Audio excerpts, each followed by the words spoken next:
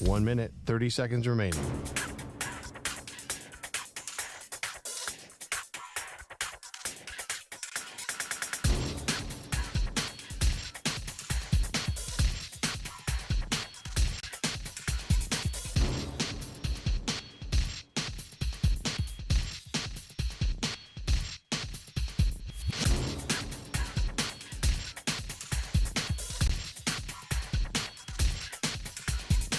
One minute remaining.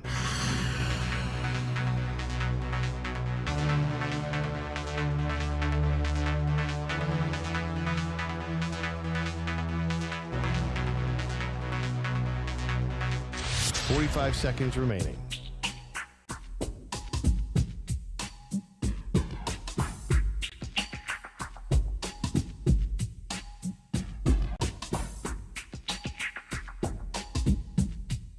Thirty seconds remaining.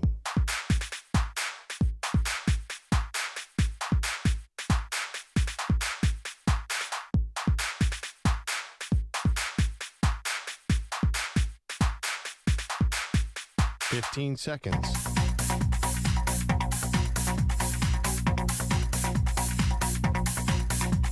Break ends in 5 seconds.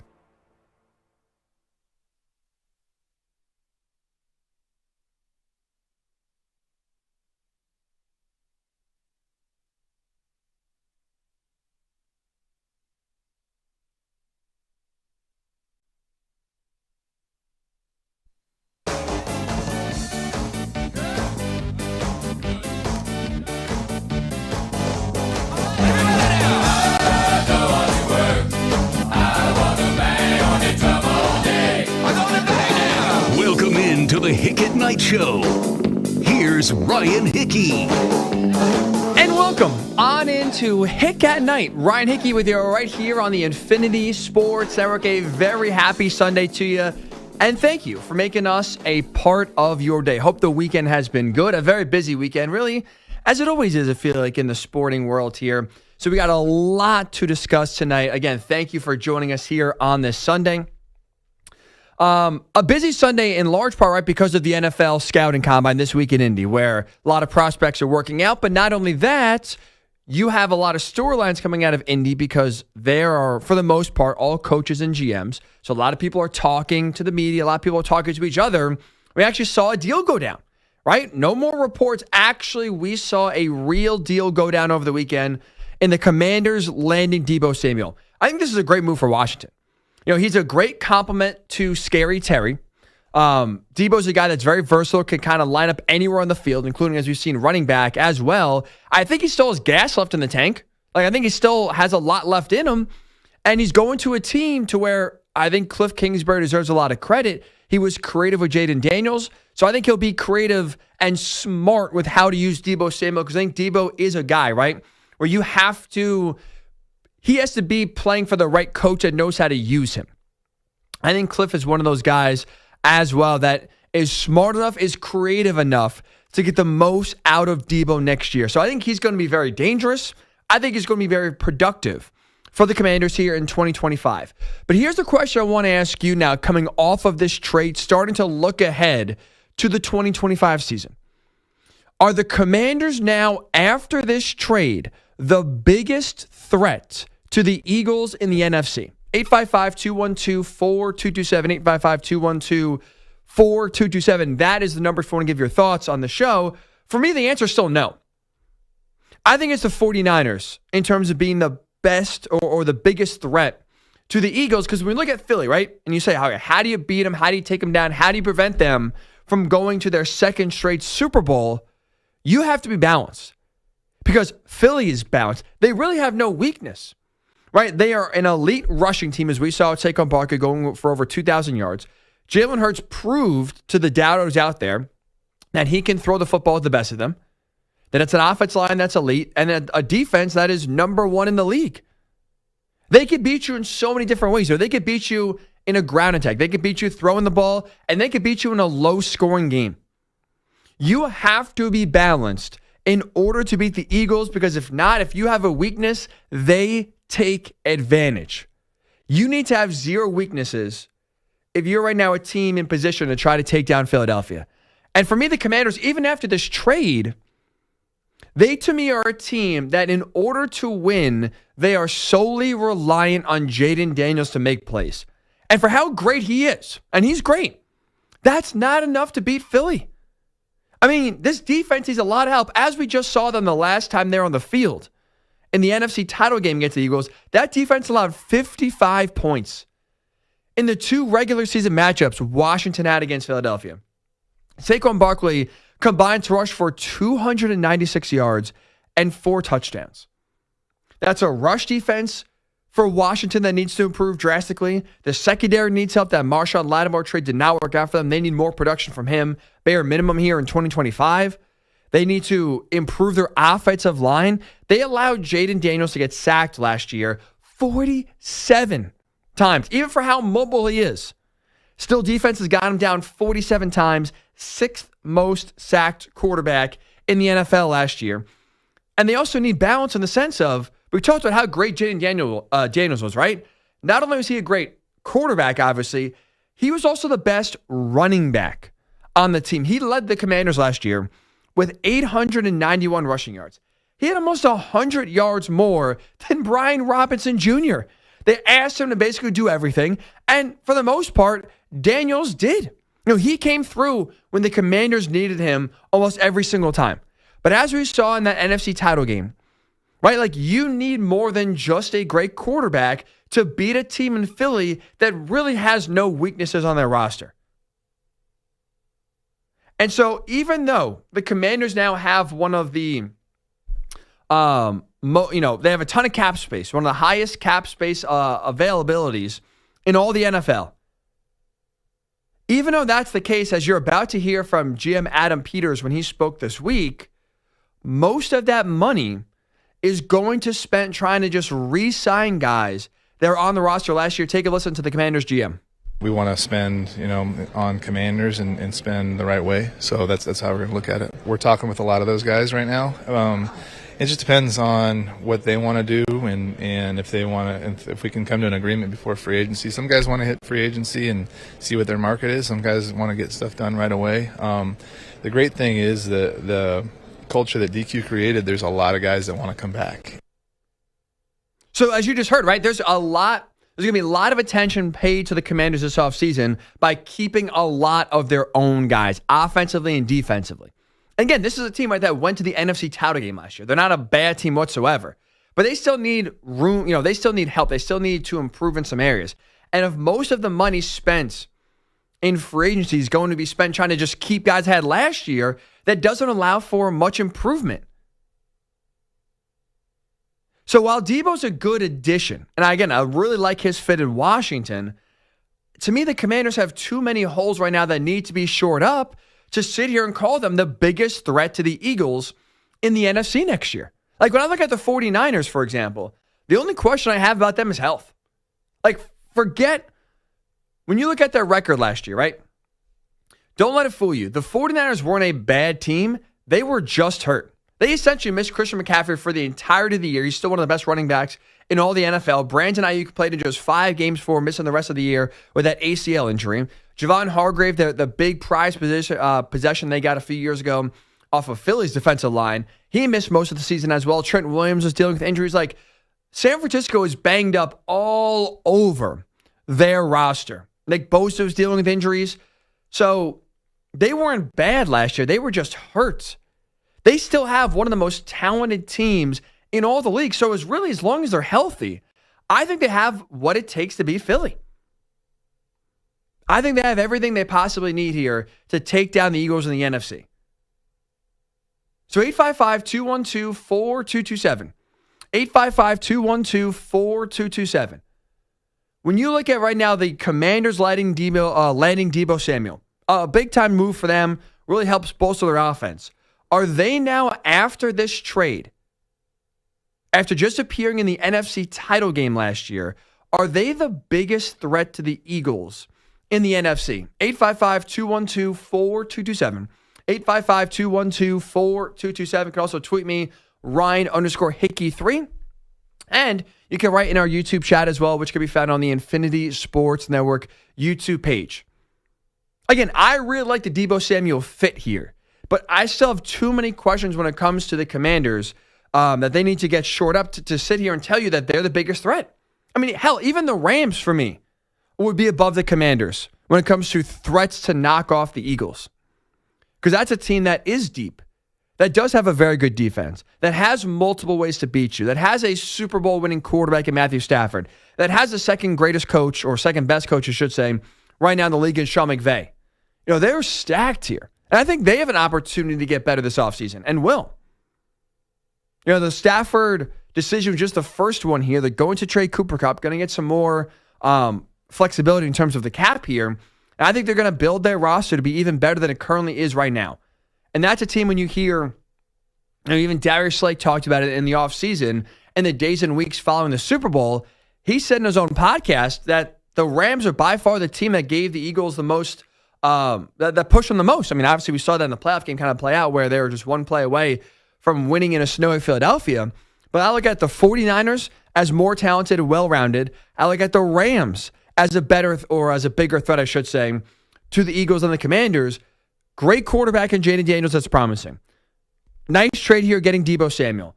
I still think they need some help going forward to be able to win in different ways outside of just their quarterback. To make a comparison here of the Commanders and where they're at right now, they, to me, remind me a lot of the Texans from last year. Here's what I mean by that, right? Remember when the Texans drafted C.J. Stroud, number 2 overall? He goes to a team that had a lot of question marks, a lot of holes, bad offensive line. They were coming off the Deshaun Watson trade. You're trying to rebuild their team. And Stroud comes in right away, rejuvenates that franchise, gets them to the second round of playoffs immediately. And then in the offseason, right, they make some moves. They bring in Stephon Diggs. But then all of a sudden you see, after a great rookie year, you saw regression from C.J. Stroud in year 2. The tape is out, right? Defenses and defensive coordinators had a full offseason to study what Stroud did well, study what he struggled with, and seeing how you can, fool him. And that sophomore slump was real. I'm a little worried about Jaden Daniels having a sophomore slump, in large part because there aren't right now many ways for the Commanders to take pressure off of their quarterback. Again, they can't run the ball consistently. Daniels was the best running back. Their defense can't stop the run, can't stop a nosebleed. Secondary is questionable as well. So it's like you look at this team, they really can't win by leaning on their defense. They can't win by leaning on a run game. They just basically, Jaden, go do your thing. It worked in year 1. I have questions about it working in year 2. And so if they really only have one way to win, one way to beat you, and that's basically through their quarterback being Superman, that to me is very worrisome when you look at an Eagles team that is very deep, very balanced, and very talented. And so when you look at who's the biggest threat to knock the Eagles off, prevent them from going to their 3rd Super Bowl in 4 years, I look at the 49ers, I look at the Rams as the 2 biggest threats to Philly, even over the Commanders, even after this Deebo Samuel trade. While I like the fit for Deebo and the Commanders, the problem is for Washington, they were not one receiver away from catching Philly. So 855-212-4227, 855-212-4227. Who is the biggest threat to the Eagles in the NFC? Is it the Commanders after this Deebo Samuel trade? 855-212-4227. You can also tweet me, Ryan_Hickey3 on Twitter. And write in our Infinity Sports Network YouTube chat, which can be found on the Infinity Sports Network YouTube page. We'll get your thoughts here. And also when we do return, we received some news today that a high-profile receiver could be on the move. Who is it? And who should be the team that absolutely should be the most aggressive in landing this star-studded receiver? I'll tell you when Hick at Night with Ryan Hickey returns right here on the Infinity Sports Network.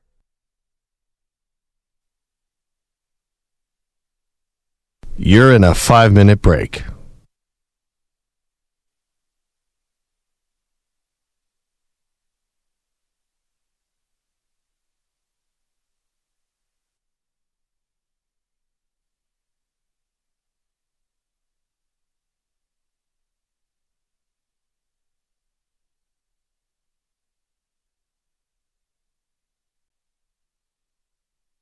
Four minutes, 30 seconds remaining.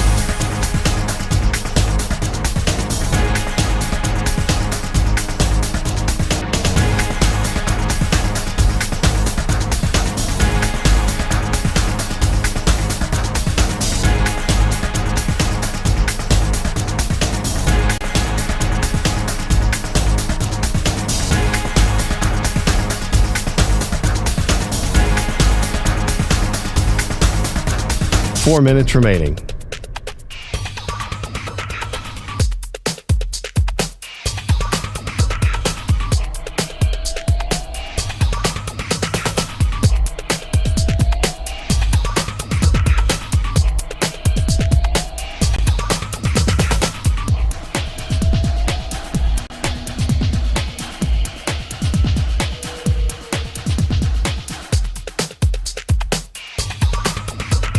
Three minutes, 30 seconds remaining.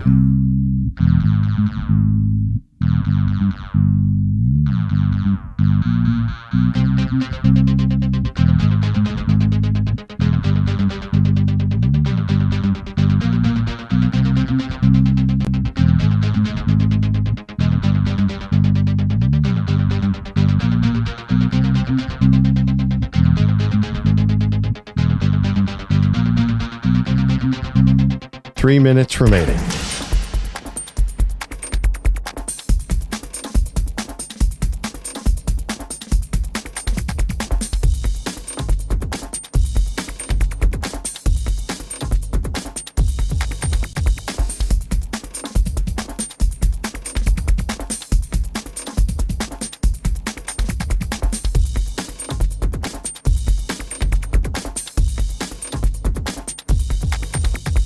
Two minutes, 30 seconds remaining.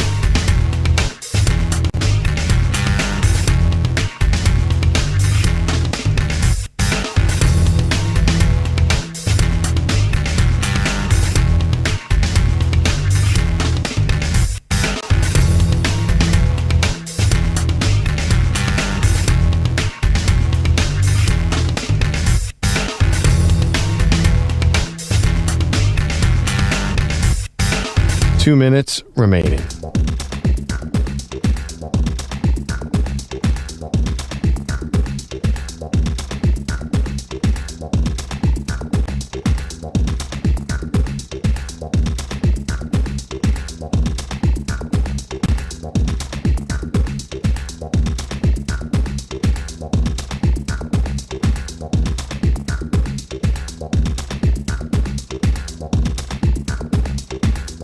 One minute, 30 seconds remaining.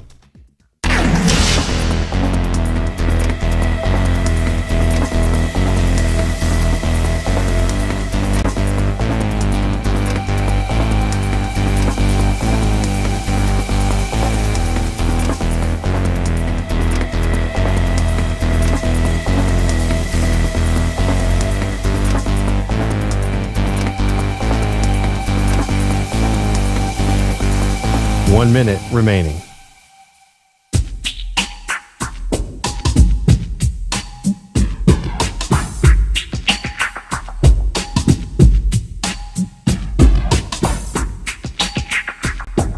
Forty-five seconds remaining.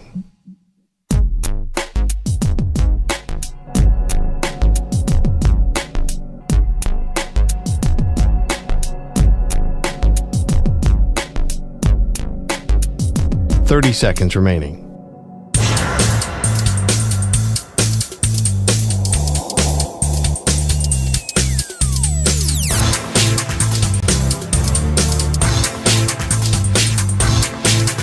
Fifteen seconds.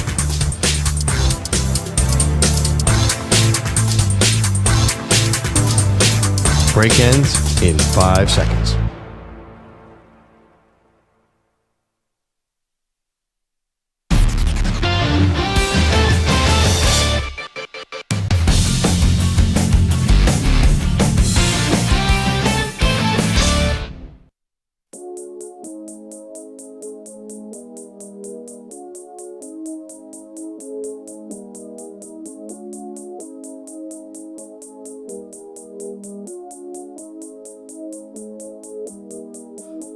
It's Hick at Night with Ryan Hickey. What's going on? Thank you for joining us here on this Sunday. It is Ryan Hickey with you right here on the Infinity Sports Network.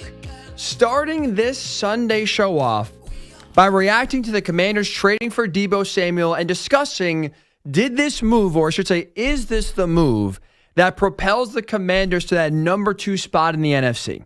Are they the biggest threat to the Eagles in preventing them from going to back-to-back Super Bowls here? And for me, my answer is no.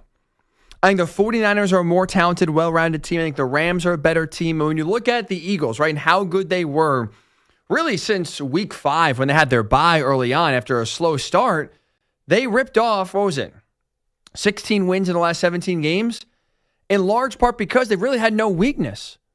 Ran the ball well, threw the ball well, had the number 1 defense in the league.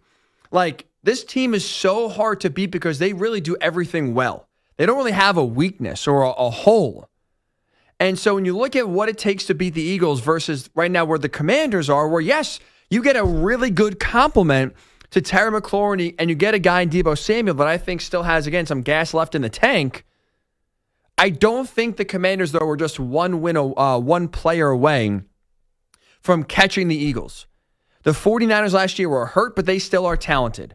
The Rams have a lot of championship experience, and that defense, despite how young it is, I thought really played well down the stretch and will only get better here going into 2025. Those teams are more well-rounded than, to me, Washington is, which is why I think those two teams there in the 49ers and the Rams, at least, are in better position to knock off the Eagles than the Commanders are. If you disagree, if you think right now the Commanders are in the spot, if they are the biggest threat to the Eagles here in the NFC, 855-212-4227. 855-212-4227. You can also tweet me, Ryan_Hickey, and the number 3 on social media. We'll get your thoughts here in a second. But I just want to get this out there as well because Ian Rappaport of the NFL Network reported this earlier today, that the Jets are taking calls on wide receiver Davante Adams. Now, they're trying to trade him, which is going to be almost impossible because Davante Adams' cap hit for 2025 is $38.2 million. No team has taken that on their books. So Rappaport also said if they can't find a trade partner, they are going to cut him. So one way or another, Davante is going to be available for teams to land this offseason. I think he's going to be one of the best bargains on the market because I don't think he's going to command a massive salary like someone like T. Higgins will. Well, we'll get to T. Higgins a little later on in the show. The Bengals are standing strong that they are going to extend him. I don't really believe that and buy that. I think they will end up trading him. And that contract that T is going to get is going to be probably in the $34-35 million range. Jamar Chase is in line for a $40 million payday. Like, there are some receivers that are going to get some big-time money. I don't think Davante is going to be getting even $30 million a year. I think he's going to be a bargain because even at 32, I think he could still play. And play at a high level. You know, he had over 1,000 yards last year between the Raiders and the Jets. This is a guy who's had over 1,000 yards in 6 of the last 7 seasons he's played in. And again, he was in Las Vegas with some bad quarterbacks there for a few years. Not exactly playing with Aaron Rodgers in his MVP seasons. But even though, or even looking at the 1,000 yards in 6 out of the last 7 seasons, the only time he didn't do it in the last 7 years was back in 2019. He had 997 receiving yards. This is a guy who was Mr. Consistent. He's going to be a hot commodity once he's released, in large part because I think he still can be a major difference maker for a team, especially in the postseason. So I think the team that should be the most aggressive in going after him is the team we just named before, the Los Angeles Rams. This is a team to me that's right on the cusp of Super Bowl contention. Right? They just re-signed Matthew Stafford. They're going to need a receiver once they trade and/or release Cooper Kupp to kind of pair alongside Puka Nacua. He's a versatile receiver that also is durable. He's productive. I think he's going to be a great match on this Sean McVay offense. So I think this is a guy, Davante Adams, that would flourish in LA. Would help the Rams in a very competitive and deep NFC separate themselves and get close to knocking off the Eagles. Davante could still play, man. I think he'd still play at a high level. I think he's one of those guys that in the postseason, you'll really see him shine. I think his age at 32 will require teams that want to be the most aggressive in landing him to kind of, it puts teams or basically forces teams, the only ones that could be interested in signing him are teams trying to win now. Like the Patriots, for example, they have a lot of cap space, most of the NFL.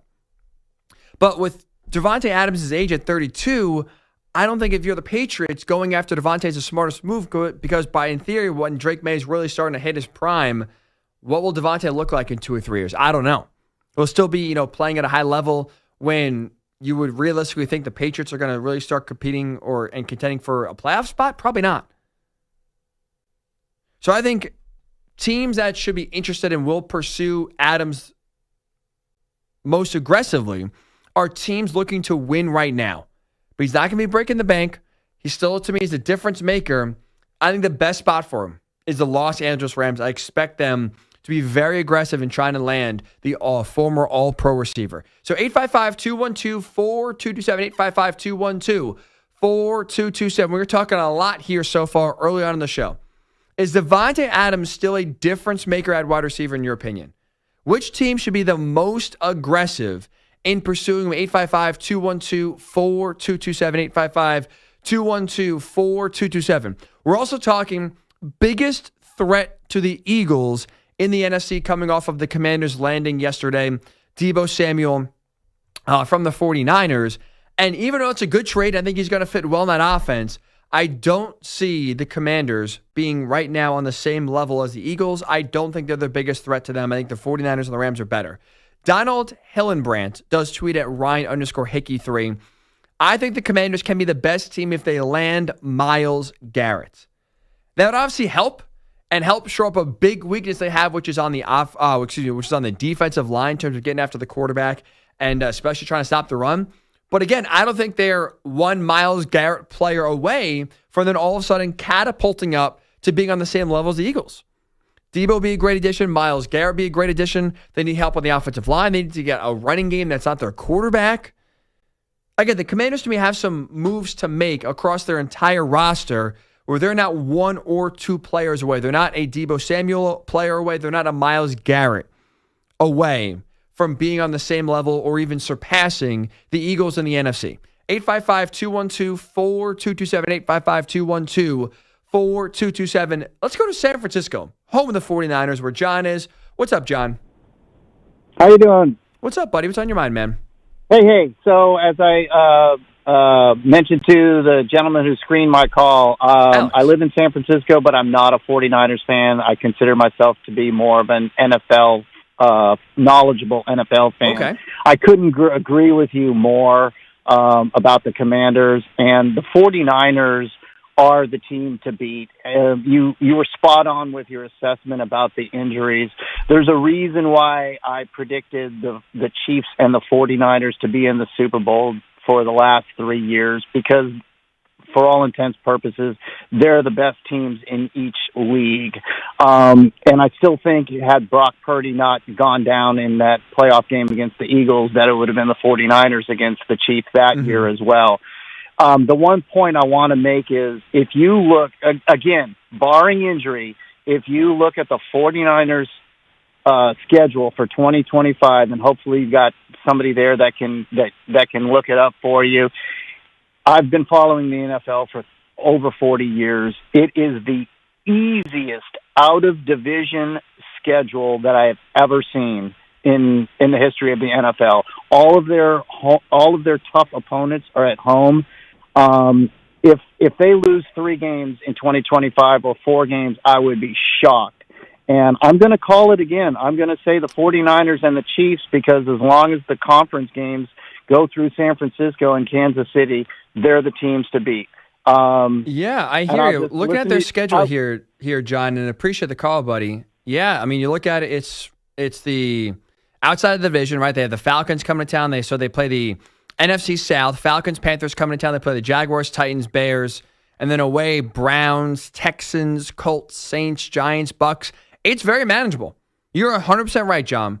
But again, even forget schedule aside here, because I think honestly, the schedule sometimes can be a little bit overrated. I feel like schedules have more of an impact and a bigger win-loss difference in college football than the NFL. If you're a great team, I think you win more times than not. The 49ers, to me, are a great team. The schedule definitely helps, to your point, get them to probably 12, 13, 14 wins. But as long as they're healthy, I don't care what their schedule is. They to me, are, again, one of the most talented teams in the league. Now, I think the Eagles deserve their respect as the reigning Super Bowl champions. They're the team to beat, no doubt about it. But I think the 49ers are right there with them. No doubt about it. These two teams are the most talented, balanced, deep in the NFC, and two of the most talented, balanced teams in all the NFL. The biggest thing for them, and this happened in 2020, after their Super Bowl, first appearance in 2019, and it happened after their latest Super Bowl appearance here in 2023. The following seasons, they've been very banged up, very hurt. But as long as they're healthy, right? We can't guarantee health, but as long as you don't see the catastrophic number of injuries that they suffered last year again this upcoming year, I think the 49ers are going to give the Eagles all they can handle and more in the NFC. 855-212-4227. Ash is calling from Texas. What's up, Ash? Hey, Hickey, can you hear me, bro? Loud and clear, man. What's on your mind? Okay, perfect, man. I just stepped into a Buffalo Wild Wings, man, and I had to jump on the mobile to take this call, but so sorry if it's too loud, but man, I'm gonna completely disagree with you, bro, and I'm gonna disagree with you on a number of different fronts. I don't believe just because of this one trade that. Well, I agree with you in that point that the Commanders are not the two to the Eagles. I'm gonna give you a couple of more in front of them. I'm gonna say starting off, it's got to be the Lions. Everything that I'm hearing early on is that Myles Garrett is headed that way, and that's all that they needed. Yeah, I mean, if you go back to that divisional round of football that we just came off of, or maybe it was a round before that. I think they lost to the Commanders. They did, but it was a good game. I'm sticking with the NFC North. I think the Packers got a chance, man. I know they got embarrassed in the playoffs as well, but they're a Max Crosby. Mark my words, mark it now. A Max Crosby away on that defense. They got so many weapons on the offense. It's ridiculous. Jordan Love, year number, 4 for this guy? I mean, he's only getting better. We've seen firsthand how he disrespected the Cowboys. Right, that was also 2 years ago, Ash. Last year, he did not play well down the stretch, did not play well in the playoff game at all. Like, he had a sophomore slump himself that he has to prove. A Max Crosby away? No. Packers, no. Give me the mystery with the Vikings, the J.J. McCarthy-led Vikings. They're not going to have Sam Darnold. But he was already coming in to be the Sam Darnold heir apparent. So he's got. Are we assuming that he's better than Darnold? Can he do more than what Darnold was able to do? I got already questions. A playoff team. I got questions, Ash. Appreciate the call, buddy. In terms of some of the other teams, at least the teams you listed there, I think the Lions. The reason why for me I haven't even included the Lions, and I would say right now the Rams to me are a bigger threat to the Eagles than even Detroit is I have questions about Detroit. Their defense is not very good, and now you lose both coordinators in Ben Johnson and Aaron Glenn to head coaching jobs. We have to see how the new offensive and defensive coordinators mesh and go with their new, in their new roles. I don't think it's a guarantee or fair to say that their new offense coordinator is going to be just as creative and just as good, or if not better than Ben Johnson was. And Aaron Glenn, that was a guy that, improved the defense, had to get better. Obviously, the Aiden Hutchinson loss really hurt for them, but they struggled outside of him in getting pressure after the quarterback. Secondary struggled. Run defense struggled. Their defense overall was not very good. Needs to get better. And now when you look at their coaching staff getting rated, I think they have to prove it. We'll see how Dan Campbell nailed his first round of coaching hires when he first was hired. Now, when your staff starts to get plucked, are you able to still have a good eye and identify who can be some good coaches or not? Dan Campbell's going to have to prove it now this round. So I think when you look at the coaching losses for Detroit, when you look at least in terms of the Packers, I think they need some. Again, Jordan Love, I think, has to play better. I think they have to find a number one wide receiver that works for them. Their defense, I don't think they're just a Max Crosby away from all of a sudden rising up to that Super Bowl level that the Eagles are on right now, that the 49ers are on right now, that the Rams are not in, but I think right on the doorstep of. When you look around the NFC, I think there are a lot of, the NFC quickly has gotten good. Where the Commanders, Eagles, NFC North, all four of those teams are good playoff caliber. Buccaneers or Baker Mayfield are a playoff caliber, a good team. Rams, 49ers, the NFC is deep and talented and good. But when it comes to being the biggest threat to knocking off the Eagles right now, a team that is great, I look at the 49ers, I look at the Rams as the first two teams, for me at least, when it comes to knocking them off over the Commanders, even after this move they made to land Deebo Samuel. 855-212-4227. 855-212-4227. We're taking your calls here on the biggest threat to the Eagles in the NFC. Is it the Commanders after landing Deebo Samuel? And now with Ian Rappaport reporting that the Jets are trying to trade, if not cut, Davante Adams here. Adams will be available. Who should be the most aggressive in terms of pursuing the former All-Pro wide receiver? I think it should be the Rams. 855-212-4227. 855-212-4227. We will get your thoughts, and also when we return. It was reported earlier today that an NBA superstar could be on the move this summer. I'll tell you who it is and the team that should land them or be the most aggressive in trying to land him when we do return. It's Ryan Hickey with it right here on the Infinity Sports Network. Up though first with the latest sports update is Peter Schwartz. Infinity Sports Network Sports Flash. Here's a riddle sponsored by Progressive Insurance. What do your home and auto have in common? Progressive protects them both. It was an easy riddle. Learn more at Progressive.com. Well, we begin with the NBA. The couple of games in progress, both in the second quarter. Suns on top of the T-Wolves 47-42, and the Lakers lead the Clippers 54-43. Now to the finals. We'll start in San Antonio. Jalen on the handle, crossing over twice, sizing up Vassell, spins down the lane, across his body goes glass, and bangs home a gorgeous 10-foot shot. Oh, JW, don't be so mean. Thunder by 10. Matt Pinto, Thunder Radio. Thunder over the Spurs, 146-132. Jalen Williams, 41 points. Elsewhere, Pelicans beat the Jazz, 128-121.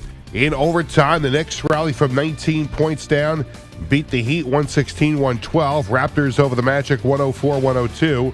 Pacers 127, Bulls 112. In overtime, Cavs 133, Blazers 129. The Celtics over the Nuggets 110-103.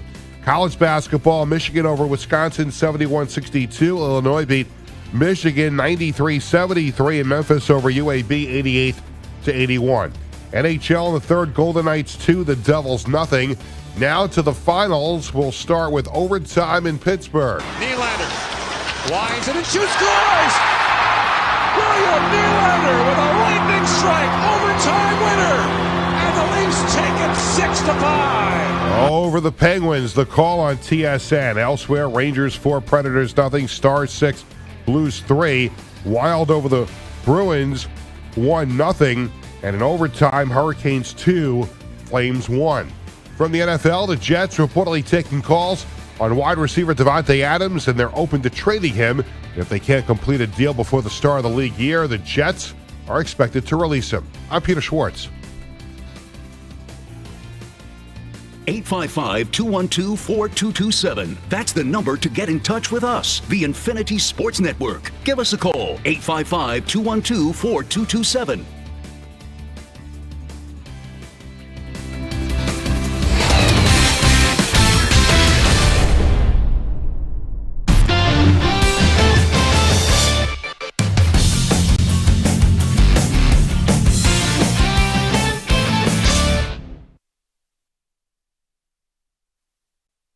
You're in a 5-minute break.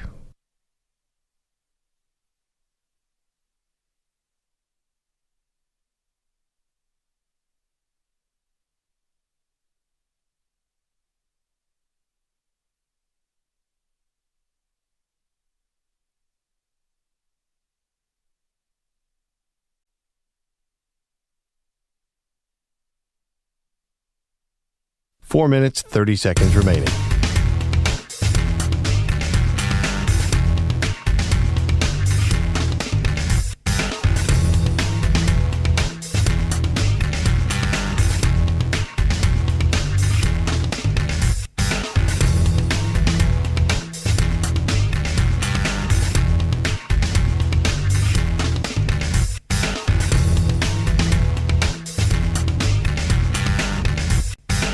Four minutes remaining.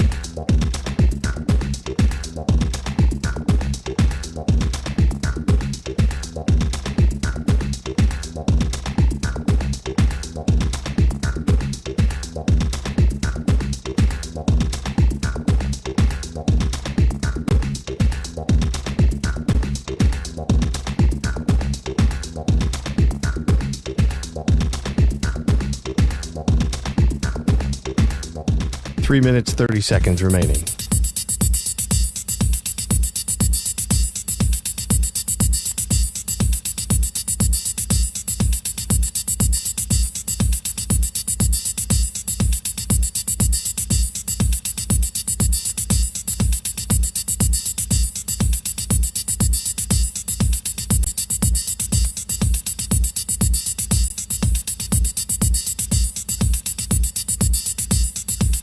Three minutes remaining.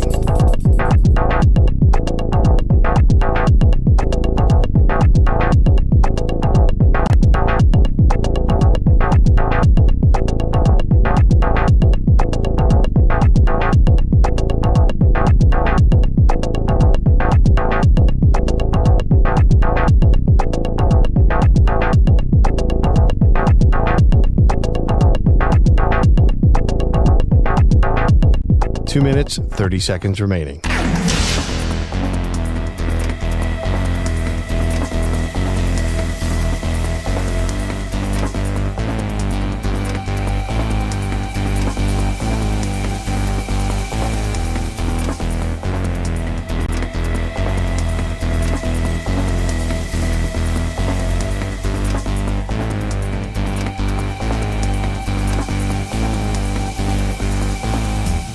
Two minutes remaining.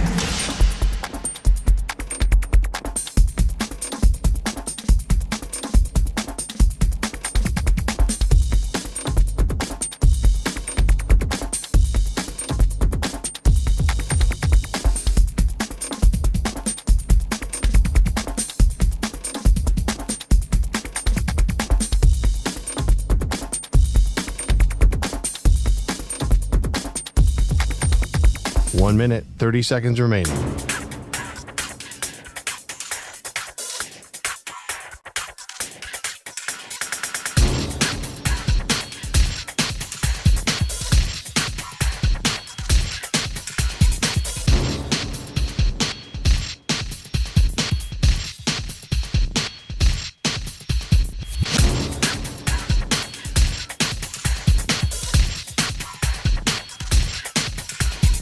One minute remaining.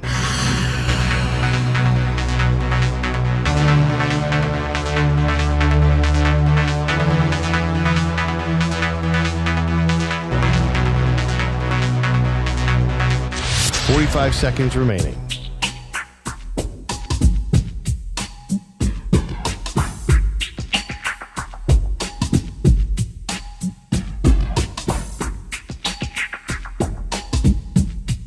Thirty seconds remaining.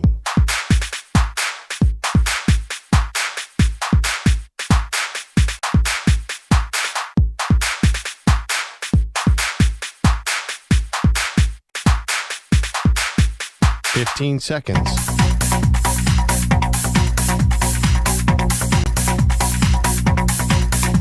Break ends in 5 seconds.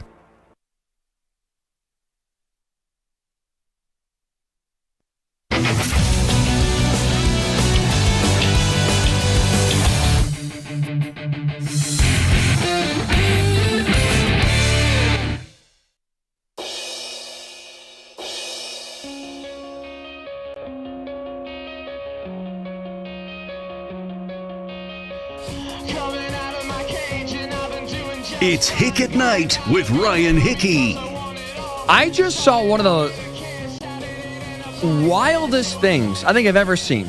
So the Oscars, right, are going on right now. I'm assuming since you're listening to us right here on the Infinity Sports Network, overwatching the Oscars, great choice, maybe biased, but good on you. That this will not come as a spoiler, but it just came out that that Adrian Brody won Best Male Actor for his role in The Brutalist.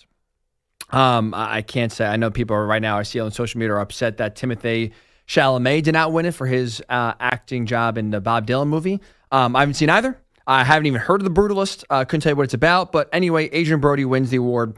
So he's coming on up to the stage, and he's literally about to take 2 steps to go to the main stage, and all of a sudden stops at the last second, turns around, takes out the piece of gum that he's chewing, and tosses it at his wife. His wife's running up to the stage to catch the gum that Adrian Brody just tossed at her because I guess he couldn't give a speech with gum in his mouth. That to me is wild. Credit to Adrian Brody's wife, I guess, for being a team player in this situation, saying, yeah, honey, I'll catch your gum, no problem. I think my girlfriend, if I tried to pull that, would break up with me on the spot, which would make the acceptance speech pretty interesting, to say the least, as I'm trying to deal with that. But that's wild. I don't know why. I chew gum a lot. I don't chew gum and do the show, but I feel like it wouldn't be that hard to do. Like, I don't see the downside in chewing gum and giving a speech. Worst case in that situation, I feel like you just got to swallow it, no? That wouldn't even cross my mind. In that situation, with all eyes on me, as I just won, one of the biggest awards given out on the night, I'm halfway up the stage with the camera right on my face, and I think, I got gum. What do I do here? Oh, let me spit it out and throw it at my wife. That's the best situation. That's wild. But again, A plus for his wife there, being a true team player. I don't think I've ever seen that. Interesting, to say the least, no doubt about it. It is Ryan Hickey right here on the Infinity Sports Network. That is your Oscars update. As someone who has seen 0 movies that have been nominated tonight, I will not give you many other breakdowns because I'm not saying 1 second of them. Probably haven't even heard of half of them. So that will be your only Oscars update you'll have for the most part here on this show. In about 15 minutes or so, top of the hour, don't go anywhere. I'll explain to you why, if you want to draft Travis Hunter for this one position, he will be a waste of a top 15 pick. Again, we'll get to that here in about 15 minutes or so. But before we get back to your thoughts at 855-212-4227 on who the biggest threat to Philly is it the Commanders after trading for Deebo Samuel? And who should trade for Davante Adams after now he is on the trade block as the New York Jets are looking to move the former All-Pro wide receiver? Before we get to those thoughts at 855-212-4227, I want to play you this from Shams Charania earlier tonight. He was on ESPN getting set for a big triple header that they have today on their network. And before the Thunder-Spurs game, Shams had this to report when it comes to the future of Kevin Durant. Unless there's a significant run here into the playoffs for the Phoenix Suns, league sources believe that there will be real changes in Phoenix coming to the Suns. And from a roster standpoint, that likely starts with Kevin Durant. This offseason, from my understanding, what it would look like is the Suns and Durant would work together on any potential trade to a contender in a trade scenario. And I would expect 4 to 6 contending teams with some serious involvement in Durant. This report to me cements the fact that the Suns are by far the biggest dumpster fire right now in the NBA. Like, I don't think they get nearly enough attention as they should.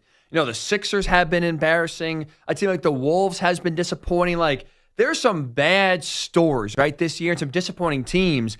But I think, the Suns take the cake and more in this situation. Because every move they've made, really since acquiring Kevin Durant 2 years ago, has been an absolute failure. They have just completely botched the roster construction around what is one of the best duos in the NBA in Kevin Durant and Devin Booker. Hiring Frank Vogel, mistake. Hiring Mike Budenholzer, mistake. Trading the rest of the farm of what you had, essentially, for Bradley Beal, a massive mistake. What were they thinking? It's been a masterclass these last few years in Phoenix of what not to do.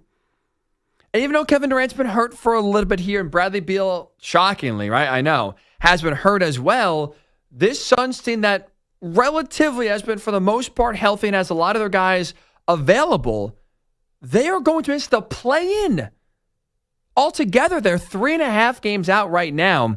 As they're at halftime, they're up over the Wolves here in a close game in Phoenix, but they're 3.5 games behind the Mavs for the 10th and final spot in the NBA play-in. That's embarrassing. They've botched it as bad as you could have possibly botched roster construction and trying to build a contending team around Kevin Durant that they thought was going to be a finals contender. when they made the trade. Now they can't even make the playoffs. And so when you look at this trade so far for the Suns, it's resulted in one playoff series victory. And every year so far, they have progressively gotten worse, right? Second round of the playoffs, the first year they traded for Kevin Durant. Swept in the first round last year, and now not even going to make the play-in. This is a disaster. An absolute disaster. And it also has me thinking here, as you look ahead, like, Kevin Durant's going to be on the move. What about Devin Booker?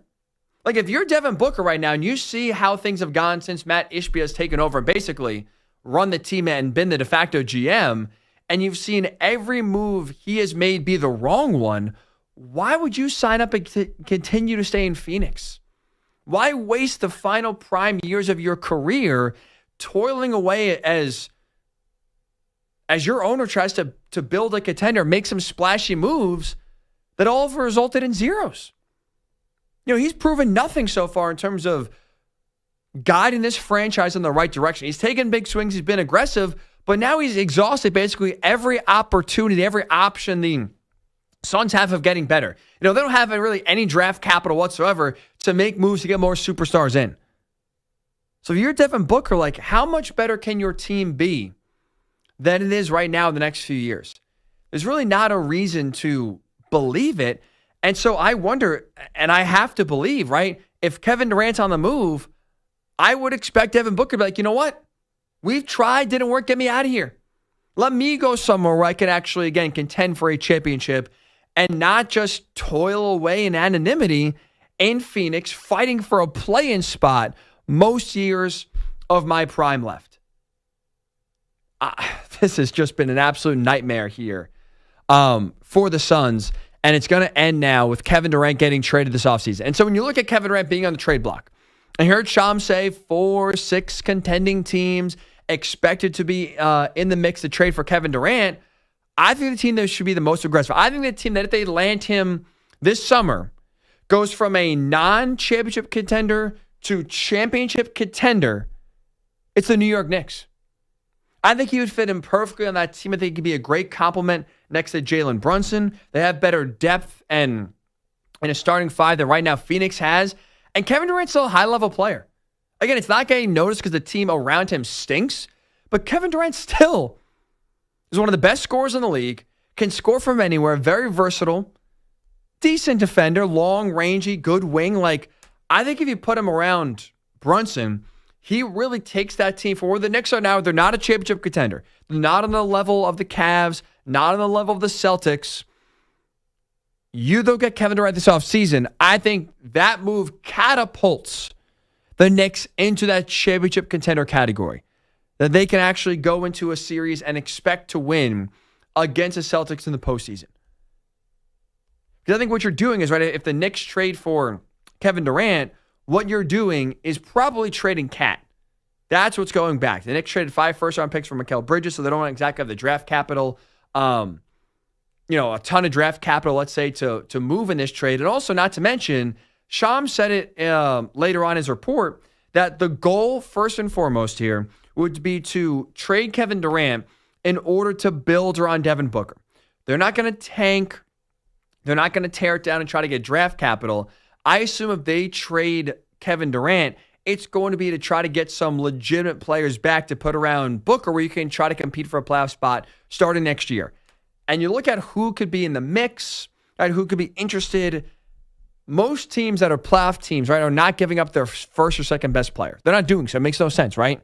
In order to get Kevin Durant. So when you look at what you could get back if you're Phoenix in a trade, I would probably say right now, Karl Anthony Towns is the best player you could get back.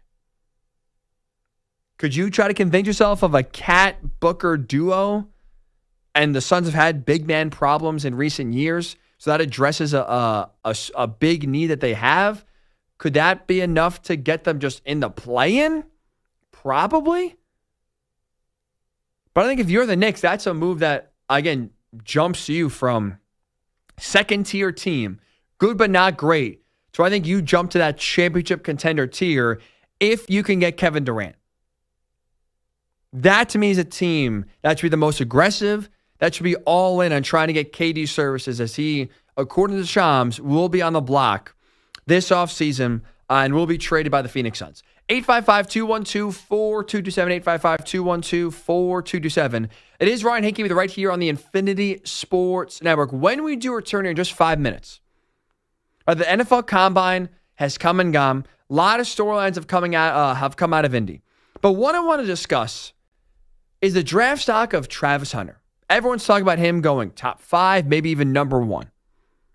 But if you're going to draft Travis Hunter and play him at this position, he'd be a waste of a top 15 pick. I'll explain why when we do return. It's Ryan Hickey. Show is Hick at Night, and we are coming to you live right here on the Infinity Sports Network. A very happy Sunday to you. Thank you for joining us here on the show. Travis Hunter, draft stock. We'll break it down 5 minutes right here on Hick at Night.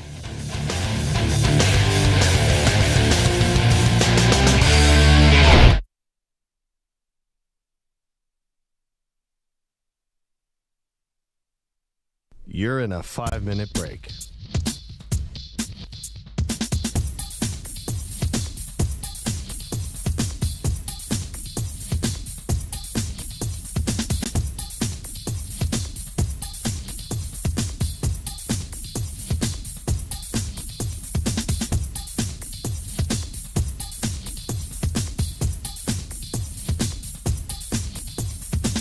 Four minutes, 30 seconds remaining.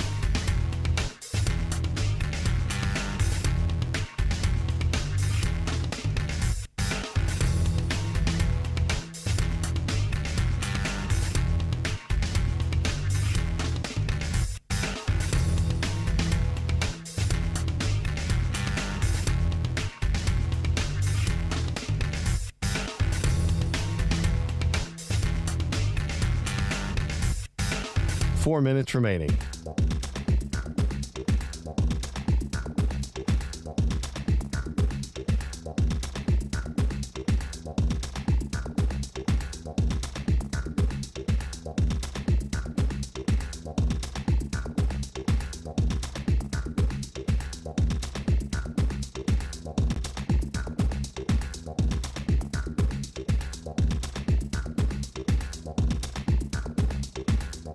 Three minutes, 30 seconds remaining.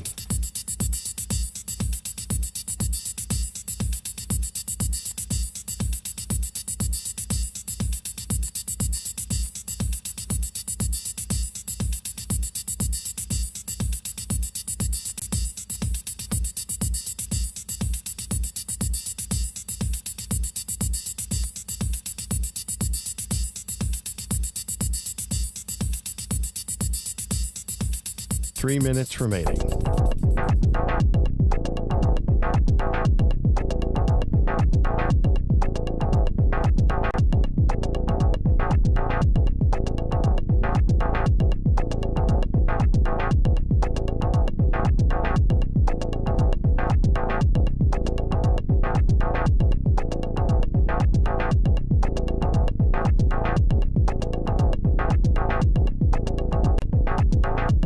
Two minutes, 30 seconds remaining.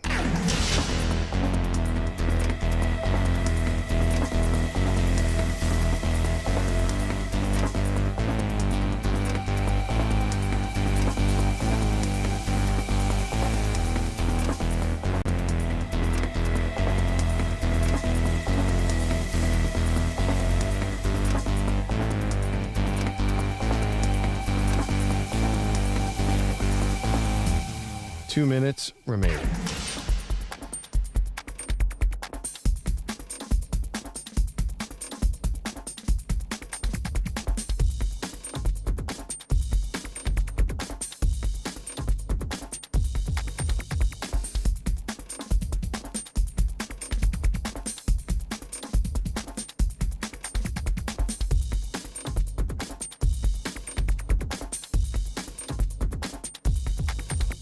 One minute, 30 seconds remaining.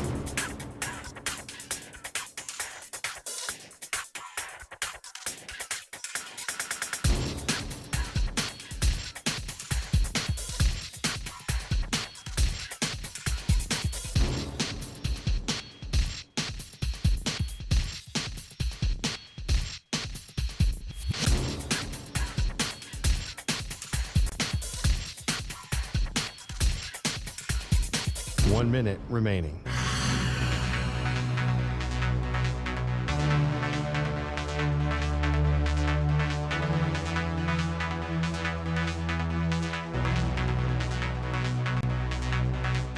Forty-five seconds remaining.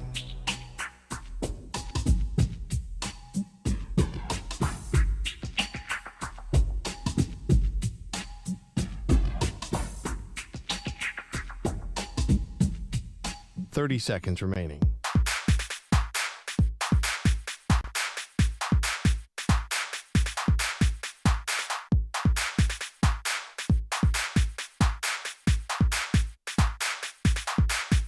Fifteen seconds.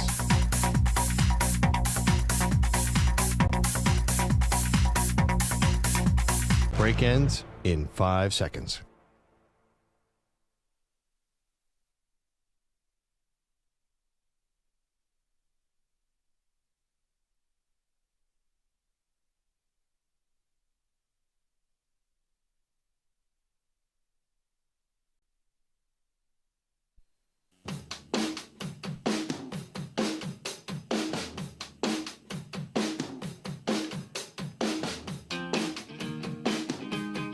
Welcome in to the Hick At Nite Show.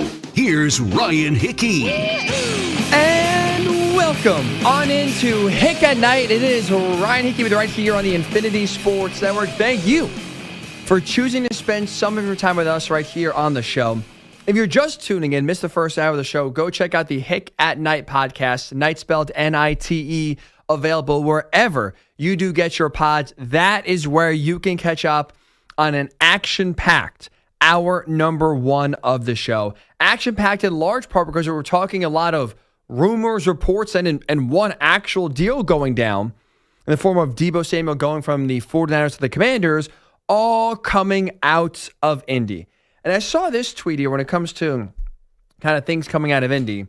Davante Adams of A to Z Sports covers the NFL, covers the NFL draft out there in Indy at the Combine this week. He tweeted this. He said, I've talked to multiple scouts this week in Indianapolis, and all but one have said their team is listing Travis Hunter as a wide receiver on their board. Now, this report is backed up by the fact that the Browns and Andrew Barrow, when they spoke with the media this week, said that they view Travis Hunter as a receiver. Hunter himself, when he was doing an interview with CBS Sports as well this week, said that his first meeting he had with the team was a wide receiver meeting. So there's a lot of discussion and thought of, hey, if we draft Travis Hunter, he's going to be a receiver. If that's the plan, if a team drafts Travis Hunter to primarily play him at wide receiver, it is a waste of a top 15 pick. Because wide receiver, from a value perspective, is the deepest in the draft, and it's hard to justify using a top 5 pick on a position where you could easily get similar production from a guy in the 3rd round as you could from a guy drafting him top 5. Look at the best receivers in the league and look at where they were drafted, right? Justin Jefferson, 5th receiver taken in his draft class. Tyreek Hill was a 5th round pick. CeeDee Lamb, 3rd receiver taken in his draft class. A.J. Brown was a 2nd round pick, 4th receiver taken in his draft class. Amon-Ra St. Brown was a 4th round pick. The only guy that you could consider one of the best receivers in the league that also was a premier pick, a top 5 pick, was Jamar Chase. So as you can see, right, finding a legitimate wide receiver, you could find one basically anywhere in the draft. So why would you draft a receiver so high in round number 1 when you can get similar results by waiting till later in the 1st round, waiting till the 2nd or 3rd round to draft a receiver? Because the last few draft classes for receiver have been deep. This one here is as well. I don't see much of a drop-off between wide receiver 1, in this case Travis Hunter, and wide receiver 5. Look at some of the other guys that are going to be drafted here pretty high up in the NFL draft. Ted Aurora McMillan out of Arizona. Big body receiver, 6'5", 212. This guy was top 5 in college football in terms of receiving yards each of the last 2 years. Production machine. Emeka Egbuka, just the latest in the factory that is Ohio State, churning out great receivers. I think he'll be the next one. Really good route runner. Kind of reminds you a lot of Jackson Smith and Jigba. He had 10 receiving touchdowns this past year. I think he'll come in right away and be a very productive receiver immediately in the NFL. Luther Burden, really explosive, good slot receiver. I think he'll produce immediately as well. Matthew Golden out of Texas is a guy that is a big play receiver. He's great in the red zone. I saw Mike Tannenbaum tweet this week, former NFL GM. He said that he believes, from talking to people and watching Matthew Golden work out in Indy this week, that Golden will be the first receiver off the board. Now, maybe he's assuming Travis Hunter will be drafted at corner, but still, it's big-time praise from a former NFL GM and what Golden is able to do. Trey Harris, another big body receiver coming out of Ole Miss, 6'3", 210, true outside guy, produced a lot, explosive receiver. Like, as you can see, a lot of these guys to me are on par right there with Travis Hunter. So, in a receiver draft class that is stocked with talent, stocked with guys that produce, why would you use and frankly waste a top 15 pick on a position where the value has never been better? You know, you look at teams at the top of the draft, Titans, Patriots, Browns, Jaguars, they need a receiver. They could use somebody of Hunter's talents, no doubt about it. But they also have other needs as well. So when you look at what they could do, right, they could do one of two things. They could take Travis Hunter in the top 5, play him at receiver, and then fill another need, whether it's offensive line, whether it's corner, whether it's defensive end. They could wait till later in round 2, round 3 to address those needs. They could go that route. Or, what I think the smarter strategy would be is to look at positions that have thinner value. Offensive line, corner, defensive end. I would go there first. Like if I'm the Titans, I'm looking at what I do here. If you do pick number 1, I'm taking Abdul Carter. I'm taking Abdul Carter number 1 and then circling back there in round 2 to find a receiver. Maybe Emeka Buka, maybe Matthew Golden, maybe Trey Harris. Like, I think that's the smarter draft decision. Go draft a position of need that has thinner value and wait on receiver because the drop off between 1 and 5 is not that deep, or not that big, I should say. That's why I think when you look at the draft stock of Travis Hunter, if we're talking about drafting him primarily as a receiver, I don't see how you could justify drafting him then in the top 15. It's a waste of a pick to me.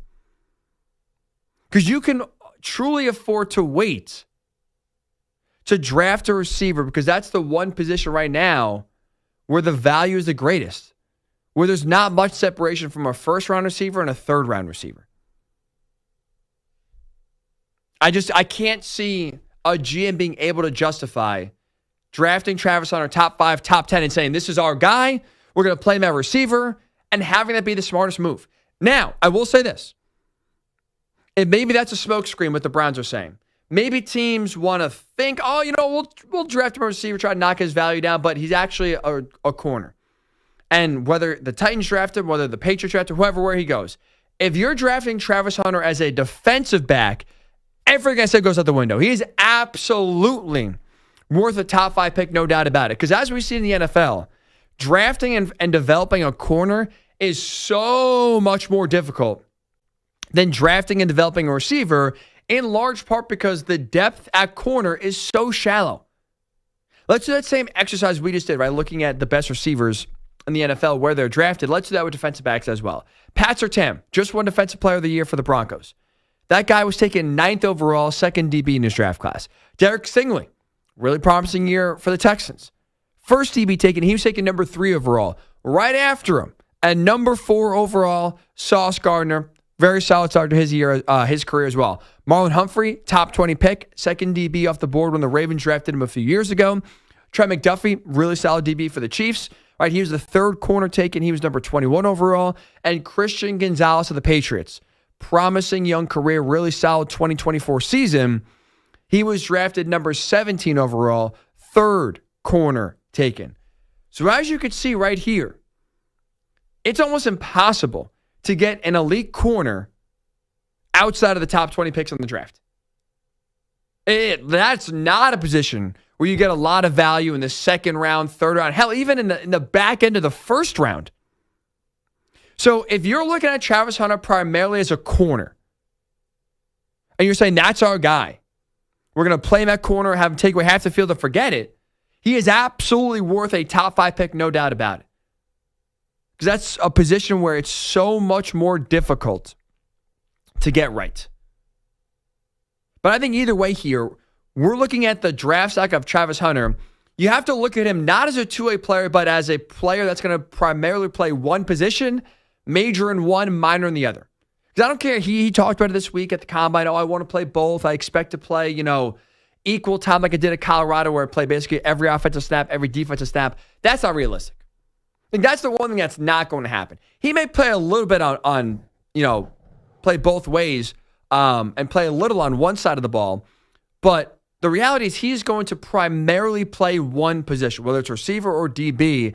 It's going to be one position 95% of the time and the other 5 or 10% of the time.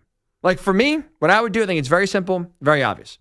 Draft him to play corner, play him there primarily, and then have a package 5, 10 plays a game, whatever it may be, to have him on offense. But the NFL is too physical. It's too taxing on the body to sit there and expect him to play every snap on offense, every snap on defense. You can't do it. Guys can barely survive a 17-game season playing just one side of the ball. You think Travis Hunter having to tackle Derrick Henry 20 times a game and then having to go over the middle 5 or 10 times a game, take some big hits from some safeties, he's going to last 17 games, over the course of a decade? Not possible. Not possible. So he's going to have to pick one. Again, major in one position, minor in another. I think to me it makes the most sense for him to play corner. I think he's a better corner than he is wide receiver. He has really good ball skills. He's a super freak athlete. And that's just a position corner that's harder to find guys. Harder to find talented players. So that's, I think, what I would do. Draft him a corner, find a few plays on offense to put him there. But if you're sitting here telling me that the plan is to draft Travis Hunter early on, top 5 pick, and play him primarily at receiver, you're wasting a pick. Because you're losing out on the value of the receiver position where the gap between 1 and 5 is not that wide. Use that to your advantage by drafting a different position of need. Going after a position group that does not have as much depth. You can't get the same value in round 2 and round 3 as you could in round 1. Get an Abdul Carter, get a Mason Graham, get a Josh Simmons out of Ohio State if you're in need of an offensive lineman. Go those positions first, and then circle back on receiver later on in the draft. You can't, to me, justify drafting Travis Hunter in the top 15 to primarily play him at receiver. That, to me, is a waste. 855-212-4227. 855-212-4227. If Travis Hunter is drafted to primarily play wide receiver, is that a waste of a top pick? Or do you think, what? Good value. We should do that. I'd be happy about it. 855-212-4227. 855-212-4227. Also, you could tweet me, Ryan_Hickey and the number 3 on social media. Would Travis Hunter be a waste of a top 15 pick if you are primarily playing him at receiver? 855-212-4227. Speaking of receivers, a talented receiver in Davante Adams is on the trade block. Ian Rappaport came out earlier today and said that the Jets are looking to trade Davante Adams. If they can't find a trade partner, they're going to cut him because his cap hit this year is over $38 million. Jets not in the Davante Adams business. I still think he could play. He's a high-level receiver. I think he could still be a difference maker even at age 32. Guy's had 1,000 yards in 6 out of the last 7 seasons. He's very consistent, very durable. That's a guy that I think, if he's out there, could be a big difference for a team that right now is on the cusp of playoff contention or Super Bowl contention. And that's why I think if you're the Rams here, you just re-sign Matthew Stafford. You're going to move off of Cooper Kupp. You got a young, cheap, inexpensive defense that is only getting better. Take advantage of that by going to sign Davante Adams. Get him on your team, pair him with Puka Nacua, And I think really put yourself right on the cusp of Super Bowl contention in the NFL. 855-212-4227. To talk about the future of Davante Adams, let's go to Massachusetts and talk to Philly Mac. What up, Philly? Been a while, my friend. I was sick for a couple of weeks with the flu. Oh, jeez. I just had the flu myself, so I'm glad you're feeling better. Oh, my God, he's gone. Maybe the flu bug came back and got him. That's no joke. He said a few weeks. I was sick, and hopefully if you've been a long-time listener of the show here, you remember that I was out 2 weeks ago. But that was one where I woke up on Sunday morning, and it hit me like a ton of bricks. I didn't sleep well at all Saturday night. Woke up, had 101 fever, was exhausted, was achy, had headaches, sweats, chills. It was awful. It was absolutely awful. Headache, and that knocked me out from Sunday to about Wednesday morning was when I started to feel human again. Where I started to feel like, okay, I have a little bit of an appetite back. I'm not just dead tired 24/7. Mac, talking about being out for a few weeks. Oh, flu bug is terrible. I feel like everyone I know has been dealing with some sort of flu bug, stomach virus. These last 6 weeks or so have just been brutal when it comes to illnesses kind of traveling around here. I guess that is the time of the year, right? Everyone's indoors, gathering a lot. This is a super spreader, I guess, kind of time, especially when it's so cold out and no one's really going outside. But brutal. So hopefully you're staying healthy out there. If you got the flu, hopefully you are bouncing back a lot quicker than someone like Philly Mac is, that's for sure. 855-212-4227. Let's go to Chris calling from Maryland. What's up, Chris? Hey there, big guy. What's going on, man? How are you? Please don't talk NBA. Man, how many times did you guarantee the Denver Nuggets were going to win the World Championship? A few times there, Chris, last year. That did not go well for me, to say the least. I honestly like many predictions I have, Chris, not just the NBA, unfortunately. So I'm not going to listen to you with basketball things all concerned, but even though I kind of can agree with what you're saying about Durant and all that nonsense. But I think you're out on that because you do better at football, especially the one you did for me was Texas beating Alabama. I'll never forget that. You got that a few in the years bank ago. with Some me. memory got there, Chris. No, I liked you. That one because you broke it down so well. You did that great. Thank you, Chris. I appreciate that. Hey, also easy to remember I think the right the Rams predictions. are the biggest contender to the Eagles. And Who is Chris? Sorry. Pardon me? Who'd you say? Sorry, who is the biggest contender? I think the Rams. Rams. And I don't see how you can say losing coordinators from the Lions. They're also a contender as well because hell, the Eagles lost their coordinators and won the Super Bowl. So I don't think that's a significant thing. But I think the Rams are pretty much the best contender. Commanders, hopefully, yeah. But I would say the Rams are the most, and then Detroit because they didn't have any much defense, all the injuries And did you ask to who to contend with them in the NFC or the Super Bowl? Because if the Bills get Myles Garrett, they might be the class of the AFC. Have a good show, buddy. Good luck. Thank you. Thank you, Chris. Hey, I'm sorry Maryland beat Penn State. I just had to throw that in there. I love you. Thank you, Chris. Penn State basketball sucks. Sucks. So, honestly, I'll take the fact that it was close. It was like a 4-point game. Penn State at least made it entertaining. No, we're just talking NFC. We're not talking all the NFL here when it comes to chasing down the Eagles. I would not still say that the Bills would be the class of the AFC if they land Myles Garrett. This still got to me prove it at this point. Had so many opportunities. Can't beat the Chiefs. They got to prove it out there first before I think we can call the Bills the class of the AFC. They've been crowned plenty of times, not come through. They got to prove it on the field first. But when it comes to, at least when you talk about the Lions, Greg, because I agree with the Rams. I think the Rams are absolutely in the conversation here in terms of knocking off the Eagles. When you look at the Lions, I should say, the Lions, to me, like when you look at their coordinator losses, I don't think you could compare their coordinator losses to Philly's coordinator losses last offseason.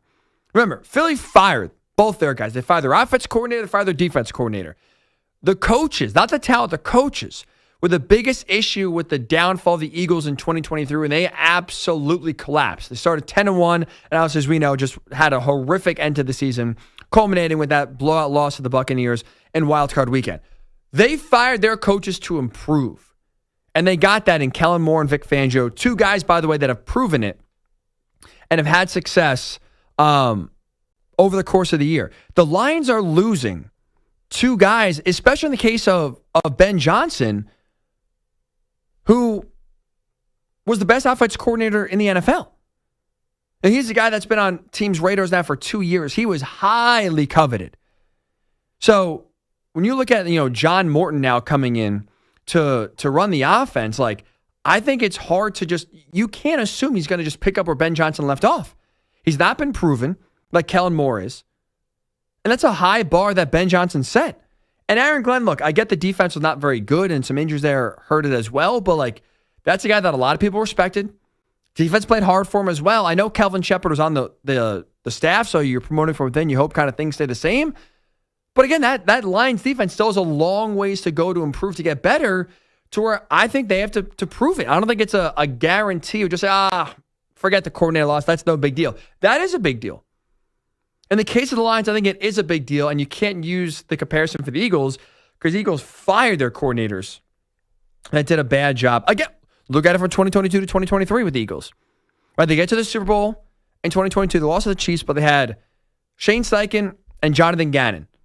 Both did an excellent job at coordinating each side of the football. They both get head coaching jobs, and Nick Sirianni showed you it's not easy replacing high-level assistants. He hired two guys that absolutely stunk. And it impacted them and ended their season. Now, to his credit, he got it right in the hiring of Kellen Moore and also the hiring of Vic Fangio, but it's not a guarantee that you're going to every hire you make keep the things the same or upgrade coaches. Again, especially when it comes to the offensive coordinator role for the Lions, I think only place they can go, is down. So I got concerns. I got real concerns here for the Lions when they lose both their coordinators here in terms of improving their stock to become a Super Bowl contender once again. I think they're a talented team. When it comes to taking on the Eagles, they got to prove it. They have to prove it. And I think the 49ers and the Rams are two teams in better positions to knock the Eagles off than right now the Lions are. 855-212-4227. 855-212-4227. It is Ryan Hickey with you right here on the Infinity Sports Network. When we return, let's actually talk about the 49ers. I saw a report this week that the 49ers are listening to trade offers for Brandon Ayuk. Could another 49ers receiver be on the move? We'll discuss when we do return. It's Ryan Hickey. The show is Hick at Night right here on the Infinity Sports Network. You're in a 5-minute break.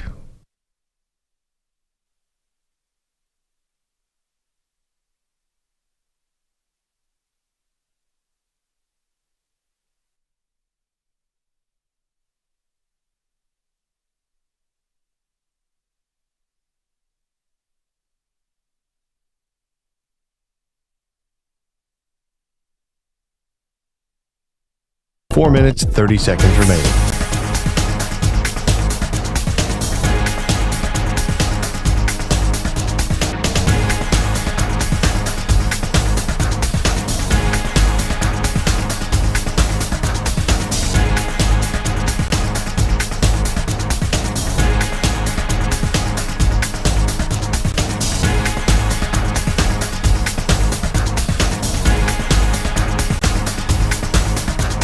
Four minutes remaining.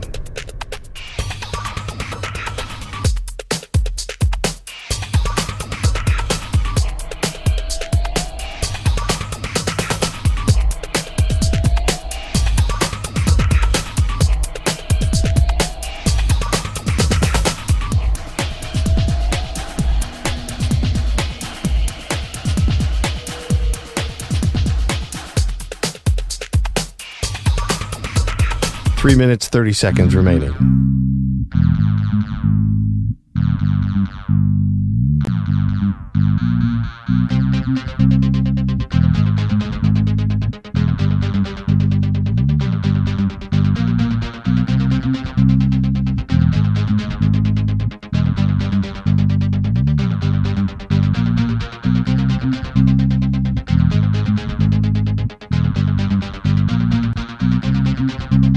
Three minutes remaining.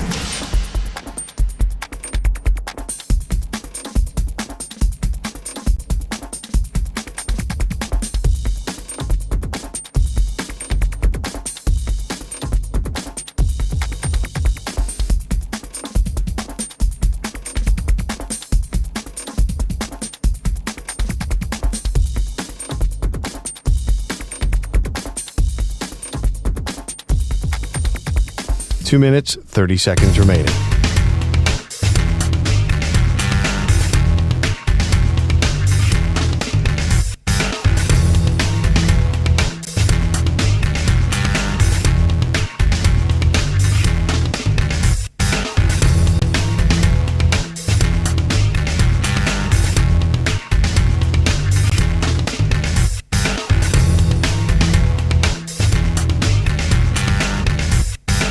Two minutes remaining.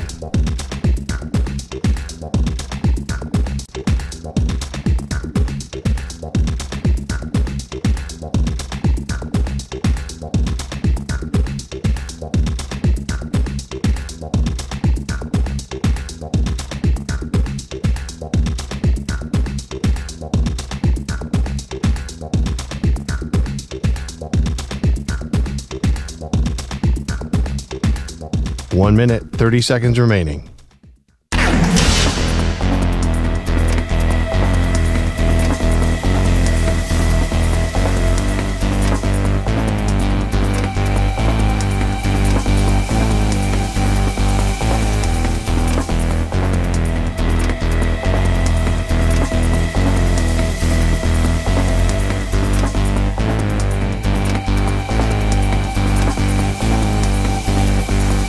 One minute remaining.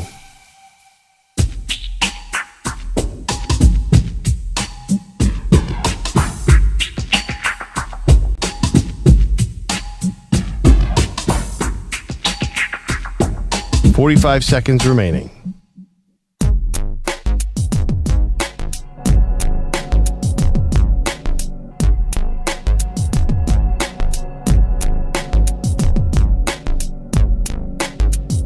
Thirty seconds remaining.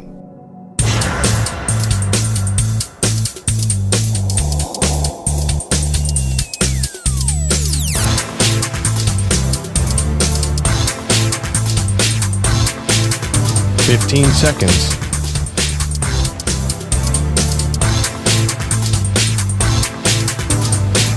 Break ends in 5 seconds.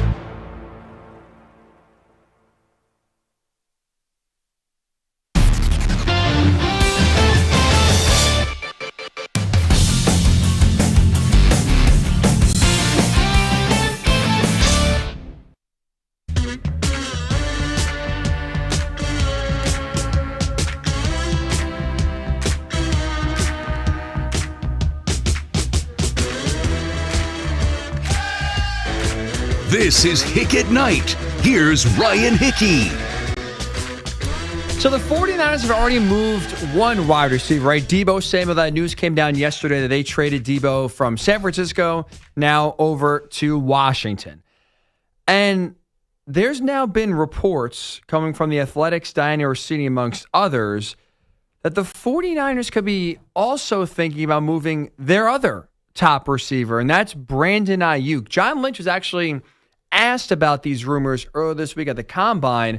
Would he be interested in moving the former first-round receiver? Here's what the 49ers GM had to say. Take a listen.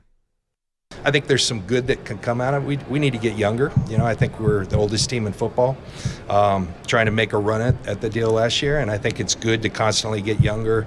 Our draft class last year was a great move towards that. We'll have 4 picks in the top 100. If the comp picks happen like we see it, that's always a calculation. We'll have 10 picks overall, and we're excited about adding more youth to a great core of players that we already have. He can speak about a youth movement, but I don't see how trading Brandon Ayuk makes sense for the 49ers. The guy's going to be 27 years old in a few weeks here. He's not old. He's not decrepit. I know he's coming off the ACL injury, which stinks, but this is a guy that's still super talented. And so now you're really going to plan where it's still Super Bowl or bust, right, for the 49ers. You're about to pay Brock Purdy $50 million a year, probably. And then in the process, you're going to trade away Deebo Samuel. You're also going to then trade away Brandon Ayuk. And you are then going to be looking at a wide receiver room that currently consists of Jawan Jennings, Ricky Pearsall, and Jacob Cowing. That's who you're going to have Brock Purdy throwing passes to? That's what you think is going to be good enough to try to win a Super Bowl? I don't think they're going to trade Brandon Ayuk. I really don't. I think they got a good deal for him at $30 million a year. Again, he's only 27 years old. So, and I think he'll be fine coming off the ACL. Like, I don't think his production is going to dip. So I think if you're the 49ers here, I don't see the incentive to trade him. Trading Debo, I get it. Guy's a lot of hits. He's banged up. He's getting maybe more money than you think. I think when they signed Ayuk, when they signed Ayuk last year, I think they probably knew, okay, we're going to sign Ayuk, and this will be the last year Debo Samuel. We're going to have to move off of him probably. And I get that. That's fine. I just don't see how you could justify or it makes sense for the 49ers right now still trying to win right now by trading away 2 of your top receivers. And we saw last year, I was a little disappointed with Brock Purdy. And again, I know there's a lot of injuries, and losing, especially Christian McCaffrey, had a huge impact on this offense. But I think part of why you pay a quarterback $50 million a year is to elevate those around him. I did not think Brock Purdy did that last year. I did not think he elevated the offense, especially with the injuries now. No Ayuk. I just didn't think he stepped up when the 49ers really needed him to step up.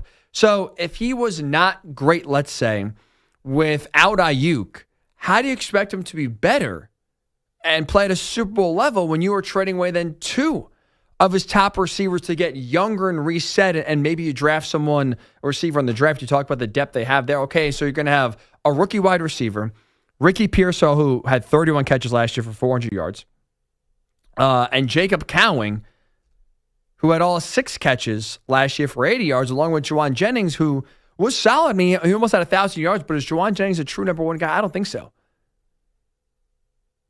I don't see the rationale, if you're the 49ers, of trading both Ayuk and Debo, and then also at the same time saying we are competing for a Super Bowl in 2025. 855-212-4227. 855-212-4227. Let's go to Utah where Brandon is. What's up, Brandon? Hey, how are you doing tonight? Well, man. What's on your mind, buddy? Hey, I love your show. I work Graves, so I always watch your show. You're amazing. Appreciate first that. off. I think they're not going to trade Brandon Ayuk. I just don't see that happening. I think it was awesome for them to get rid of Debo because they're paying way too much money for somebody that once they paid him, he really didn't perform. He was amazing before they paid him. After that, he was terrible. And honestly, I just don't think he really wants to be there, and that's fine. Let him go. If they get rid of Brandon Ayuk, that would be a terrible, terrible decision. But I think we'll be all right without Debo. I think Debo's awesome, and I thank him for everything he did before he got paid. But once he got paid, right? I think he didn't perform at all. And, no, I mean look. I think he was fine. I appreciate the call, Brandon. Thank you for the kind words as well. I think it's unfair to say he didn't perform. I thought he had one good year, no doubt about when he was paid. But again, did he live up to what he was paid to do throughout the entirety of his contract? I would say no. And that's overall. I think you could say it was disappointing once Debo was paid. And I think also why you could feel good about trading Debo is the fact that I think the system made Debo who he is instead of Debo making kind of the offense go for the 49ers. I think he was a product of Kyle Shanahan's creativity and playing with a star-studded group of a great offensive line for the most of his career, a run game that was good, some other receivers that were good there as well, to where he could, again, blend in the offense and take advantage of so much talent around him to where going to the Commanders, I think it's a good situation for him. I think he still will be a good player.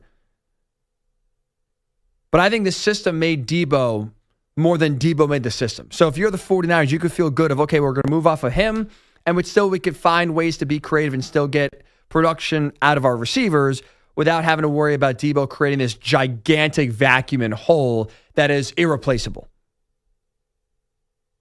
But again, I don't see the point or the justification if you're the 49ers of trading Debo and also trading Brandon Ayuk and leaving, I should say, a vacuum of legitimate proven talent at receiver when you are trying to win a Super Bowl. 855-212-4227. 855-212-4227. That is the number to call here. It is Hick at Night. Ryan Hickey with you right here on the Infinity Sports Network. We're still talking a lot of who is the biggest threat to the Eagles. Is it the Commanders after they landed Deebo Samuel over the weekend? 855-212-4227. Also, you could tweet me, Ryan_Hickey3 on Twitter. Speaking of impact, I want to give a shout out and highlight a college basketball coach that I think has had one of the most impactful, is having one of the most impactful coaching jobs we've seen in college basketball in a long time. I'll tell you who that is after we get this latest sports update from Peter Schwartz. Infinity Sports Network Sports Flash. This report sponsored by Progressive Insurance. Your small business keeps you on the go. Progressive Commercial Insurance keeps your policy within reach with our easy-to-use mobile app. Learn more at progressivecommercial.com. Let's tip off the NBA fourth quarter. T-Wolves on top of the Suns, 86-76. That's in the fourth quarter with less than 10 minutes to go. Also in the fourth, the Lakers on top of the Clippers, 96-88. Now to Miami, where the Knicks rallied from 19 points down against the Heat to force overtime, and then here's Brunson, drives, leaves his feet, finds Hart. 5 seconds to shoot. Hart to the basket, flips it up and in. Off the glass, the Knicks lead by 4, their largest lead of the game. Pat O'Keefe on Knicks Radio. Knicks over the Heat in overtime, 116-112, 31 points for Jalen Brunson. Elsewhere, Pelicans over the Jazz, 128-121. Raptors 104, Magic 102. Thunder over the Spurs, 146-132.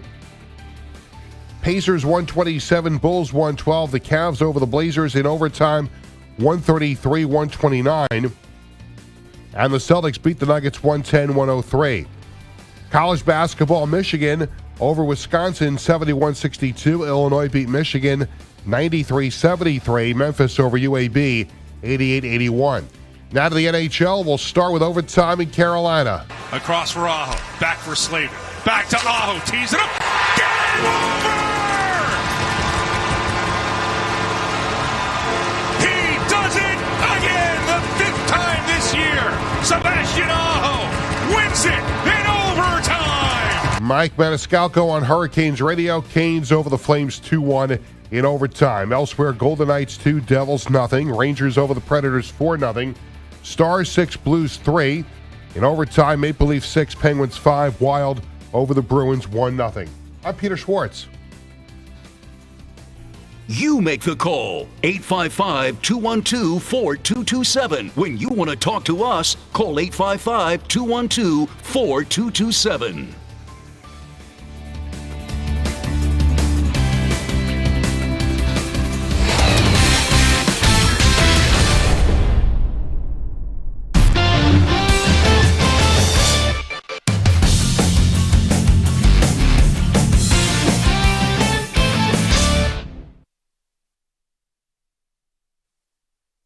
You're in a 5-minute break.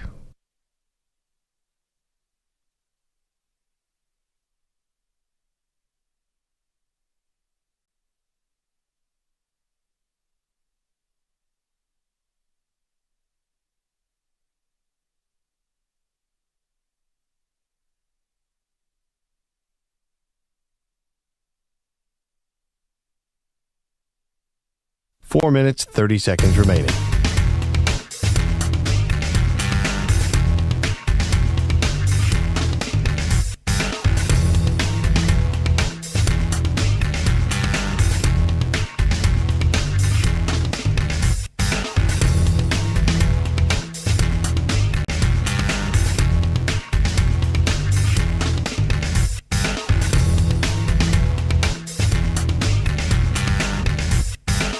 Four minutes remaining.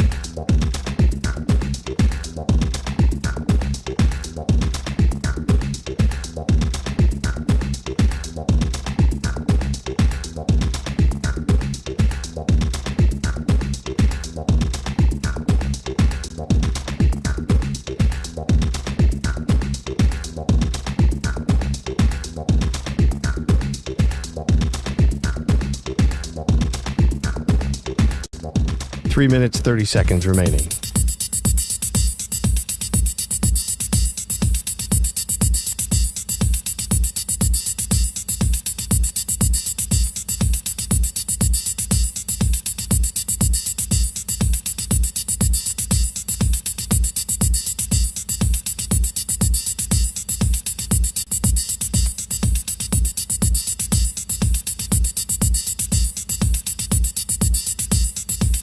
3 minutes remaining.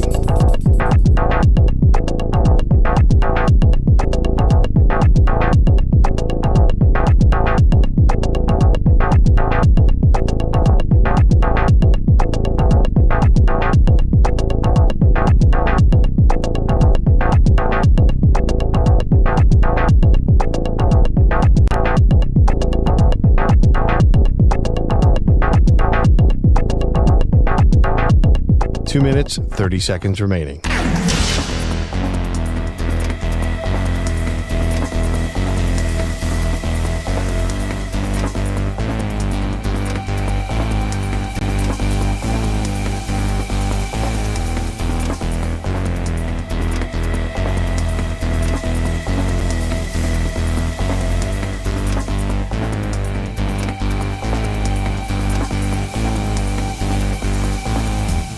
Two minutes remaining.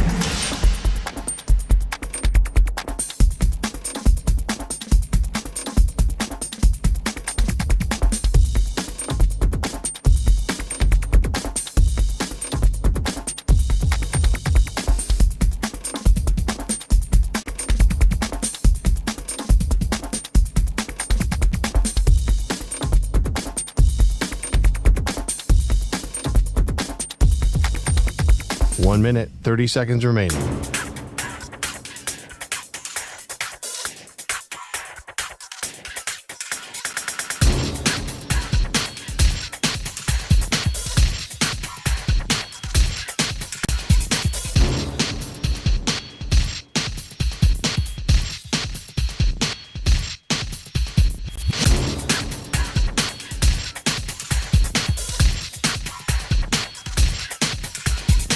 One minute remaining.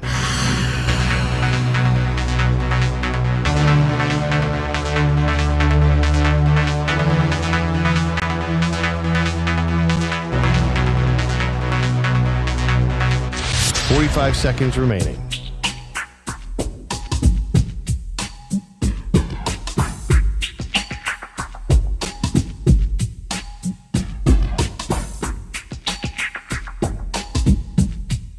Thirty seconds remaining.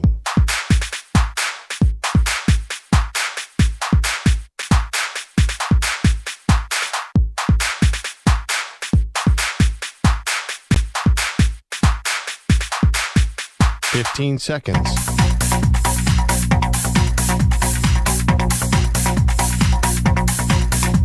Break ends in 5 seconds.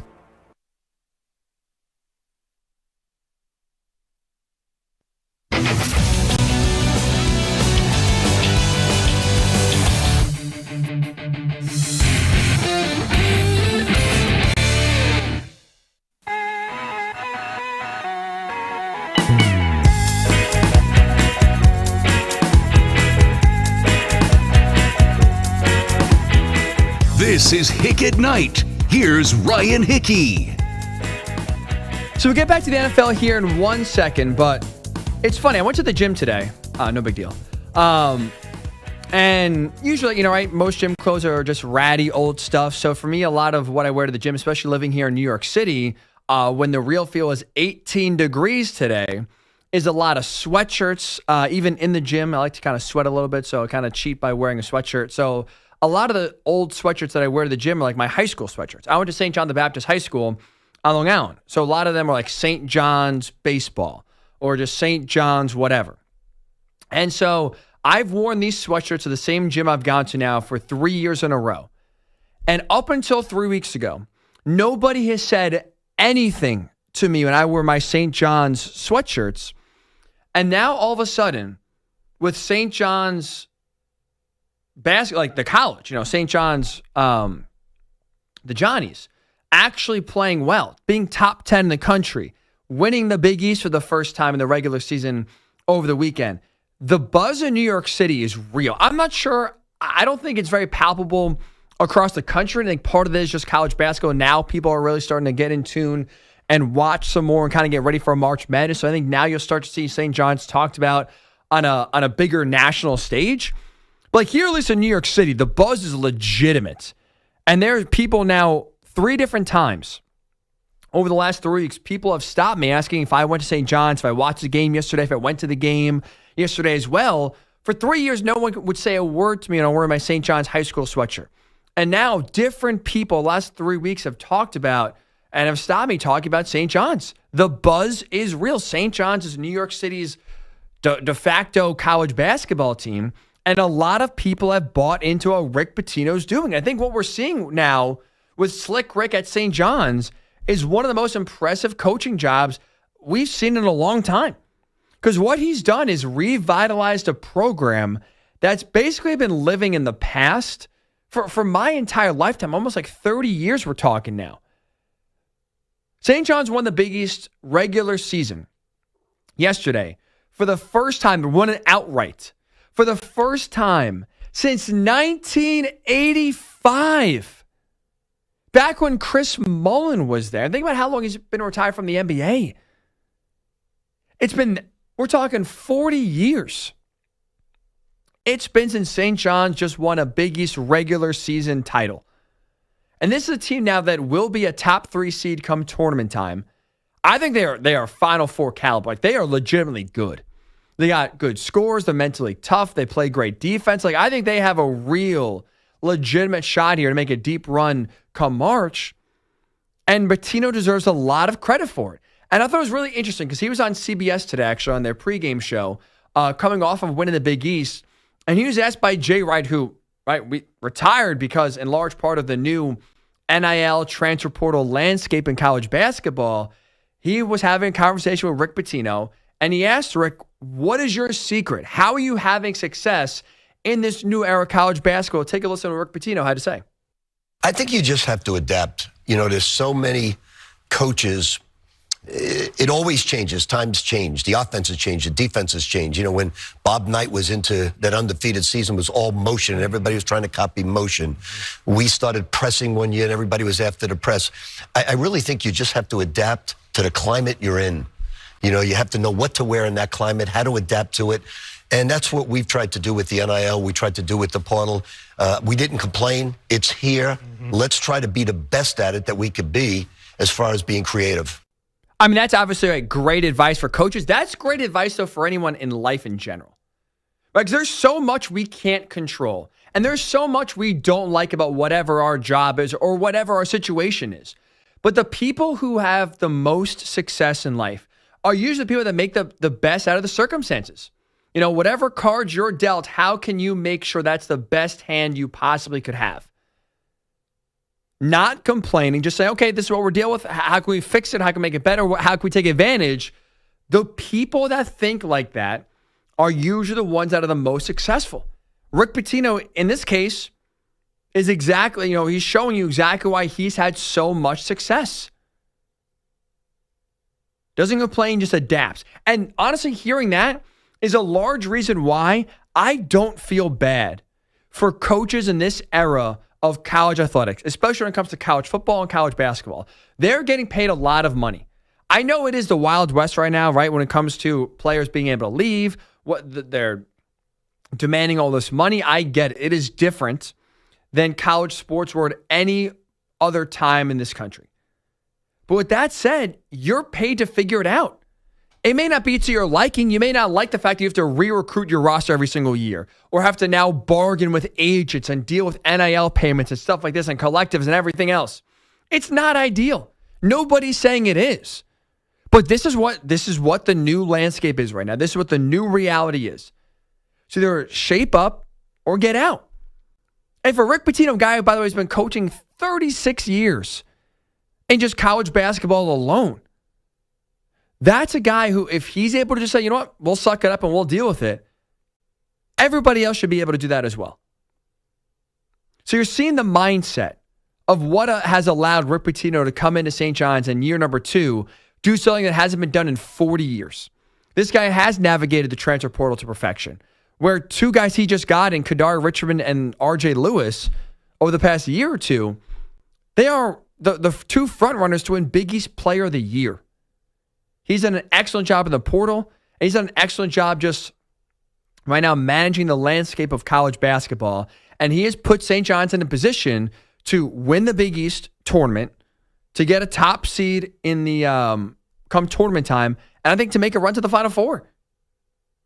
Shout out to Rick Pitino. He's doing an excellent job. He has New York City bought in. The St. John's fever is real. And I think you'll start to see that nationally now as the rest of the country starts to really dial in and tune into college basketball. I think you'll see that resonate across the rest of the country. Rick Pitino deserves a lot of credit for what he's doing. I think he's going to win Coach of the Year, no doubt about it. 855-212-4227, 855-212-4227. All right, back to the NFL. We talked a lot so far in this show about after the Commanders landing Deebo Samuel, are they the biggest threat to the Eagles in the NFC? 855-212-4227. I think for me, my money, it's not the Commanders. It's still the 49ers. It's still the Rams as the top two teams in the NFC that are the biggest threat to preventing the Eagles from going to back-to-back Super Bowls. I don't think the Commanders are there just yet with what they have to do. They still have more moves to make in order to be in that conversation. 855-212-4227. David is calling from Buffalo. What's up, David? Hey, Ryan. What's going on, man? Thanks for taking my call tonight, dude. Of course, man. What's on your mind? Yeah, just want to jump in on this topic. I think, to me, the Rams have got to be the team that people would have to look out for that could really, take down the Eagles, because I think, number one, that playoff game, they had a great chance to do it in a hostile environment, horrendous weather that day, and the Rams were right there, to the very end. And I think, to me, this whole thing with Stafford, they probably knew all along that, there was probably a good chance they were going to get him to come back. So there's continuity there with the quarterback, with the coach, with the general manager. And I think they've drafted well the last few years. Everybody for the longest time said, they really don't draft well. Well, they've flipped that around and they say, we're drafting really well now and we're really valuing our draft picks. So I think, to me, if they make a couple nice moves in the offseason, I don't think that division is overly hard. I think they can win it with 12 wins, maybe 11. And I think, to me, they got all the right people in the right places. As they fill in around that, they're a dangerous team. I mean, can they go and beat Philly every year right now, next couple of years? Maybe not every year, but if I was Philly, I wouldn't want to play them all the time because they're dangerous enough where they know what they're doing. No, David, I completely agree. I appreciate the call and your perspective. I'm with you. Like, the Rams are legitimate. And again, I think one move that they could make to kind of help shore up and get even closer to our Philly is trying to land Davante Adams. They won't have to trade for him. He will be cut because no one traded for Davante Adams' contract. But if he's cut, I think that's a guy to where you had him next to Puka Nacua.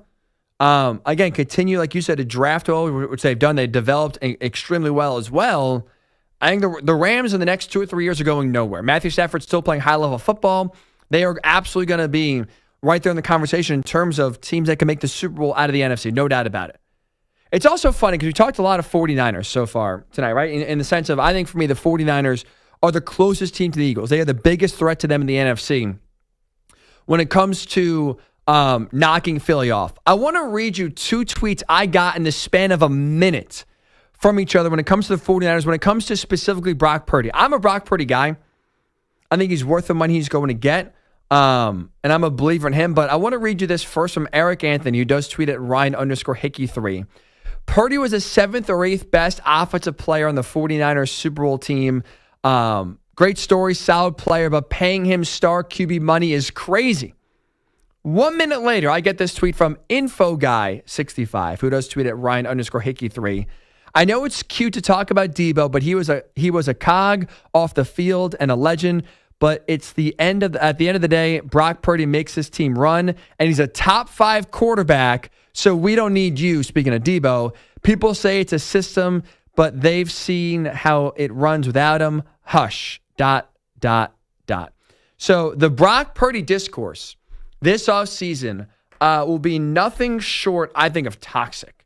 And I think it's very divisive. Either you're a Brock Purdy believer or you're a Brock Purdy doubter. You think he is a franchise guy worth the $50 million he's going to get, or you think it's an absolute overspend by the 49ers and they make a mistake. Again, I'm in the camp of I think he's worth it, but in those 2 tweets, 1 minute apart from each other, just highlight the conversation and the attention I think Purdy's going to get this offseason as the 49ers inevitably end up paying him big-time money. 855-212-4227.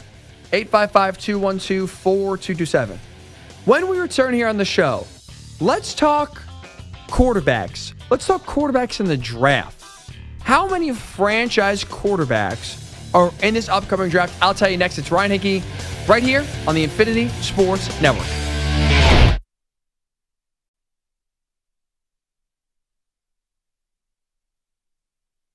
You're in a 5-minute break.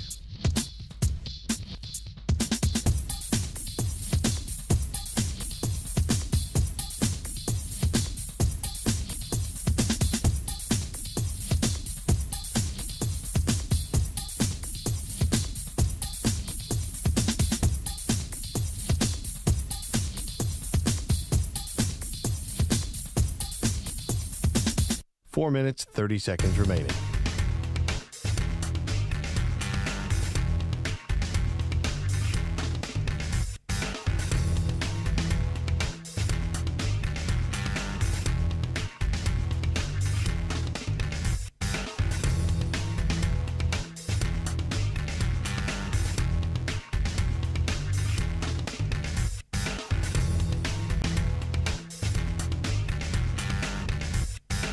Four minutes remaining.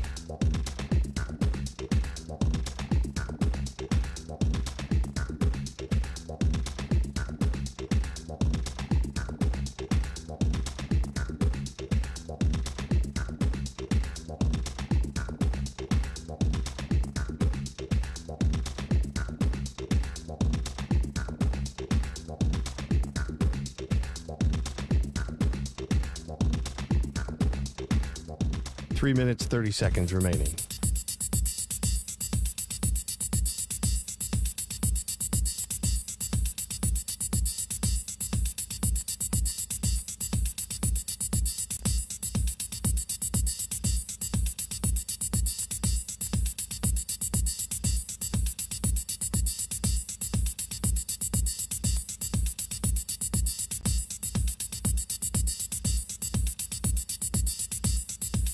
Three minutes remaining.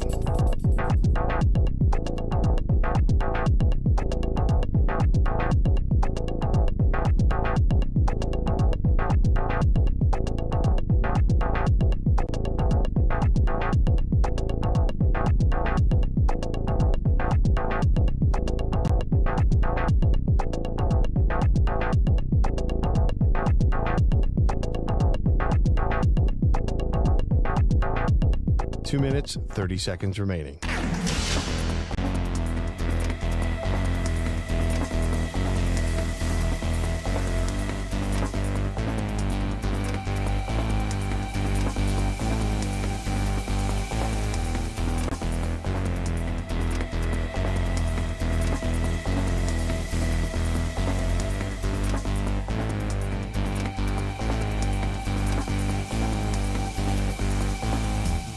Two minutes remaining.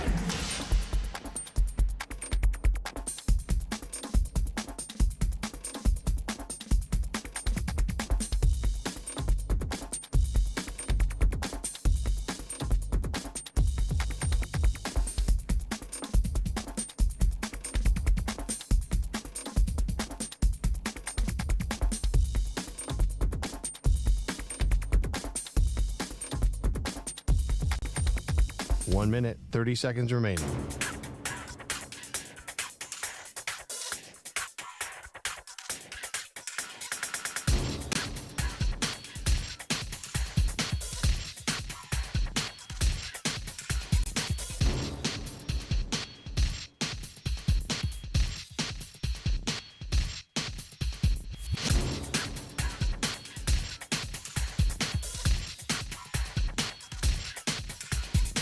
One minute remaining.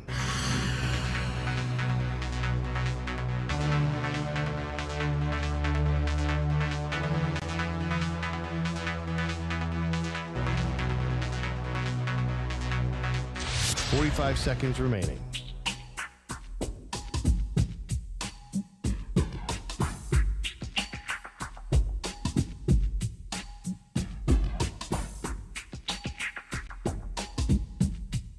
Thirty seconds remaining.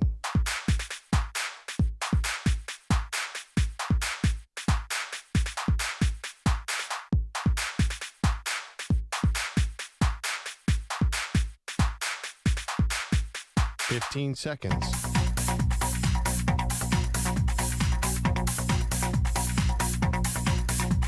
Break ends in 5 seconds.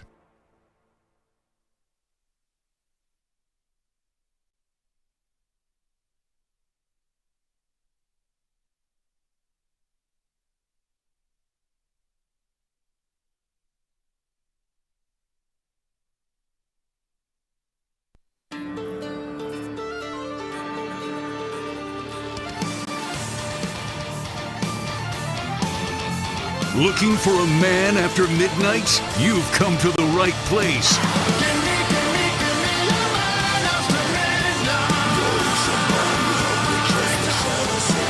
It's Hick at Night with Ryan Hickey. And welcome on into Hick at Night. Ryan Hickey with you right here on the Infinity Sports Network. Thank you for making us a part of your Sunday. If it was any part of the show so far, check out the Hick at Night podcast feed. Night spelled N-I-T-E, available wherever you do get your pods.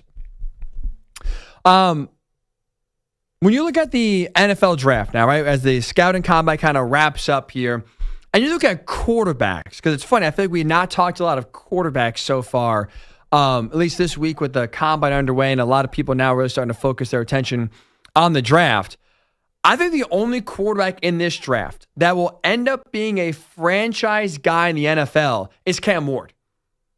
I think he can be the guy that's a franchise guy. He has great arm talent. He's super athletic. He's very dynamic. But on top of just the physical skills he possesses, what has me believing in Cam Ward when it comes to having him succeed at the next level, it's his leadership. I want you to listen to this. He was talking this week to Pro Football Talk. And he was asked about the draft and his perspective and his mindset going to the NFL. Take a listen to what Cam had to say. The only difference between the first round and the seventh round pick is a signing bonus. At the end of the day, you got to go prove that every time you step on the field. And, you always got to remember, that there's somebody always want to, get behind you and try to catch up. So, I'm willing to, put that work in to, put myself, my family, my teammates in, good situation. And, I know as a quarterback, everything's going to be on your plate. Whether you win a game, it's your fault. You lose a game, it's your fault. I take that on every day. I'm excited to, get the journey going. Why I love that answer so much is because that's a guy who's telling you, I'm going to allow my work to do the talking. I'm not going to walk in because I'm a first-round pick or maybe the number one overall pick or the first quarterback taken. I'm not going to go in and assume I have respect. I'm going to go into whatever team drafts me and earn their respect by putting in the work and understanding the responsibility on my shoulders.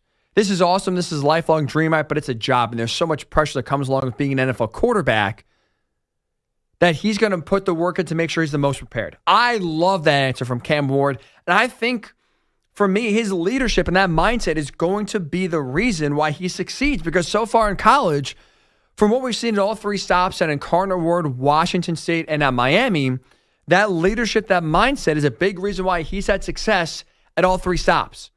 He goes to Wazoo and in 2 years beats 3 top 20 teams, pulls off 3 upsets. He goes to Miami and engineers the number 1 scoring offense in the country. They should have been in the playoff if not for a crappy defense that couldn't get a stop against Syracuse. Otherwise, we're talking about Miami in the ACC title game, probably beating Clemson, winning the ACC, and making the college football playoff. But Miami didn't miss the playoff because of Cam Ward. That's for damn sure. He did his job, no doubt about it. So I think when you look at Cam Ward so far, the pedigree, the body of work, the physical tools, and as you just heard, the leadership, that to me is the only guy that I think will be a franchise quarterback that has the makeup to have success at the next level. Because when you look at the rest of the class, outside of him, I think there are a lot of quarterbacks in this draft class that are going to get GMs and coaches fired. Because teams are going to believe in them, and they will be let down. I mean, forget franchise quarterback for a second here, right? We're at the point where this draft class, there's not even a clear number 2. Listen to Ian Rappaport from NFL Network earlier this week kind of talk about the draft class outside of Cam Ward. does seem, based on the conversations I've had with general managers, top evaluators, that it is Cam Ward right now and everyone else. After that, there's some questions, though. I mean, Shedeur Sanders seems like he acquitted himself well in interviews this week, too.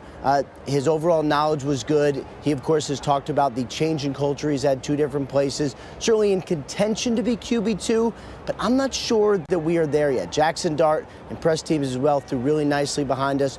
Quinn Ewers wasn't asked to do a ton in college. I know teams were sort of like wondering why. You can see the way he threw out there today. He's got the arm talent. He's also got the confidence. Maybe a little more of a quiet guy, but got the confidence. It seems to me to be more up in the air as far as who is QB2, who is QB3. So we're at the point where we can't even definitively say who the second best quarterback is.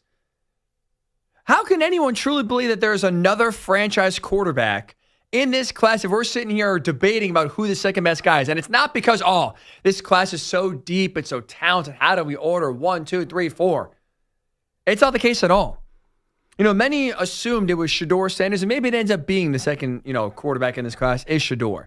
But why I'm out on him is because I don't think he's a good leader. For everything we just talked about with Cam Ward and his leadership leading him to shine and have success everywhere he's gone, I'm not buying that the leadership style from Shedeur Sanders is going to lead him to have success in the NFL.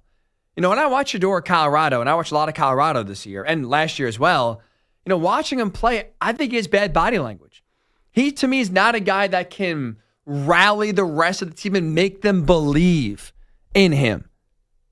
He's not to me, he's a me guy. Let me worry about my stats and my numbers and my play.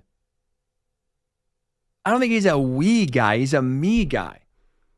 And even this week, hearing him talk, he was asked basically, hey, why should teams draft you? And he basically goes on this whole little rant to basically, I'm a culture changer. If you don't want your culture to change, don't draft me. The thing that kept going through my mind is, did Shedeur change a culture at Colorado, or did his dad do it? Because I think Deion had a lot more to do with Colorado's turnaround than Shedeur did. He's a solid quarterback, don't get me wrong, but if you get drafted top 5, top 10, you go to a bad team, there's a lot on your shoulders to try to turn that team around. Can Shedeur go to a bad situation and help guide them out of the gutter? I don't think so at all. At all. He's not, to me, a guy that's capable of doing that. In part because I don't think, to me, he's a good enough leader to have guys on the team rally around him and believe in him. Jackson Dart, you look at his Ole Miss career and where he, projects going forward here, he, to me, is the king of lighting up lesser opponents and then struggling against the best teams. Why would you want a quarterback that plays his worst against the best? Look at the Ole Miss offense in terms of points per game. High-flying offense led by Lane Kiffin, gimmicky, if you will. Dart was there 3 years. When Ole Miss played unranked opponents, their offense averaged 37.8 points per game. When they played ranked opponents in the last 3 years, averaged just 28.5 points per game. Almost a 10-point difference between unranked opponents, ranked opponents.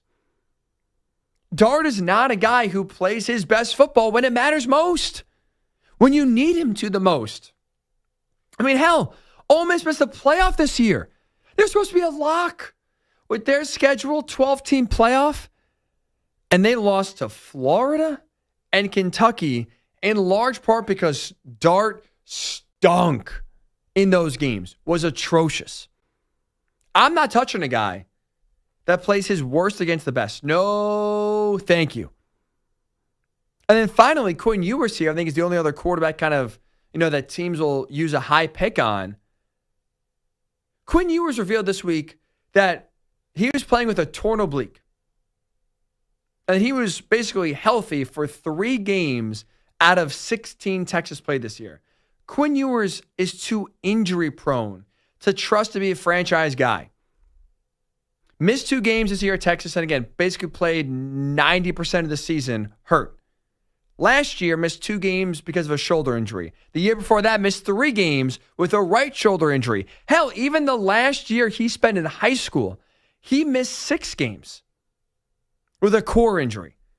The last 4 years he's been a starter, he has been unable to play an entire season healthy.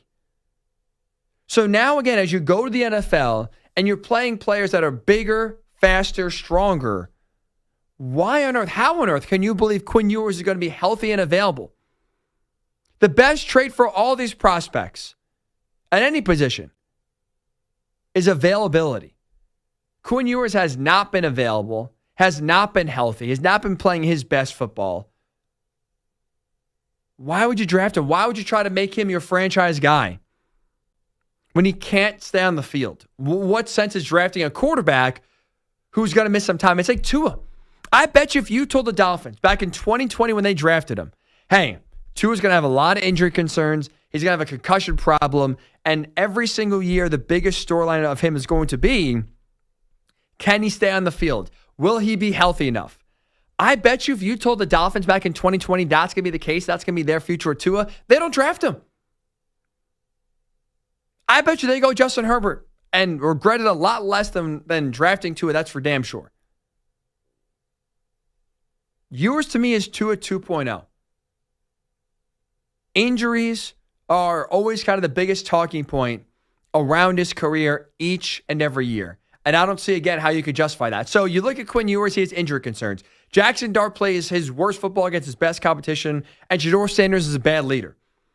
None of those guys, to me, are anywhere close to franchise quarterbacks. So I think when you're looking at this draft class, and you look at, okay, who could be a franchise guy? Who should we take to believe can lead us to the promised land here and be a viable starting quarterback, let's say for the next decade?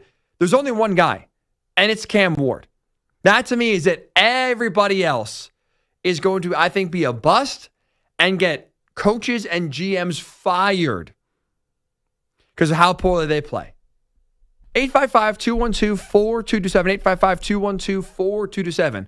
When you look at this draft class early on here, as we're coming up now, the scouting combine really starting to put the draft in a focus. When you look at this quarterback draft class, who do you believe in? Who do you believe can be a franchise guy? If you think there's more than one franchise quarterback in this draft class, make your case at 855-212-4227. 855-212-4227. You can also tweet me, Ryan_Hickey3. There's a lot of danger, a lot of landmines here. If I was a team that was in need of a quarterback and I couldn't get Cam Ward, I am punting. Punting until next year, where you probably have Arch Manning. You have Drew Aller as well. I think that quarterback class is already shaping up to be more promising and more talented next year than this year's. It's Cam Ward or bust for me when it comes to franchise quarterbacks, when it comes to drafting a quarterback, essentially, in this upcoming draft. 855-212-4227, 855-212-4227. Let's go to Landon here. So we're talking a lot of NFL. We're about to kind of all around whether it's the biggest threat to the Eagles, whether it's the future of Davante Adams. Landon is calling from South Carolina. What's up, man? What's up, man? How you doing? We're chilling, buddy. We're chilling. Thanks for making the call. What's on your mind? Nothing much. I know this is kind of a shot out the air, but I'm a big Jets guy, and okay. I know that they just traded up Aaron Rodgers, and I know you're talking about everyone from the draft and everything. And obviously, I know that Jordan Travis just has had a year to kind of just heal, and obviously from his big injury when he was at FSU. Right. I was wondering, do you think he could have any potential of not only being a good at starter, but also showing his true potential and helping potentially, maybe not this year, but eventually in the near future, helping the Jets potentially try to get a Super Bowl? I know that's a shot in the dark because it's the Jets. Are you his agent, Landon? You said what? Are you Jordan Travis's agent? Are you his brother, cousin? No, I'm not. Holy hell. Jordan Travis and Super Bowl. No, Landon. I will say this. I am intrigued, and I appreciate the call, buddy. I'm intrigued by Jordan Travis in the sense of I want to see what he's got. Before he got hurt at Florida State, he was, I think, a good dynamic quarterback. His size can be a question. His durability can be a question. But, he produced. I like his dual threat ability where he's athletic and mobile. He's not, totally reliant on his legs, but he can make plays happen when he has to. But I like he's a pocket passer first, can throw on the run as well. I'm intrigued. And now he's essentially a year and a half removed from that devastating leg injury he suffered at Florida State. If I'm the Jets, here's what I would do. I would not draft a quarterback at number 7 overall. I would bring in a veteran quarterback, whether it's Kirk Cousins for a year. I would be intrigued by Russell Wilson. I think you just need a placeholder here for a year or two as you figure out your options. And again, I think position yourself to try to be able to draft a quarterback in 2026. And so if you get a veteran quarterback, I think you could bring him in, but also see what Jordan Travis has. I am not handing him the position whatsoever. But I think letting him compete, bringing in a guy, hell, I would even be okay with bringing in Daniel Jones, honestly, and seeing, again, what he can do, be a placeholder, but see how Jordan Travis develops in training camp, see how he is through the year. And I think towards the end of the year, if you're, again, out of it, which you probably will be, see what he can do, maybe give Jordan Travis a little burn. But in terms of handing over the reins to him, absolutely not. He's got to prove it, no doubt about it here. But the Jets are in a transition year where he could be able to battle and maybe win a quarterback competition later on in the year, but he's got a long, long, long way to go. No doubt about that. 855-212-4227. David is calling from Dallas. What's up, David? Hey, how's it going? Thanks for taking the call. Of course, man. What's on your minds? Yeah, sometimes speaking about Shador, what you were saying about Shador and Ewers, a lot of times I think about, right place, right time. Mm-hmm. And take Darnold, for example. Obviously, he was a highly touted, player in college and very high draft pick and, was, I guess, a bust at first. And who knows, maybe this past year was an anomaly for him.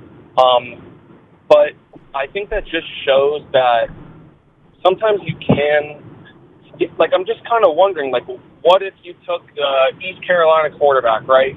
I don't know who that is, and you put him in whatever system that had a great offensive line. This guy can make, decent throws. He can throw the long ball. He's, just above average in terms of accuracy. And how good will that team do? And you take Darnold, for example. If you put, I'm pretty sure they had an injury on the maybe in that game against the Rams or the game before.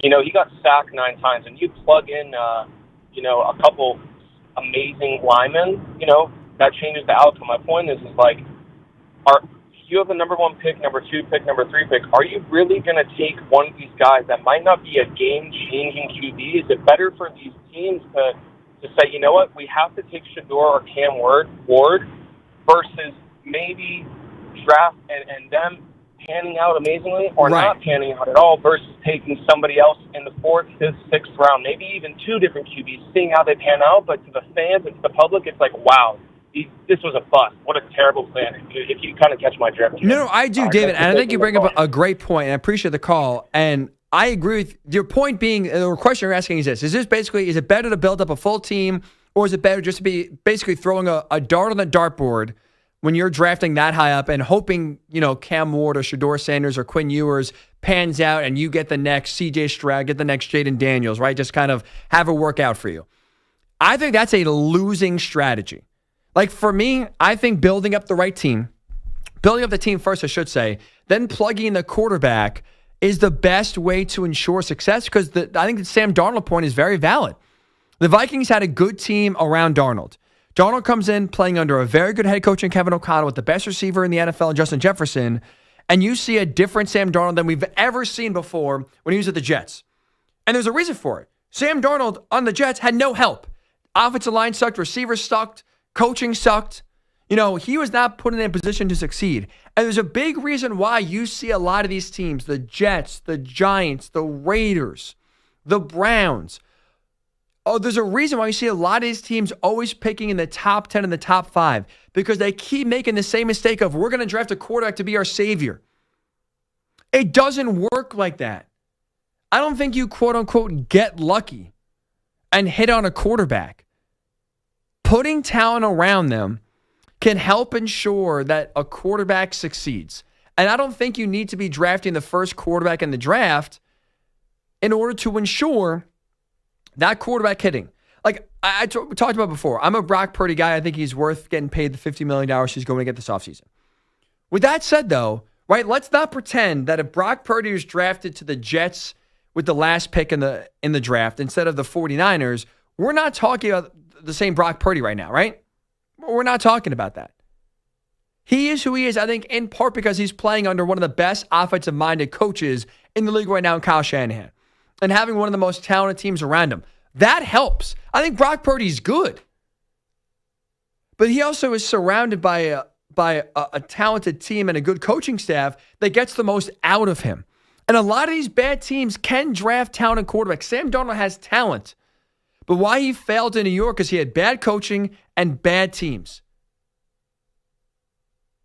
Drafting a quarterback and hoping that they could become, the savior, drafting them with the expectation of they're going to be Superman and carry our crappy franchise to the promised land is a losing strategy, a losing philosophy that 9 times out of 10 does not work.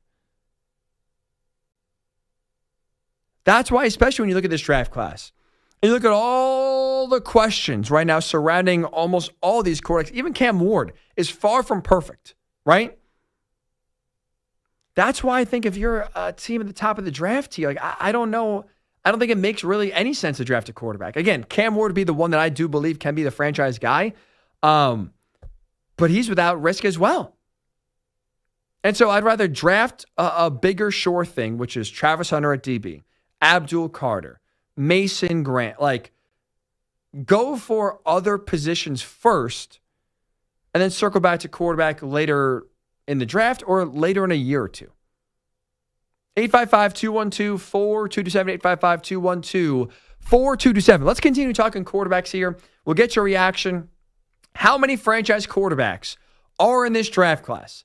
If you think it's more than one, if you think it's more than just Cam Ward, 855-212-4227, 855-212-4227. Also, you can tweet me, Ryan_Hickey3 on Twitter. We'll get your thoughts. And also, when we return, what a game we just saw in the NBA. Lakers hold on to beat the Clippers. And now, all of a sudden, the Lakers, don't look now, are in second place in the West. Are they a true title contender this season? We'll discuss that when we do return. It is Ryan Hickey right here on the Infinity Sports Network. You're in a 5-minute break.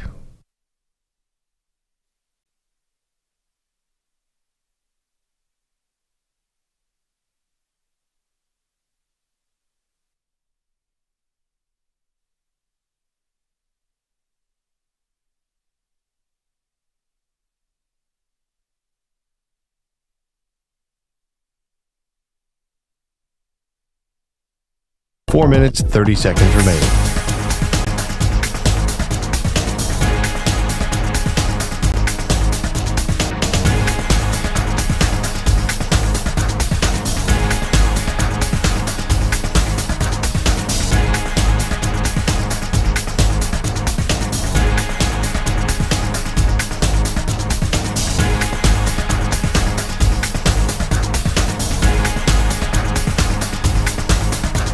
Four minutes remaining.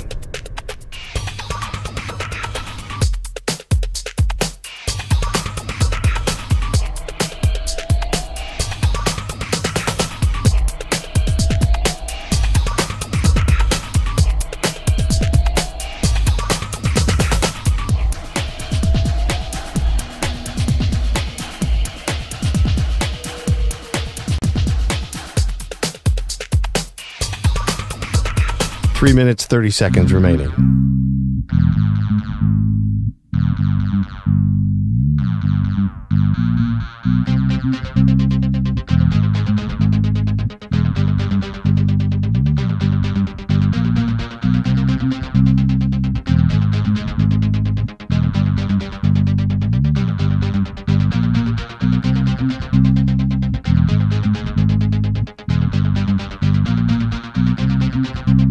Three minutes remaining.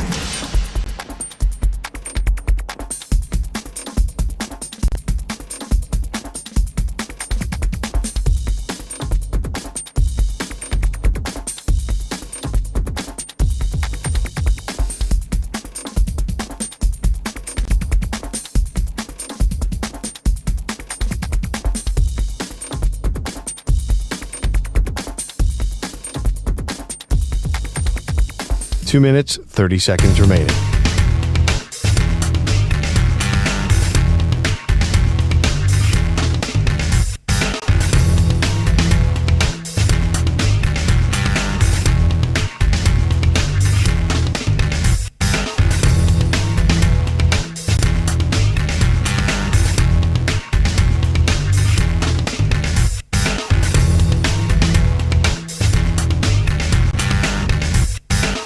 2 minutes remaining.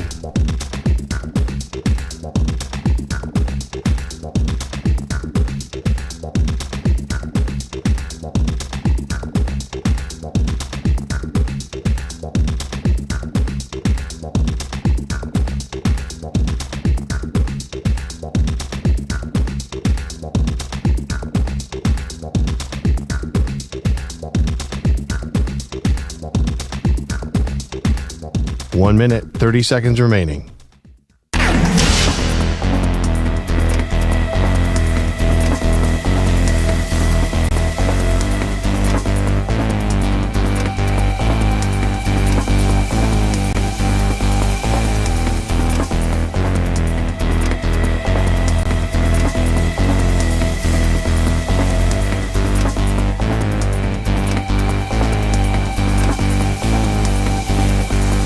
One minute remaining.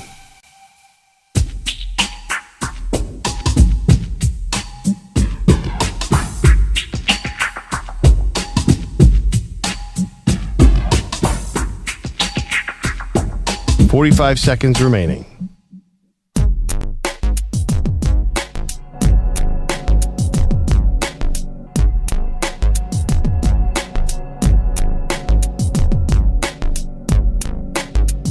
Thirty seconds remaining.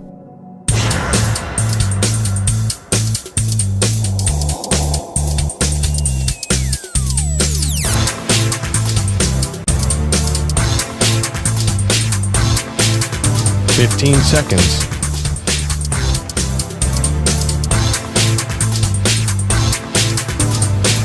Break ends in 5 seconds.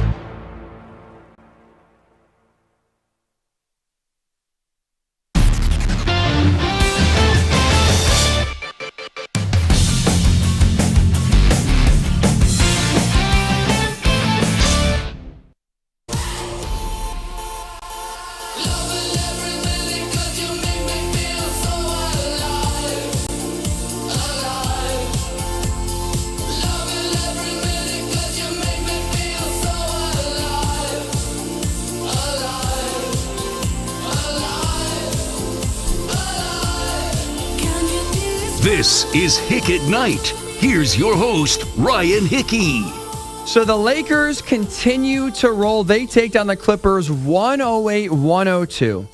As LeBron James continues to turn back the clock. This dude is like, he is truly one in a million, one in a generation, one in a lifetime. With not only how good he's been throughout his entire career, but even how good he is now. At 40 years old, he was able to pull this off earlier tonight.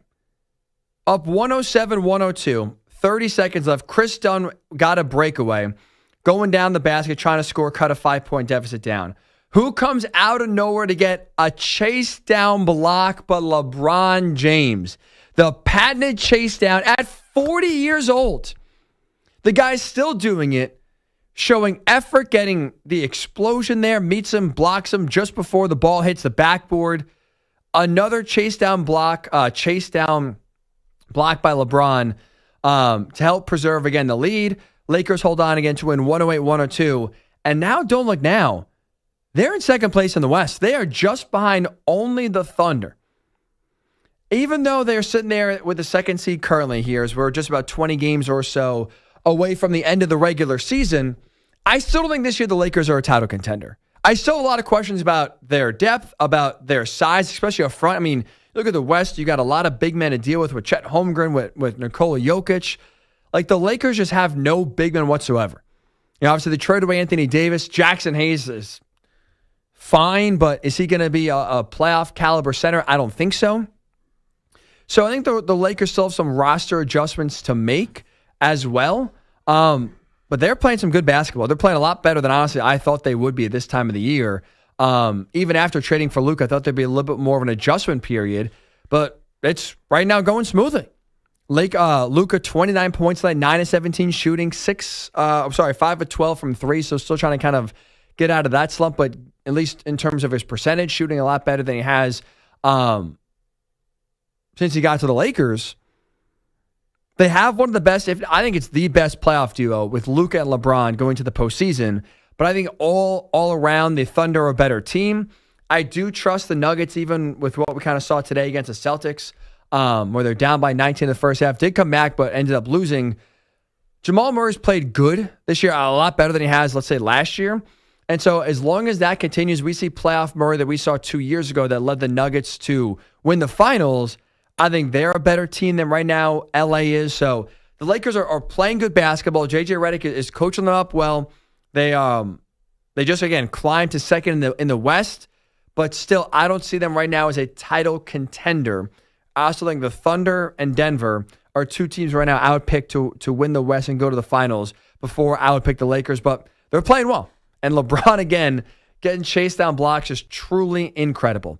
855-212-4227, 855-212-4227. We started this hour talking a lot of quarterbacks, right? In the draft, franchise quarterbacks. How many guys can truly develop into franchise quarterbacks from this draft class? I think it's just one. I think it's just Cam Ward. I don't trust Shedeur Sanders' leadership. I don't think Jackson Dart is good enough consistently to develop into that guy. And Quinn Ewers is too injury prone. Not to mention his decision-making, too, in some big moments is questionable as well. I think a lot of these other guys outside of Cam Ward are going to get GMs and coaches fired. I think there's just one guy that can develop into a franchise quarterback. It's Cam Ward. 855-212-4227. If you disagree, if you see franchise potential in any other QB in this class, 855-212-4227. You can also tweet me, Ryan_Hickey3 on social media. Nick is calling from Chicago. What's up, Nick? Hey, thanks for having me on the show. I think Cam Ward from Miami is a guy to watch in the draft. He got 57 starts. He has a strong arm. It makes play on the move. He reminds me like a lot of Jordan Love on the Packers. Mm-hmm. Someone who might need the right system but has all the tools to succeed. If a team like the Giants or the Jets take him and give him time to develop, I think he can be a legit franchise quarterback. I appreciate the calling. I think he's actually more when you make the comp to Jordan Love. I think it's a little different in part because, Cam Ward is much more seasoned and developed than Jordan Love was. Jordan Love was a project coming out of Utah State with little playing time. And Cam Ward, like you just mentioned, is a 5-year starter. He's played a lot of football. He's played a lot of high-level football. 2 at Washington State, 1 year at Miami. Again, got better as he went along, too. He went from Incarnate Word to Washington State to Miami. Increased the level of competition everywhere he went and got better as the years gone on. The Jets are an interesting situation there at 7. I don't think he'll be around based on what we're seeing early on. I don't think he'll be there at 7.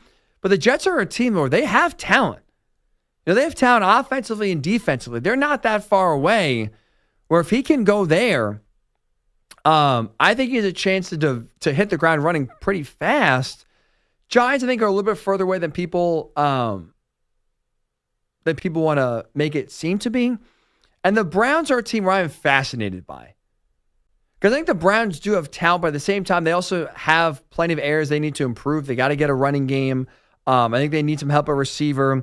They're going to trade Myles Garrett. I don't care what Andrew Barry says. They're going to trade Myles Garrett. So they're going to need a premier edge rusher, which, again, to me makes it... if I was the Browns at 2, I would take Abdul Carter if he's there.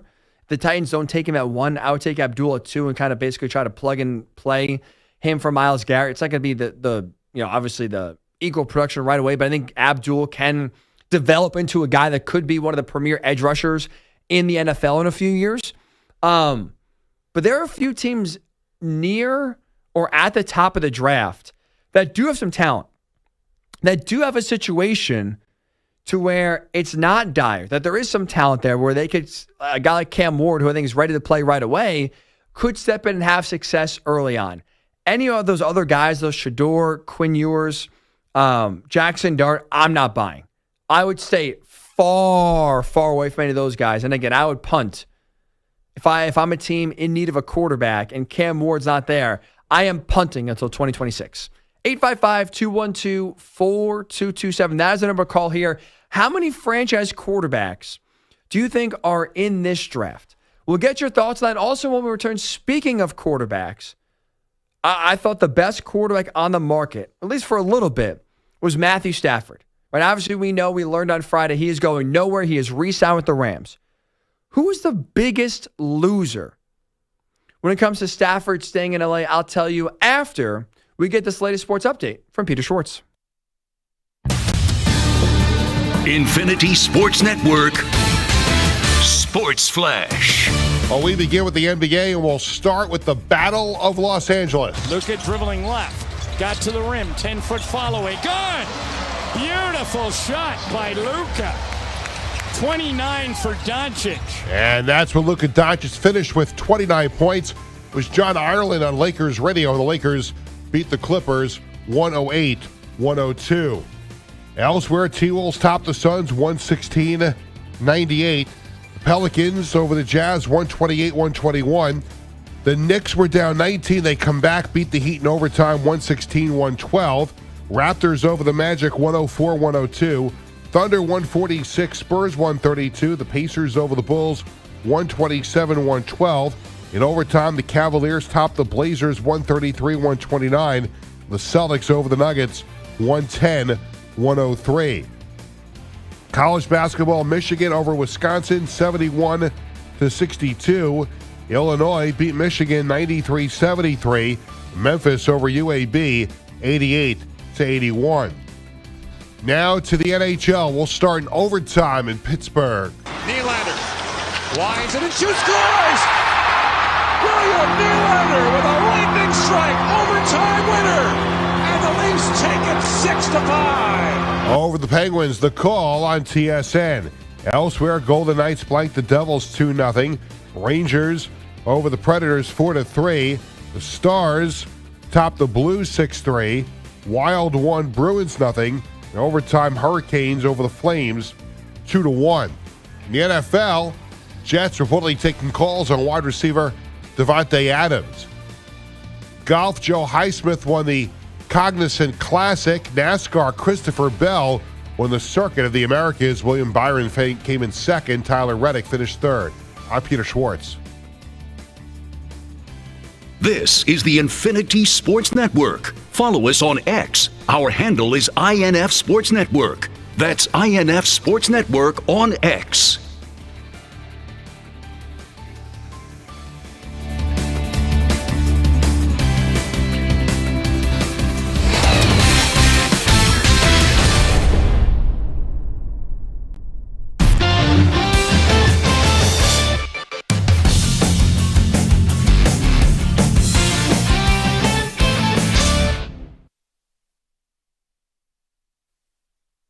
You're in a 5-minute break.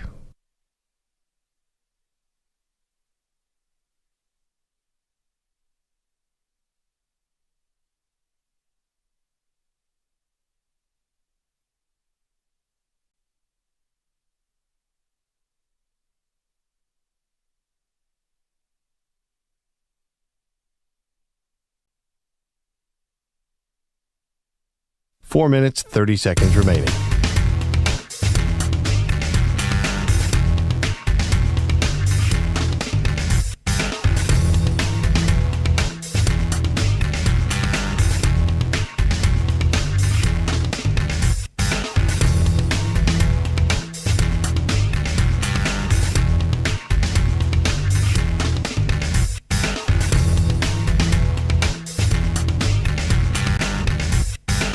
Four minutes remaining.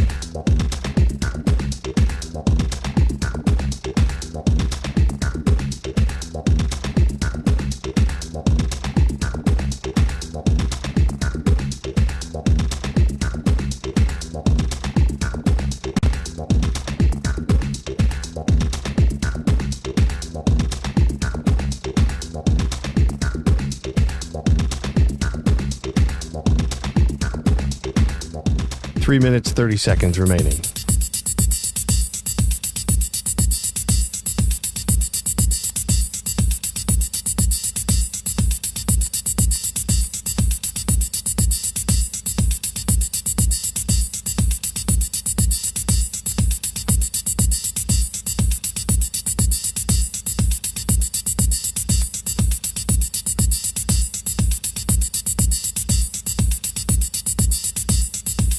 Three minutes remaining.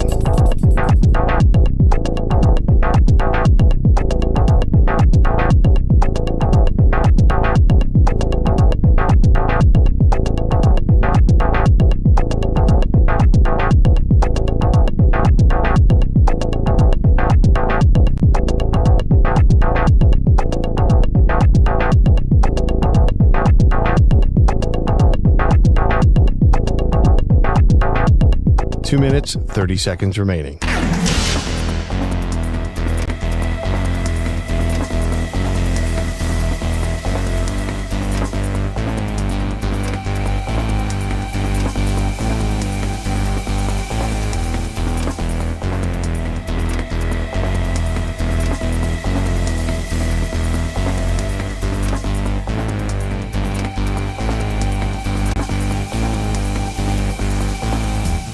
Two minutes remaining.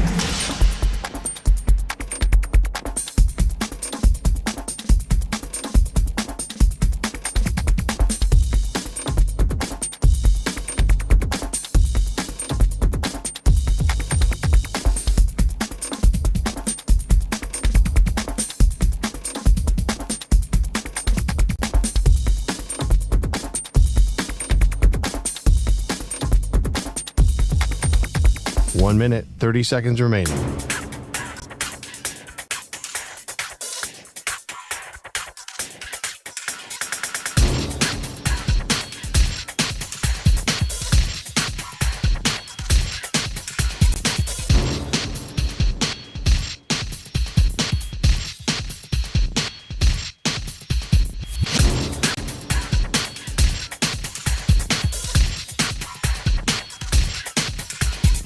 One minute remaining.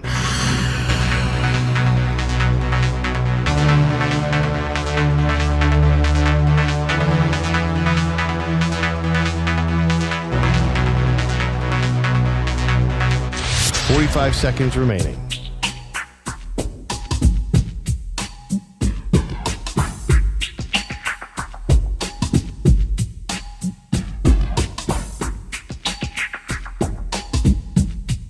Thirty seconds remaining.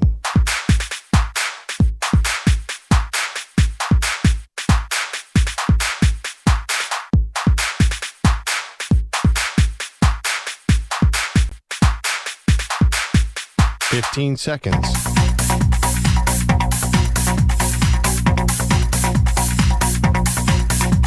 Break ends in 5 seconds.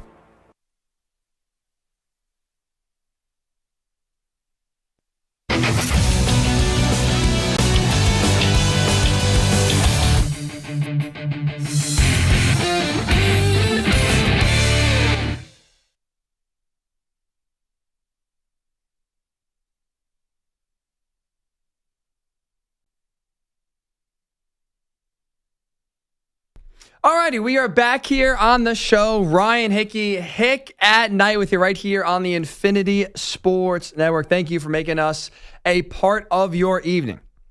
All right, so when you look at right now the future, or I should say, excuse me, when you look at the Matthew Stafford news over the weekend that came down Friday, where he is staying in LA, right, re-signed with the Rams, and now is going to compete for Super Bowls with LA for the next few years. I think the team that was the biggest loser of Matthew Stafford staying in LA was the New York Giants. So I want to read you this tweet from the Athletic's Diana Rossini, who said this, quote, "The New York Giants are now shifting their interest to Aaron Rodgers. They've been discussing it all week in Indy per sources." That is the doomsday scenario for the Giants. Signing a 41-year-old quarterback that's declining and is a gigantic headache off the field, who has brought more embarrassment to the franchise he's been with in recent years than joy. That is the option for the Giants now? That's awful. They would have no future with Aaron Rodgers. They have no present with Rodgers. Remember, this is the guy who last year I played all 17 games with the Jets. Jets roster is more talented than the Giants.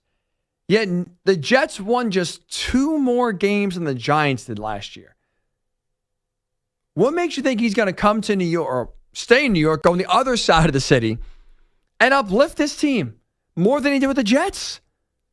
I mean, if the Giants sign Aaron Rodgers tomorrow, they are still the worst team in their division, with an offensive line that is very porous, by the way, and concerning, considering the fact that they were 26th in the NFL in terms of pass blocking last year. 2 years ago, by the way, this offensive line gave up 85 sacks, second highest in NFL history for a guy that is less mobile than ever before. This is not going to be a good recipe at all. Aaron Rodgers with the Giants in 2025. And even if you want to say, well, Ryan, they're going to sign Rodgers and draft a quarterback, a little 2-for-1 there. And he's going to develop that young guy, help mentor that young quarterback. I don't think that helps, because if you're drafting a quarterback at 3, it's most likely going to be Cam Ward or Shedeur Sanders, right? Even if it's Jackson Dart or Quinn Ewers, this actually applies to all 4 of them. All 4 quarterbacks that the Giants could draft at number 3, all are extremely experienced 3, 4, 5-year starters at big-time programs. They don't need to sit and learn behind Aaron Rodgers. They're ready to play. They're not a raw project with little experience that could benefit from sitting behind a veteran. They've played a lot of football, for most of them at a high level, successfully. They're ready to go. So I don't even see the benefit of, if you draft one of those 4 guys with the 3rd overall pick, I don't see the benefit of sitting them, because they don't need to sit there ready to play. So I think signing Aaron Rodgers, if you're the Giants this offseason, is by far the worst case scenario. You're at that point just trying to put a Band-Aid over a bullet hole. And so that's why I think the Giants are the biggest loser of Matthew Stafford staying in LA, because now they went from possibly acquiring the best quarterback on the market that maybe could get them to the postseason as quickly as 2025. Maybe. They'd be at least in the mix. They'd be in the playoff mix, no doubt about it. They go from that possibility to a train wreck 41-year-old. What a disaster. 855-212-4227. 855-212-4227. I think the Giants are screwed. They are by far the biggest loser from Matthew Stafford staying in LA. One thing I want to mention really fast before I get back to your thoughts at 855-212-4227. And also your tweets at Ryan_Hickey3. We were talking about the Lakers just before, and I did not give enough credit to LeBron and Luka. We talked about LeBron's chase down block. Lakers right now second in the West. LeBron James, by the way, finished now this game with 49,999 career points when you factor in postseason performance as well. So he's 1 point away from 50,000 career points, regular season and postseason combined. Incredible. By the way, he won his 1,000th career game, 75 wins away from surpassing Kareem Abdul-Jabbar for the most wins in NBA history. He's going to get that before, I think, his career is all over. And it's all said and done here, which is just incredible. Another feather in the cap of LeBron, of what's just been an absolutely incredibly successful career. And on the other side, his teammate, I should say, forget counterpart, his teammate, Luka Doncic, also now became just the 5th player in NBA history to hit a 3 in 100 straight games. So pretty historic win here for the Lakers. They do take down the Clippers in the Battle of LA. I just wanted to mention that here as well to add to the impressiveness of the win for the Lakers. 855-212-4227. Speaking of them, let's actually go to Lee in Cincinnati with some thoughts on that. What's up, Lee? Hey, Ryan. Thanks for taking my call. And all I have to say is, let's face it, the greatest dynasty of all time were the Chicago Bulls in the 90s. It had Jordan and Pippen, one of the best power forwards and the best guard. Well, I'm not the shoe may be on the other foot with both of these guys, but Luka, now that he's gone to L.A., along with LeBron, I think, and if LeBron can stay healthy, I mean, granted he is with his age, but he's still playing like a youngster. But the whole thing is this. Luka has come in, and he has not tried to be a ball hog. He has not tried to be the superstar. He knows his place, and he is working so well, and that's what's so amazing. I mean, I don't know how many people saw this happening, but you tell me if I'm wrong. Has Luka not done an incredible job at stepping in and just taking what's given to him and being the best player that he can to help out with the team? That's why I think the Lakers are going to win the NBA championship because of that, because they have LeBron this year and Luka. I don't think this year. I don't think this year. I appreciate the call. To answer your question, look, I think Luka's done a solid job. I give more, honestly, credit to LeBron, because it's his team. You're bringing Luka in. He has given the reins over and let Luka be himself. He's told Luka, hey, this is your team. This is your offense. You run it, and we'll kind of all work off of you. Now, Luka has to improve his efficiency, right? He's kind of been struggling scoring, especially shooting from three, so that needs to improve. But look, Luka definitely looks more motivated. I think he's trying more defensively than he did in Dallas. So he's playing solid basketball so far. I think the good news for the Lakers is he's going to be a lot better than he is right now, and they're still winning, which is good. LeBron has been incredible, like you said. I just don't think right now, even with how well things have gone so far since the trade, I don't think the Lakers right now are a championship level team. I don't think they're on the same stratosphere as the Thunder, who I think are being disrespected. I don't think they're even on the same level as the Nuggets as well. And then in the East, they somehow win the West. I don't think they're anywhere near as good, deep, balanced as the Celtics are. So I don't think the Lakers are winning the title this year. I don't think they are a final contender, but they are, I would say, ahead of schedule with this Luka-LeBron combo than I thought they would be when this trade did go down initially. 855-212-4227, 855-212-4227. We've talked a lot so far this show, and we'll circle back to it here at the top of the hour. The biggest threat to the Eagles in the NFC coming off of the Commanders trading for Deebo Samuel. And despite that trade, and I think it'll be a good fit, I'll explain more why in about 10 minutes or so. But I think the 49ers here are a team that is closer to Philly than, let's say, the Commanders are. Let's actually go out to San Francisco here at 855-212-4227. Talk to Omar. What's up, Omar? Hey. Thanks for taking man? my call respectfully, man. I was on hold for about an hour, but I'll make it quick. Thank you for your patience, Omar. No, no worries. I just want to touch on a few topics that you touched on already. So, the coordinator thing is absolutely a big deal. You've seen what happened with Nick Sorensen and the 49ers, right? We dropped off defensively. Right. Cam Ward, I think you hit it on the head. I definitely take him before even thinking about Shador. You know what I mean? Same, right. And I think John Lynch is absolutely crazy to even think about trading Ayuk because then Purdy will not have the weapons around him.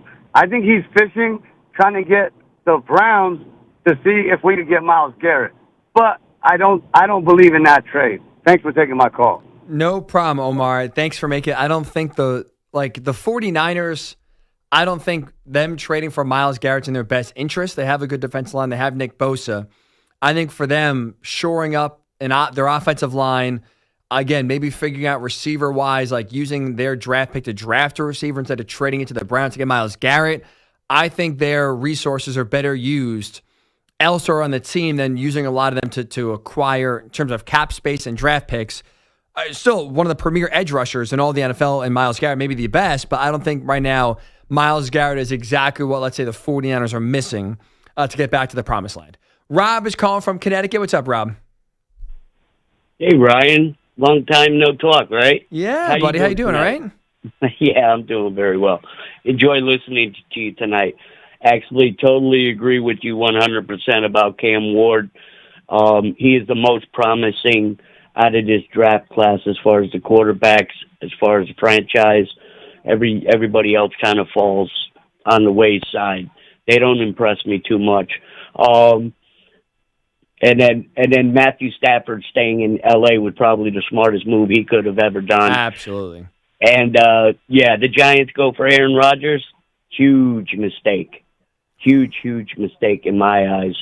But as far as bouncing back on the threat of the Eagles, I mean, yeah, Deebo's going to Washington. I'm sure Washington's happy about Deebo going there. But I wasn't really impressed with that because I don't think that's going to help them out too much. Right. Who would you say really quickly here, Rob, is your biggest threat to the Eagles? Oh, well, but what you said, the San Francisco 49ers in L.A., but there's one team you can't sleep on, and they're from the South, and that's Tampa Bay. All right, Rob, I got to run here. I apologize for cutting you off. We'll get actually more into that here. The biggest threat to the Eagles, when we do return, it is Ryan Hickey with right here on the Infinity Sports Network.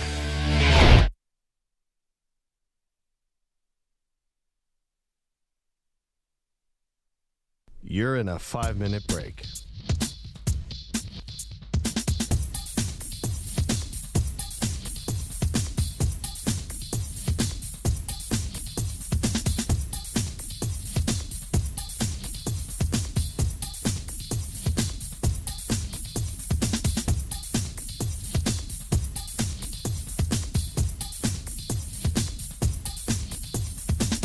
4 minutes, 30 seconds remaining.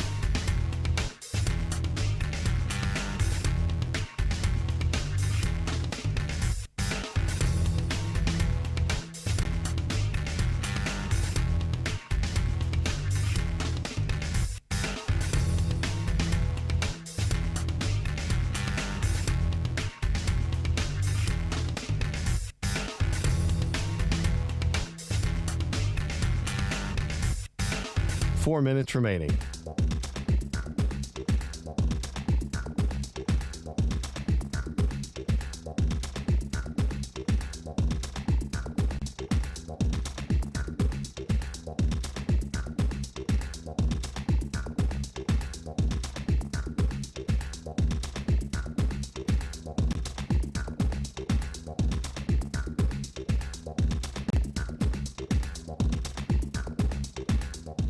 Three minutes, 30 seconds remaining.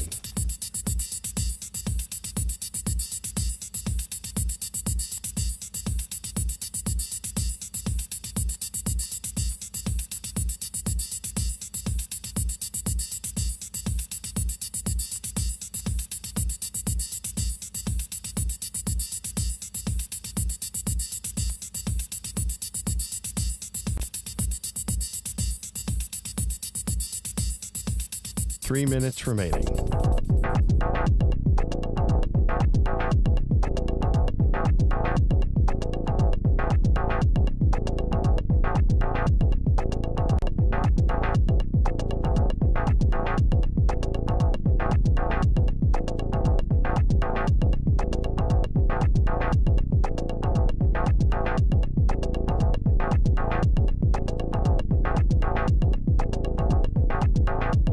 Two minutes, 30 seconds remaining.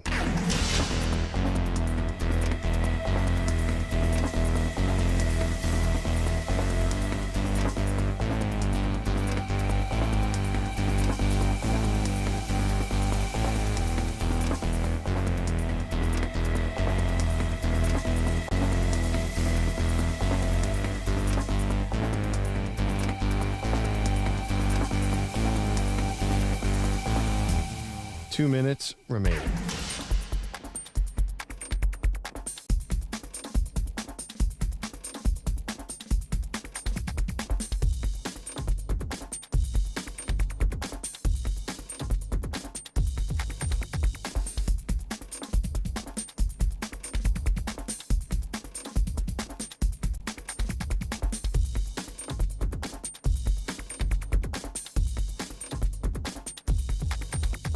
1 minute, 30 seconds remaining.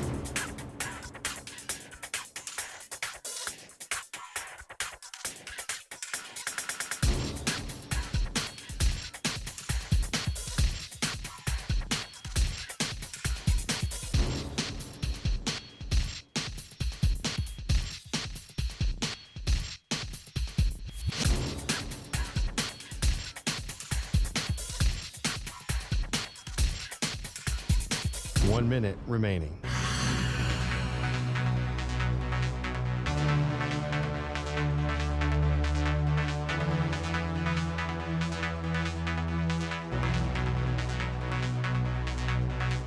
Forty-five seconds remaining.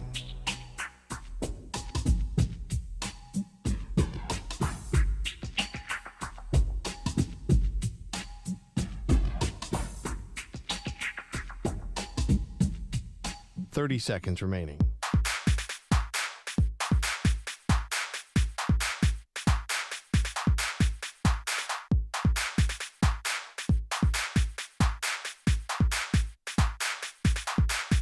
Fifteen seconds.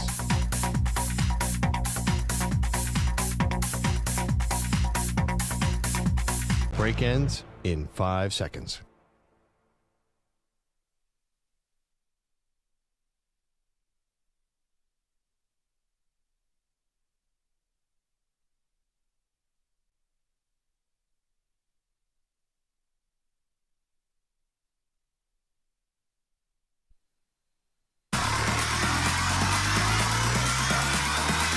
He's up all night with you. We could do this all night. Welcome aboard. It's Hick at Night with Ryan Hickey. And And welcome on into Hick at Night. Ryan Hickey with you right here on the Infinity Sports Network. Thank you for making us a part of your Sunday. If you missed any part of the show, check out the podcast feed, Hick at Night, night spelled N-I-T-E, available wherever you do get your podcasts. Also, you can check out my YouTube channel as well, Ryan Hickey, is where you can go search and find it. A lot of videos from this show posted there as well throughout the week. So one of the biggest stories coming out of the Combine this week was the fact that a real trade went down, right? We hear a lot of reports. We hear a lot of what ifs. This could be. Keep an eye out for this. No. We got hard, concrete moves, or move, I should say, in that the Washington Commanders traded for Deebo Samuel and landed him on Saturday. And I think this is a really good move for them. It's a great compliment to Scary Terry on the outside. He can line up right anywhere on the field, as we know. He has, I think, some juice left in the tank. I don't think he's completely squeezed out here. I think Deebo still got a few good years left in him. So I think he'll be dangerous and productive in Washington in that offense, especially when you have Cliff Kingsbury, who is a creative offense coordinator, who I was skeptical about, but he's done a very good job so far in Washington. Kind of always kept things fresh for Jaden Daniels. Now you give him a weapon. I trust Cliff will be able to work his magic and allow Deebo to be successful with the Commanders. So now that Washington made a big move, their first really big move made this offseason in order to close the gap between them and the Eagles. Question I want to ask you at 855-212-4227 is it enough? Are they now the biggest threat to the Eagles in the NFC after landing Deebo Samuel? And for me, my answer is no. I don't think so. If you disagree, you think it is, 855-212-4227. 855-212-4227. But here's why, for me, I still think it's the 49ers and not the Commanders in terms of the biggest threat to take down the Eagles in the NFC, prevent them from going to their second straight Super Bowl. It's because in order to beat the Eagles, you need to be balanced. Philly does such a good job at really having no weaknesses. They're an elite rushing team led by Saquon Barkley. Jalen Hurts can throw the football. I don't know why there are any doubts about him. Just because he doesn't do it often doesn't mean he can't do it at all. But when he had to in the Super Bowl, in other games as well in the regular season, he could throw the rock with almost anyone in the league. And that defense is the best defense in the league, led by Vic Fangio. So this is an Eagles team that really has no weaknesses, right? They could beat you in so many different ways. So if you're trying to beat Philly, you have to match that, because if you have a weakness or multiple, the Eagles have the ability, with how well-rounded, deep, balanced they are, to beat you and take advantage of whatever weakness you may have. And so when you look at the Commanders, even after this Deebo trade, they, to me, are a team that's built basically on the back of Jaden Daniels. You know, their main way to win is by trusting Daniels to win them games. And for how great Jaden Daniels is, that's not good enough to beat this Philly team. You know, you look at the Commanders, they still have a lot of problem areas right now going to next year that have to be addressed. That defense needs a lot of help. I mean, the last time we saw them, they allowed 55 points to the Eagles in the NFC title game.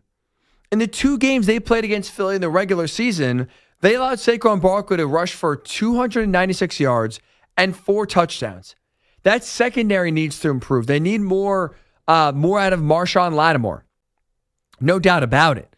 You know, they clearly, just by showing you the Saquon Barkley rushing stats, they desperately, as they were one of the worst rushing defenses in the league last year, desperately need to improve on that this year. Their offensive line needs upgrades as well. They allowed Jaden Daniels to be sacked 47 times last year.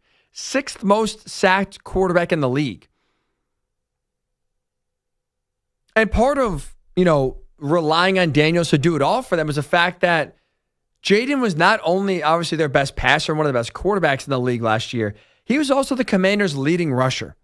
He ran for 891 yards, which is almost 100 yards more than Brian Robinson Jr. had. So you are literally putting the entire franchise on the shoulders of Jaden Daniels. You can't do that and expect to truly compete for a Super Bowl. Even though the Commanders have a ton of cap space, as you're about to hear from their GM, Adam Peters, a lot of that money will be spent trying to retain a lot of their own guys. Take a listen. We want to spend, on Commanders and spend the right way. So that's how we're going to look at it. We're talking with a lot of those guys right now. It just depends on what they want to do and if they want to, if we can come to an agreement before free agency. Some guys want to hit free agency and see what their market is. Some guys want to get stuff done right away. The great thing is the culture that DQ created, there's a lot of guys that want to come back. Which is very true. The Commanders are definitely, right, an attractive landing spot for any free agent, no doubt about it. But as you just heard from the Commanders GM, a large majority of their focus this offseason, a large amount of the money that will be spent this offseason will be focused on retaining a lot of the guys they had on their team last year, keeping a lot of their own free agents, which means if a majority of your money is going to be spent on just keeping guys you had last year, it doesn't allow you to, excuse me about that. It doesn't allow you to improve. Doesn't allow you to build your roster to be even better than it currently is. Again, they went to the NFC title game. They're a good team. But how do you go from good to great to elite is by improving, getting even better, bringing in better players. And it sounds like they're not going to be able to do that because a lot of the money spent this offseason will be spent on free agents they are trying to keep. So there are still a lot of holes and a lot of questions. Right now, the Commanders have to answer. Whereas the only question I have about the 49ers, and to me why they are the biggest threat to the Eagles in the NFC, is the only question for the 49ers is about health. That's it. Make no mistake about it. This is a team that you can look at their record and say, 6-11, not very good. Don't be fooled. This is a team last year that was hurt, not bad. They missed Christian McCaffrey for basically the entirety of the year with that leg, with various leg injuries, right? Achilles, calf, knee. He's still one of the best running backs in the game, no doubt about it. Brandon Ayuk, their best receiver, played just 5 games. Javon Hargrave, their prize offseason possession they got a few years ago from the Eagles on the defensive line, he missed most of the season. Trent Williams was banged up. You go up and down the list here. A lot of the key contributors to the 49ers were hurt and missed some of, if not all of the year. They are still, when healthy, one of the most talented rosters in all of the league. So as long as they can maintain health, they have what it takes to beat Philly. They can go toe for toe. They are very balanced and can beat you in multiple ways, just like the Eagles can. So while I like the Deebo Samuel trade from the Commanders' perspective, I think it's really solid and he's going to be a good fit in that offense and help out Jaden Daniels, I don't think it's enough. They are not one receiver away from competing with the Eagles. The Commanders still need help. And that's why when you talk about now who's the biggest threat to the Eagles in terms of preventing them from going to their 3rd Super Bowl in 4 years, to me it's the 49ers. It's not the Commanders. And the Commanders aren't even 2. I have the Rams 2. The Rams are a team now and retaining Matthew Stafford, even though they are going to move off of Cooper Kupp and trade him. You have a young defense that's ascending. You have Puka Nacua. You're going to have some cap space as well to make a few moves. That's a team that to me is not, I would not say right now they're on the level of the Eagles. I think if you look at the NFC Super Bowl tier, it's the Eagles 1, the 49ers 2, and then I would put the Rams 3, but they're in tier 2. They're in the very, very good but not great tier just yet. They need to make a move or two to get them over the top. But they're very close. They're knocking on the door of Super Bowl contention. Rams are a very well-balanced team. A lot of talent there. A lot to like about them. Also extremely well-coached. Commanders need some help. Need some defensive line help. Need some offensive line help. Need some running back help. They need to improve. They're not one receiver away from being there. So I think the 2 biggest threats to the Eagles, 49ers and the Rams, while I like the Deebo Samuel move for the Commanders, they still got a ways to go here in terms of improving their roster to get to that level in which the Eagles and the 49ers right now are at. 855-212-4227. 855-212-4227. Who would you say right now in the NFC is the biggest threat to the Eagles? Who is best positioned right now to prevent Philly from going to their second consecutive Super Bowl? 855-212-4227, 855-212-4227. That is the number to call. You also can tweet me, Ryan_Hickey and the number 3.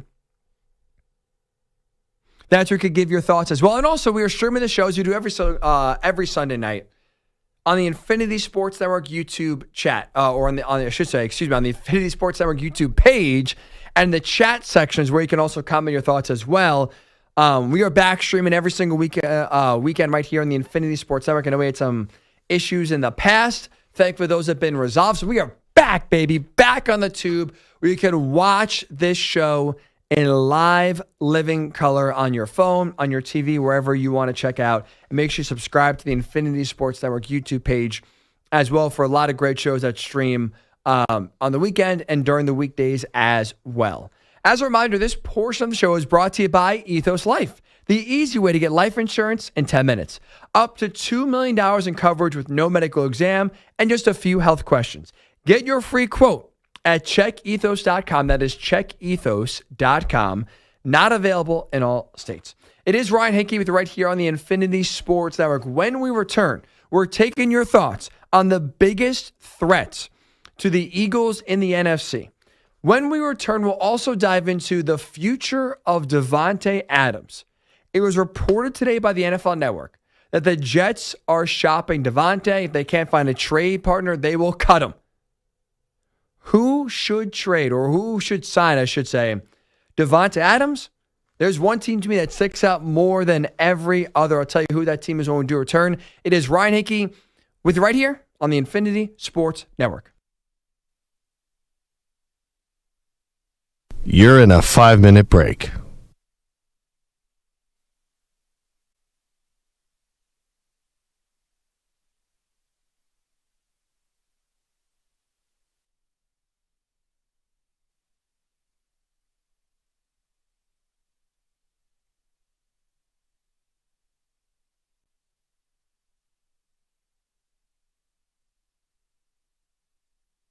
Four minutes, 30 seconds remaining.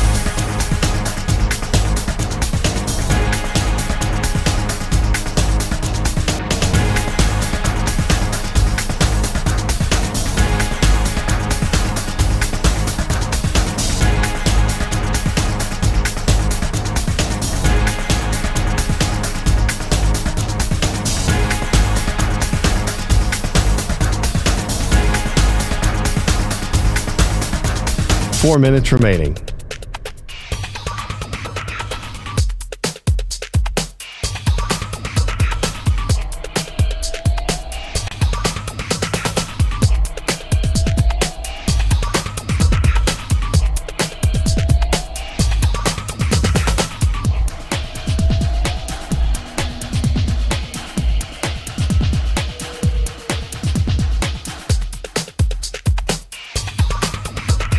Three minutes, 30 seconds remaining.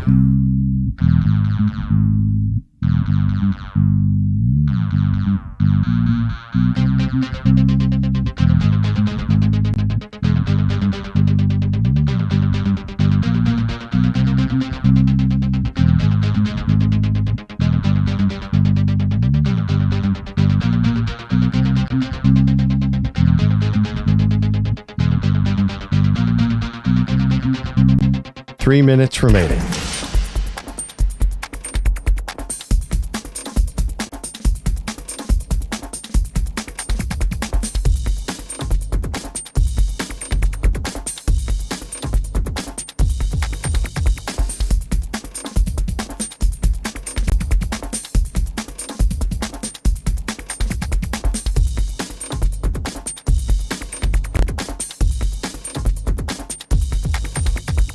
Two minutes, 30 seconds remaining.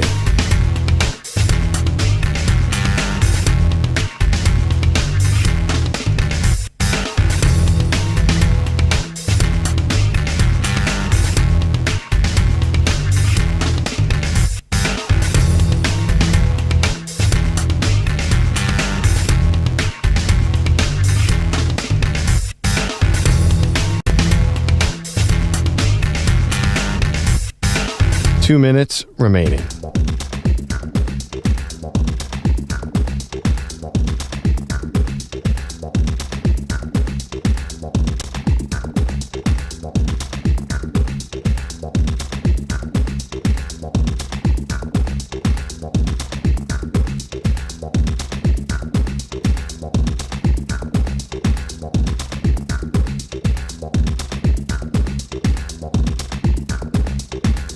One minute, 30 seconds remaining.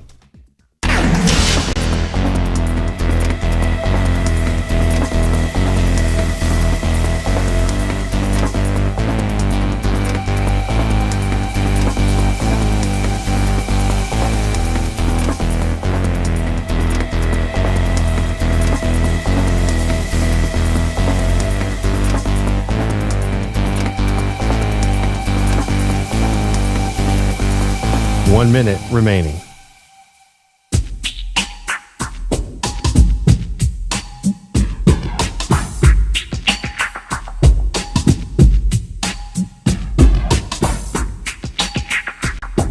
Forty-five seconds remaining.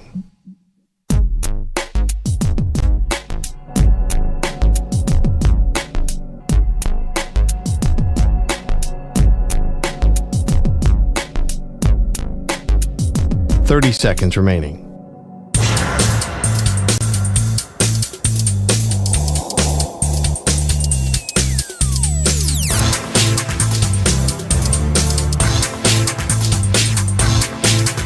Fifteen seconds.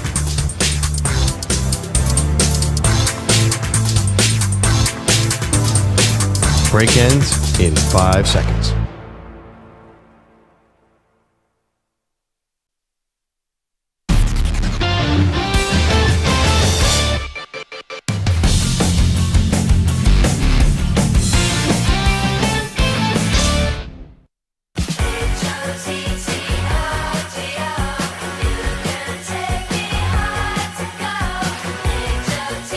It's Hick at Night with Ryan Hickey.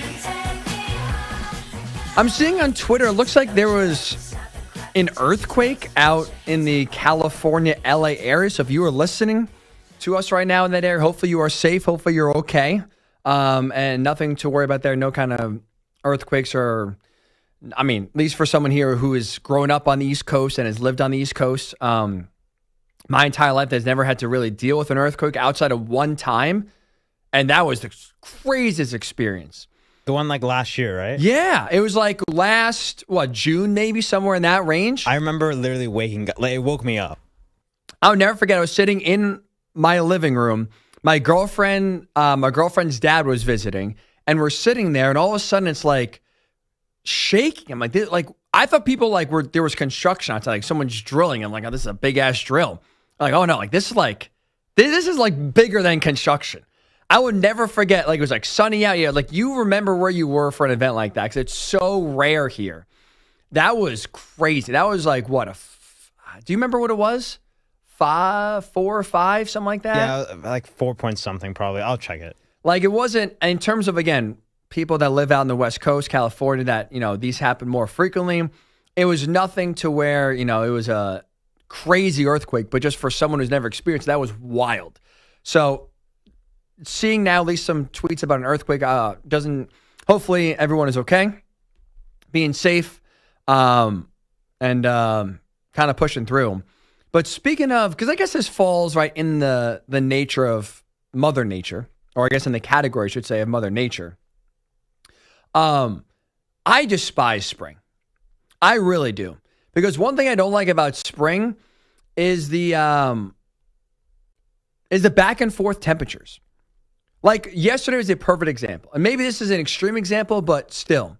Yesterday in New York City, during the day, it was 60 degrees and sunny. At night, it dropped down to the 20s. I woke up this morning, the real feel was 18.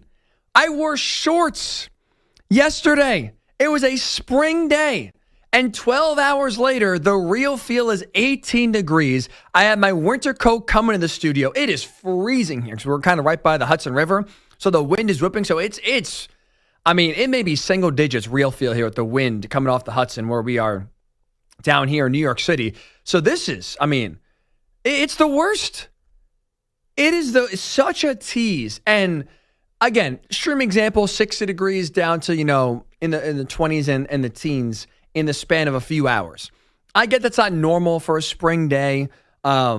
But still, the fact that, like... But it's technically still winter, though.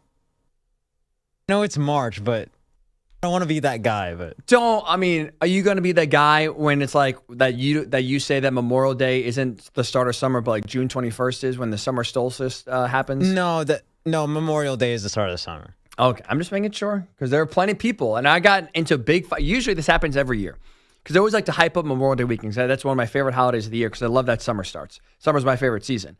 And I always get tweets or calls from people every single year when I do the show. That's like, oh, this is not the summer. Why are you saying that? Summer doesn't start till June. And they're the big solstice folks. So I wasn't sure if you were one of those solstice truthers over there. I'm a winter solstice person. Because winter solstice is the longest night of the year. Did you know that?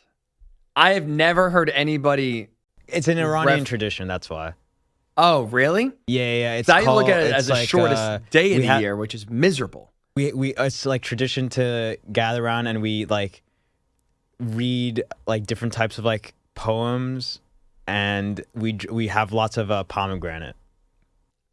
Really? Yeah. And it's to celebrate the longest night of the year. We celebrate the winter solstice, yeah. I guess that's a glass half full way of looking at it. I look at it as a glass half empty of this is the shortest day of the year. This is the worst. The sun's barely out.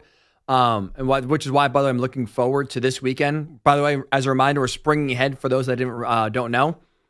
Next Sunday, losing an hour of sleep, but gain an hour of sunlight. But I hope one day we actually stop this nonsense and just stick to 1 clock and not have to change back and forth and go through this whole song and dance of changing the clocks around the house and remembering that. It's the worst. I don't need an extra hour of sleep. I don't need one less hour of sleep. Let's just, when the clocks change next week and we spring ahead, let's just keep it there 24/7, 365. No reason to change the clocks ever again. One day that eventually a ridiculous tradition of daylight savings will go away and we'll just leave the clocks as they are. But unfortunately, that day's not this year. But at least that's something to look forward to here. Spring's in the air, but again, spring, fall, because both are the same way. When you have extreme drops in temperature, it's hot one day, cold at night. Hate it. Can't stand it. Give me one season that you feel during the day and I can dress for it, because having to be 60 degrees in the day, 20 degrees at night, no idea how to dress for it. Very, very annoying. But I guess that's a me problem, maybe more than others. 855-212-4227. It is Hick at Night. Ryan Hickey with you right here on the Infinity Sports Network. So it came out earlier today from Ian Rappaport that the Jets are taking calls on Davante Adams. The goal is to trade him, but when you look at his cap hit in 2025, it's $38.2 million.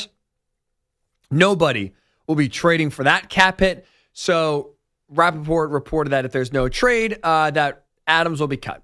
So I expect Adams to be cut, which means he's going to be out on the free agent market. Now, look, I think he's someone that is going to be the best bargain you can have on the free agency market, because the receiver salaries are only skyrocketing. Jamar Chase is going to get $40 million a year. Get ready for that number whenever it does come down. He's getting $40 million a year. T. Higgins I think he's going to be traded. The Bengals will tag him. I think they just can't afford to sign him. Chase, Hendrickson, they want to re-sign Mike Gesicki. There's just too much money for the Bengals to spend, where I don't think they're going to be able to spend on Chase and Higgins this offseason. I expect T to be traded, and when he is traded, he's going to get probably $35 million a year or so. I don't think Davante Adams is getting that much. He's sure as hell not getting 40. I don't think he's getting 35. He may not even reach $30 million. He's 32 years old, but even though that age is a little bit higher, he's still a guy that can play at a high level. I think to me, he's still a difference maker. He's had 1,000 yards or more in 6 of the last 7 seasons. The only time he didn't, back in 2019, he had 997 yards, 3 yards away. So he's Mr. Consistency. He's durable. He's reliable. And I think, too, come playoff time, he'll be a real difference maker. Yeah, that's a guy I think you really rely on. He'll show up for the biggest moments, no doubt about it. So I think he's going to be a guy that you can get at a relatively fair price that brings you a whole lot of production. A lot of playoff teams should be interested in signing Davante Adams. The team that should be the most aggressive in signing him, though, I think should be the Rams. This is a team right on the cusp of Super Bowl contention. They've already, as we know, right, re-signed Matthew Stafford. They're going to need a receiver once they eventually lose Cooper Kupp.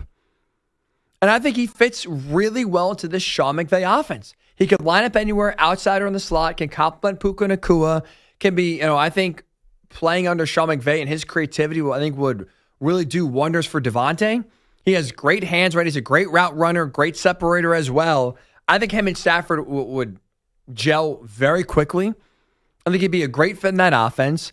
And again, you talk about reliable weapon now. We saw Cooper Kupp be deadly because him and Matthew Stafford had a great connection.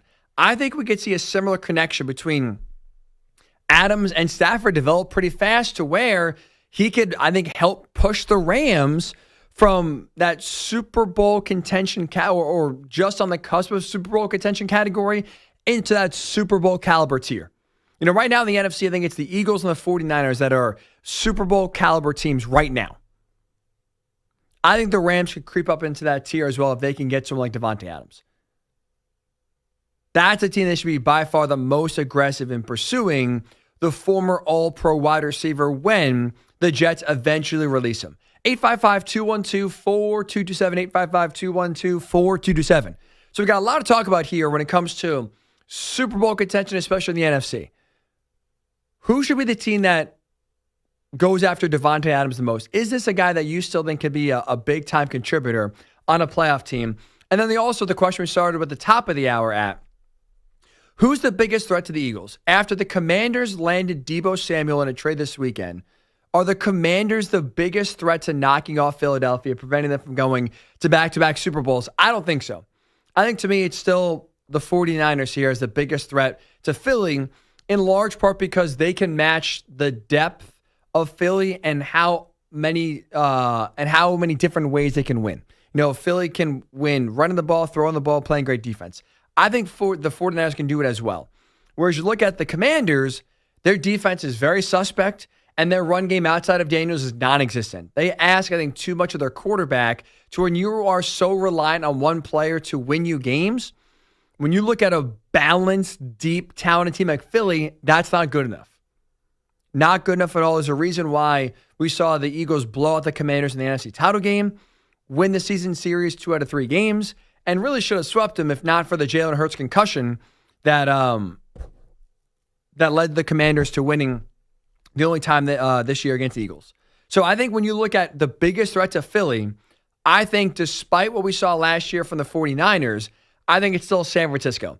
855-212-4227. If you disagree, if you think there is a bigger threat right now to the Eagles in the NFC than the 49ers, I want to hear from you. 855-212-4227. 855-212-4227. You can tweet at Ryan_Hickey3 and check us out and write in the Infinity Sports Network YouTube chat, which can be found on the Infinity Sports Network YouTube page. Let's go to Michigan. Patrick, is there some thoughts on the biggest threat to the Eagles? What's up, Patrick? Hello. What's going on, man? Hey, enjoy your show. Oh, thank you, sir. Hey, you mentioned the threats to the Eagles. You mentioned the 49ers, Commanders, Rams, but it's unusual you didn't mention the team with the best record in the NFC last year, the team Lions. that was the number 1 seed in the NFC, and which, of course, was the Detroit Lions. And, of course, they had a ton of injuries, just like the 49ers. Especially defensively. Maybe not the same. Right? Yep. No, you're right about that, especially defensively, Patrick. Yep. And on defense, especially, a couple defensive linemen, their best pass rusher. Let me stop you here really fast, Patrick. Let me explain to you why I did not include the Lions. For me, what I am concerned about, and I have a question about, is figuring out both their coordinators. Ben Johnson was the best offensive coordinator in the NFL. He obviously leaves to go to the Bears. You lose Aaron Glenn, who was a well-respected defensive coordinator who had the guys playing for him big time there. You lose both those guys. And I think what Philly kind of showed you in 2023 was the fact that it's not a guarantee that you're going to replace those guys and have equal, if not more, success. Last year, the Eagles, their season tanked because of the coaching, not because of the talent, right? And to Nick Sirianni's credit, he fired those two guys and did a better job hiring Kellen Moore and Vic Fangio. And obviously, we saw that result in a Super Bowl. But I think the last 2 years have shown you that it's just as easy to miss as it is to hit.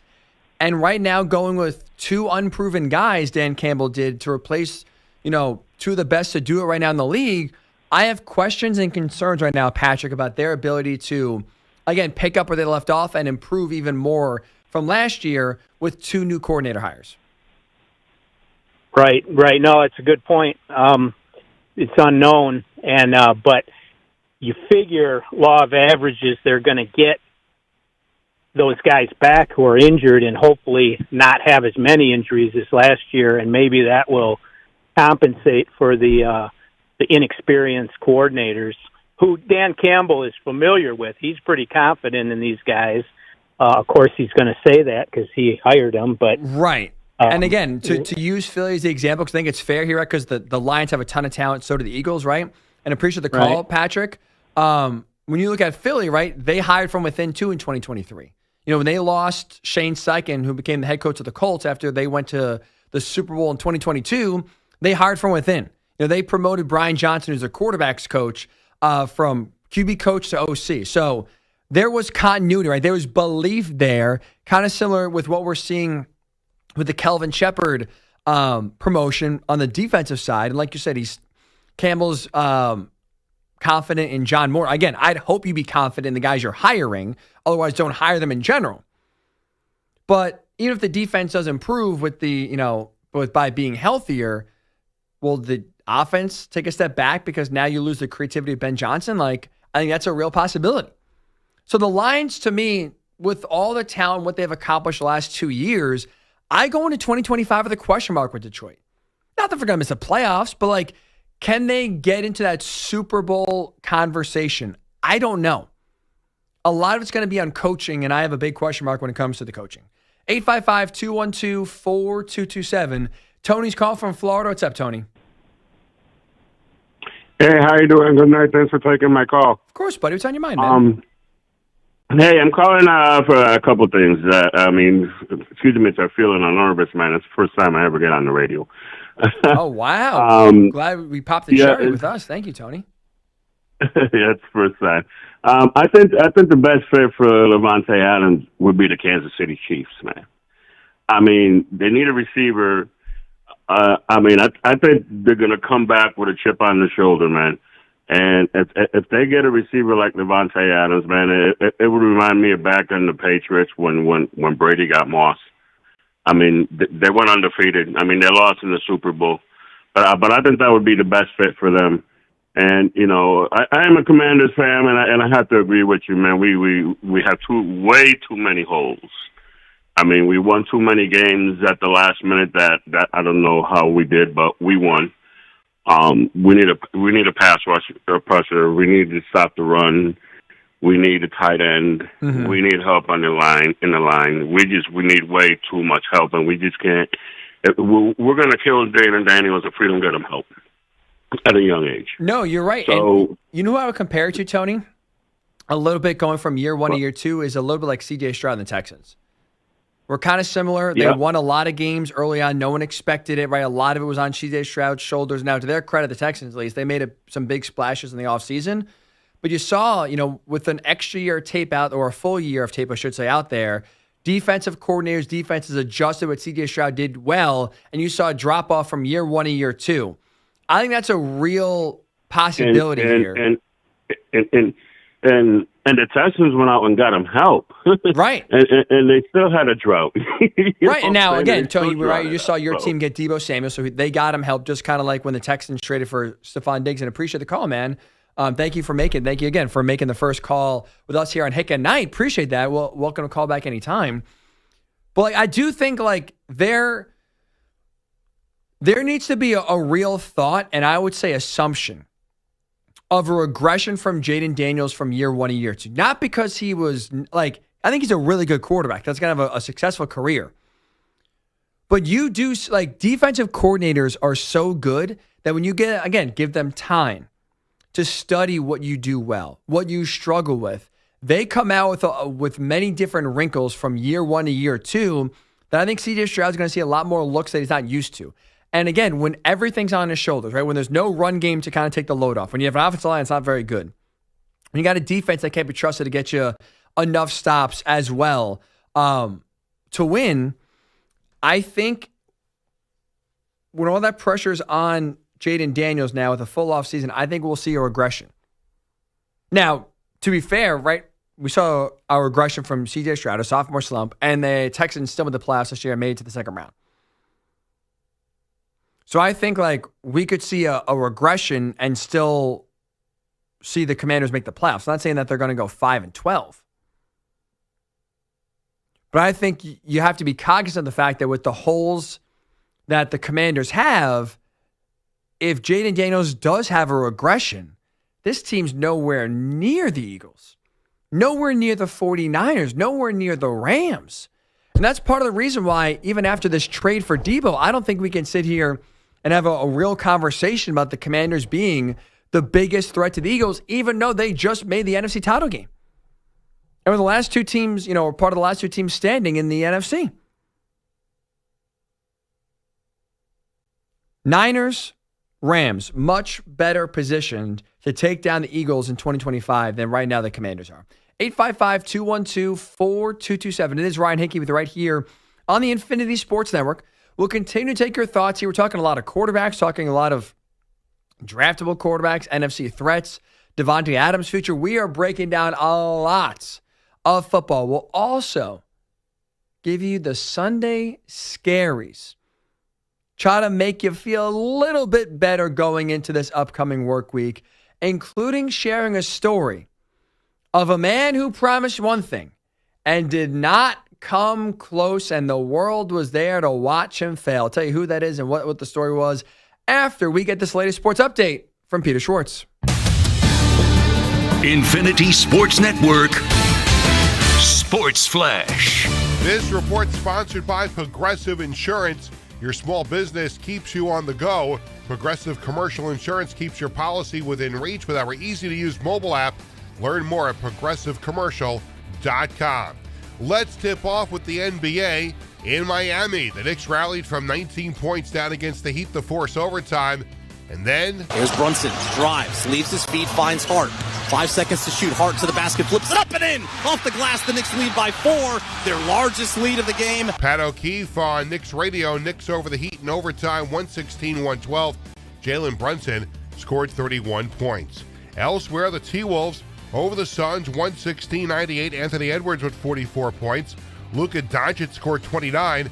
Lakers over the Clippers, 108-102. Also, the Pelicans over the Jazz, 128-121. Raptors, 104. Magic, 102. The Thunder over the Spurs, 146-132. Pacers, 127. Bulls, 112. In overtime, the Cavs over the Blazers, 133-129. The Celtics over the Nuggets, 110-103. College basketball is Michigan over Wisconsin, 71-62. Illinois over Michigan, 93-73. And Memphis beat UAB, 88-81. Now to the NHL, and we start with overtime in Carolina. Across for Aho, back for Slavin. Back to Aho, tees it up. Game over! He does it again, the 5th time this year. Sebastian Aho wins it in overtime. The call on Hurricanes radio, Hurricanes over the Flames 2-1 in overtime. Elsewhere, Golden Knights 2, Devils nothing. Rangers over the Predators 4-0. Stars 6, Blues 3. Wild over the Bruins 1-0. In overtime, the Maple Leafs over the Penguins 6-5. In golf, Joe Highsmith won the Cognizant Classic. NASCAR Christopher Bell captures the Circuit of the Americas. I'm Peter Schwartz. 855-212-4227. That's the number to get in touch with us, the Infinity Sports Network. Give us a call, 855-212-4227.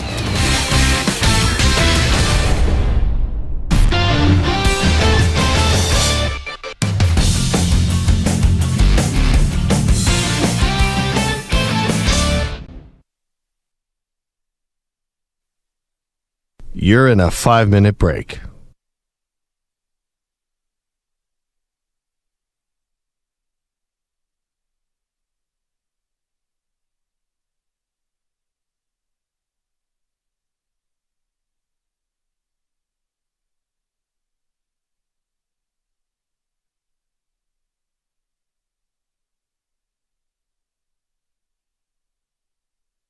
Four minutes, 30 seconds remaining.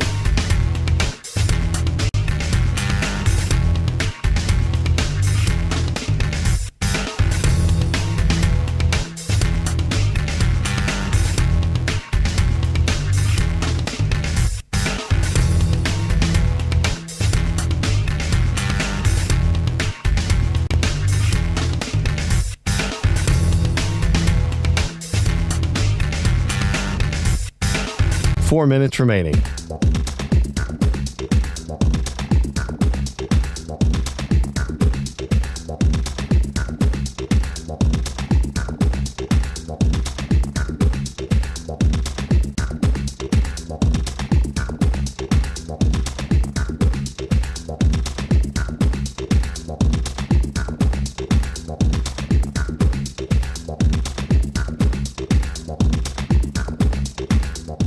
Three minutes, 30 seconds remaining.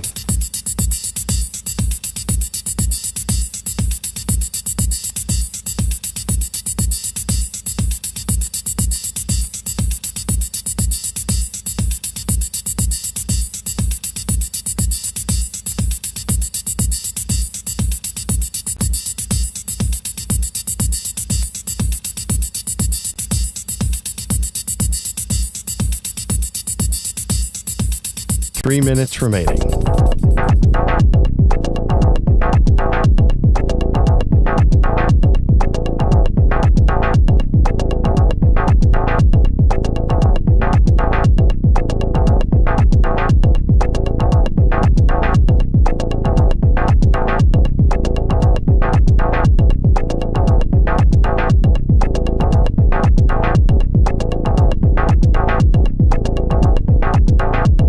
Two minutes, 30 seconds remaining.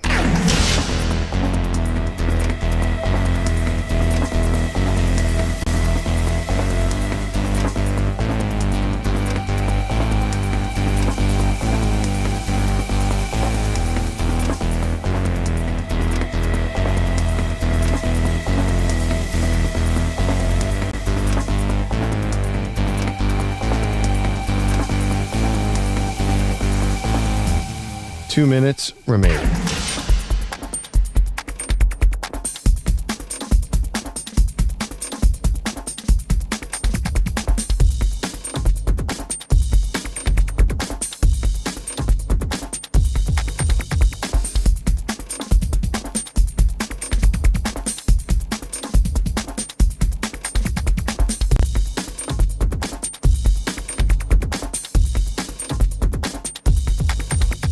One minute, 30 seconds remaining.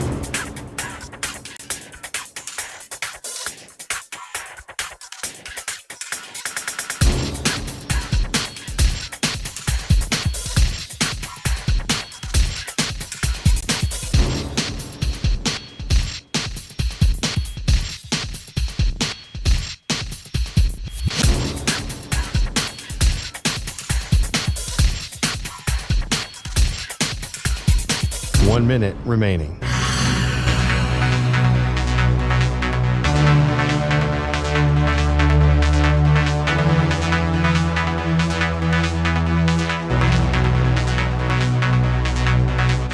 Forty-five seconds remaining.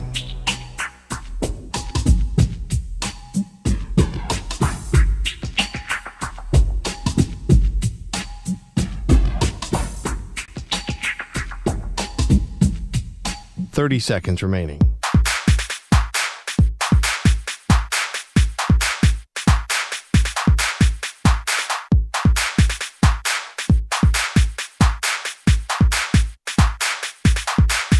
Fifteen seconds.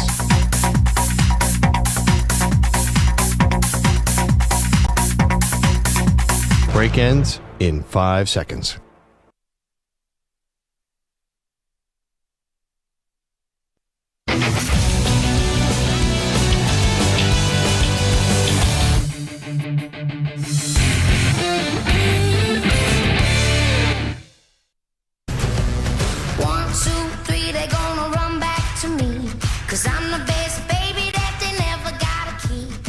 It's Hick at Night with Ryan Hickey.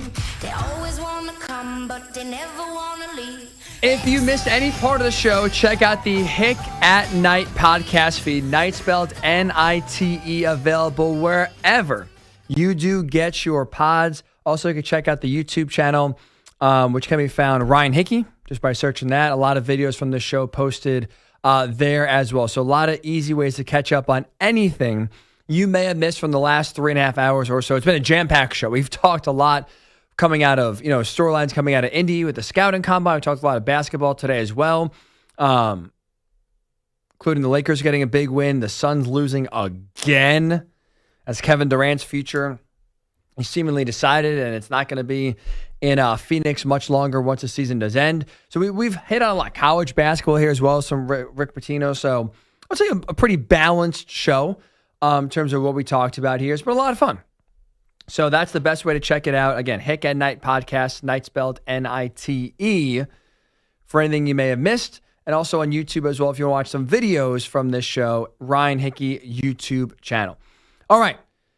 The work week is here yet again. I know it sucks. Monday, the weekend always goes by way too fast.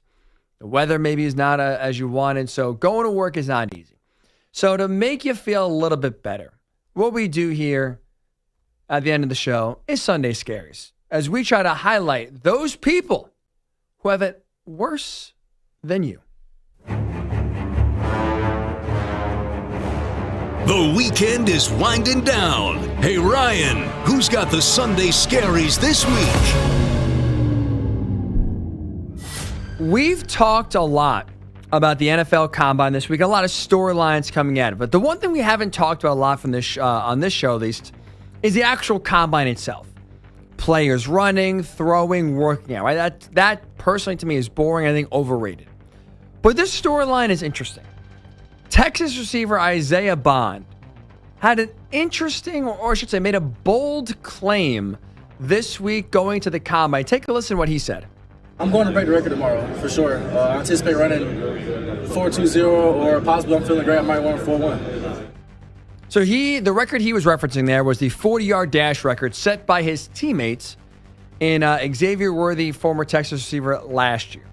And that record, right, as you just heard, 4.21. So Isaiah Bond says, I'm going to break the record. I've been running 4.2s. Hell, I may run a 4.1. Well, Isaiah Bond ran the 40 this weekend, and he projected a 4.1. He came in at a 4.41. 4.41 was the actual 40 time from Isaiah Bond on his first run. And his second run, it was faster, 4.39. And I feel like when you're talking about like 40-yard dashes, 4.21 and 4.39, that's pretty far apart. You're nowhere close to breaking the record.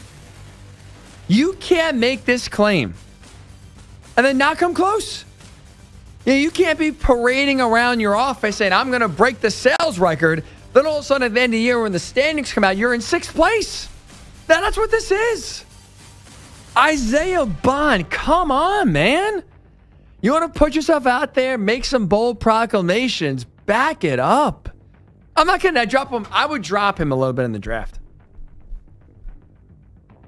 4.2, 4.1. And here you are, 4.41. Not close. What record? Still fast.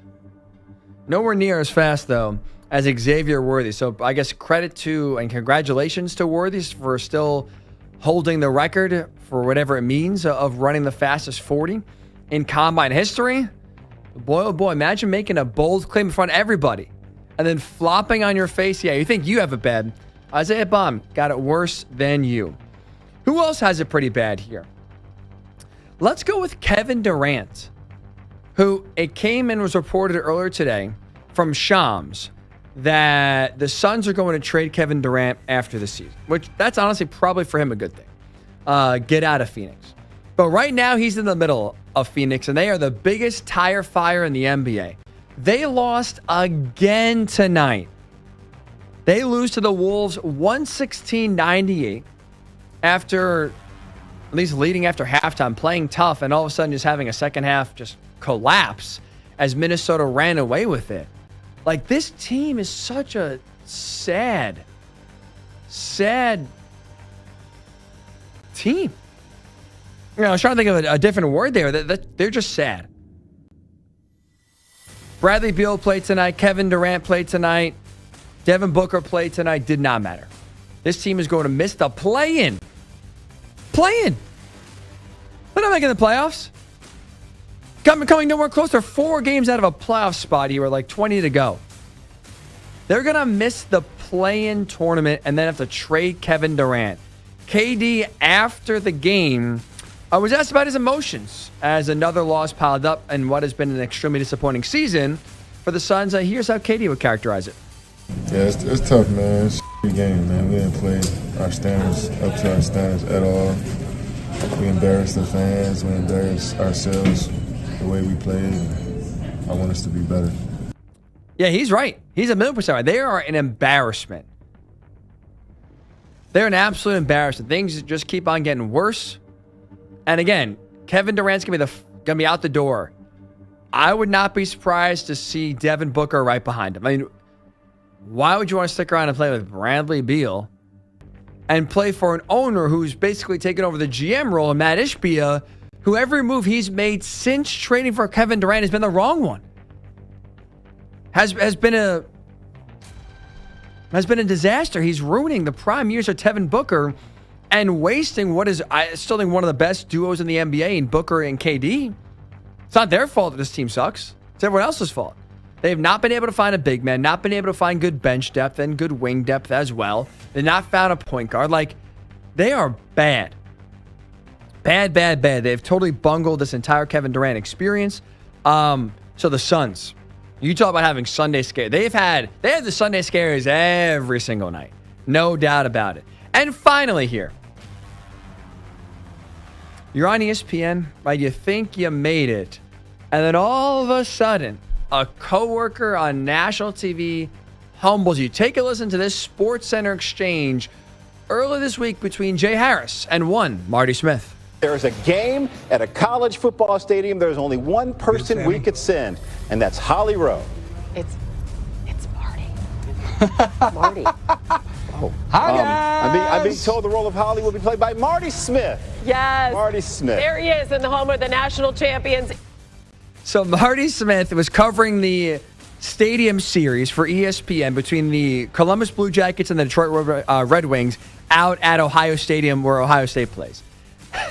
So that's why there's a college football tie to it. Marty Smith, like, obviously this is radio, right? So you can't see it, but the video of this going down on SportsCenter was he's on the team bus. He's on the Blue Jackets bus going to the stadium, and he's getting this big intro, and Jay Harris like, yeah, when you talk college football, we only talk to one person, Holly Rowe. Oh, gee, she's not there. Oh, boy. Nice little ego knockdown, I guess, if you will, for Marty Smith. So you think you have it bad. At least you weren't publicly humiliated by your coworkers on national TV. Tough one there for good old Marty. Great what he does. I love Marty Smith. That is funny, though. That is funny. That'll do for Sunday Scaries, and that will do for this edition of Hick at Night. Thank you to Alex Azar for producing tonight. Thank you to you for choosing us to spend some of your Sunday and Monday with. Again, if you missed any part of the show, check out the Hick at Night podcast page, Night spelled N-I-T-E, available wherever you get your pods. And also check us out on YouTube. Ryan Hickey is the channel. Don't go anywhere. Mark Ryan is up next. Have yourself a great week. We'll talk to you next week right here on the Hick at Night show with, of course, Ryan Hickey. Where else but on the Infinity Sports Network.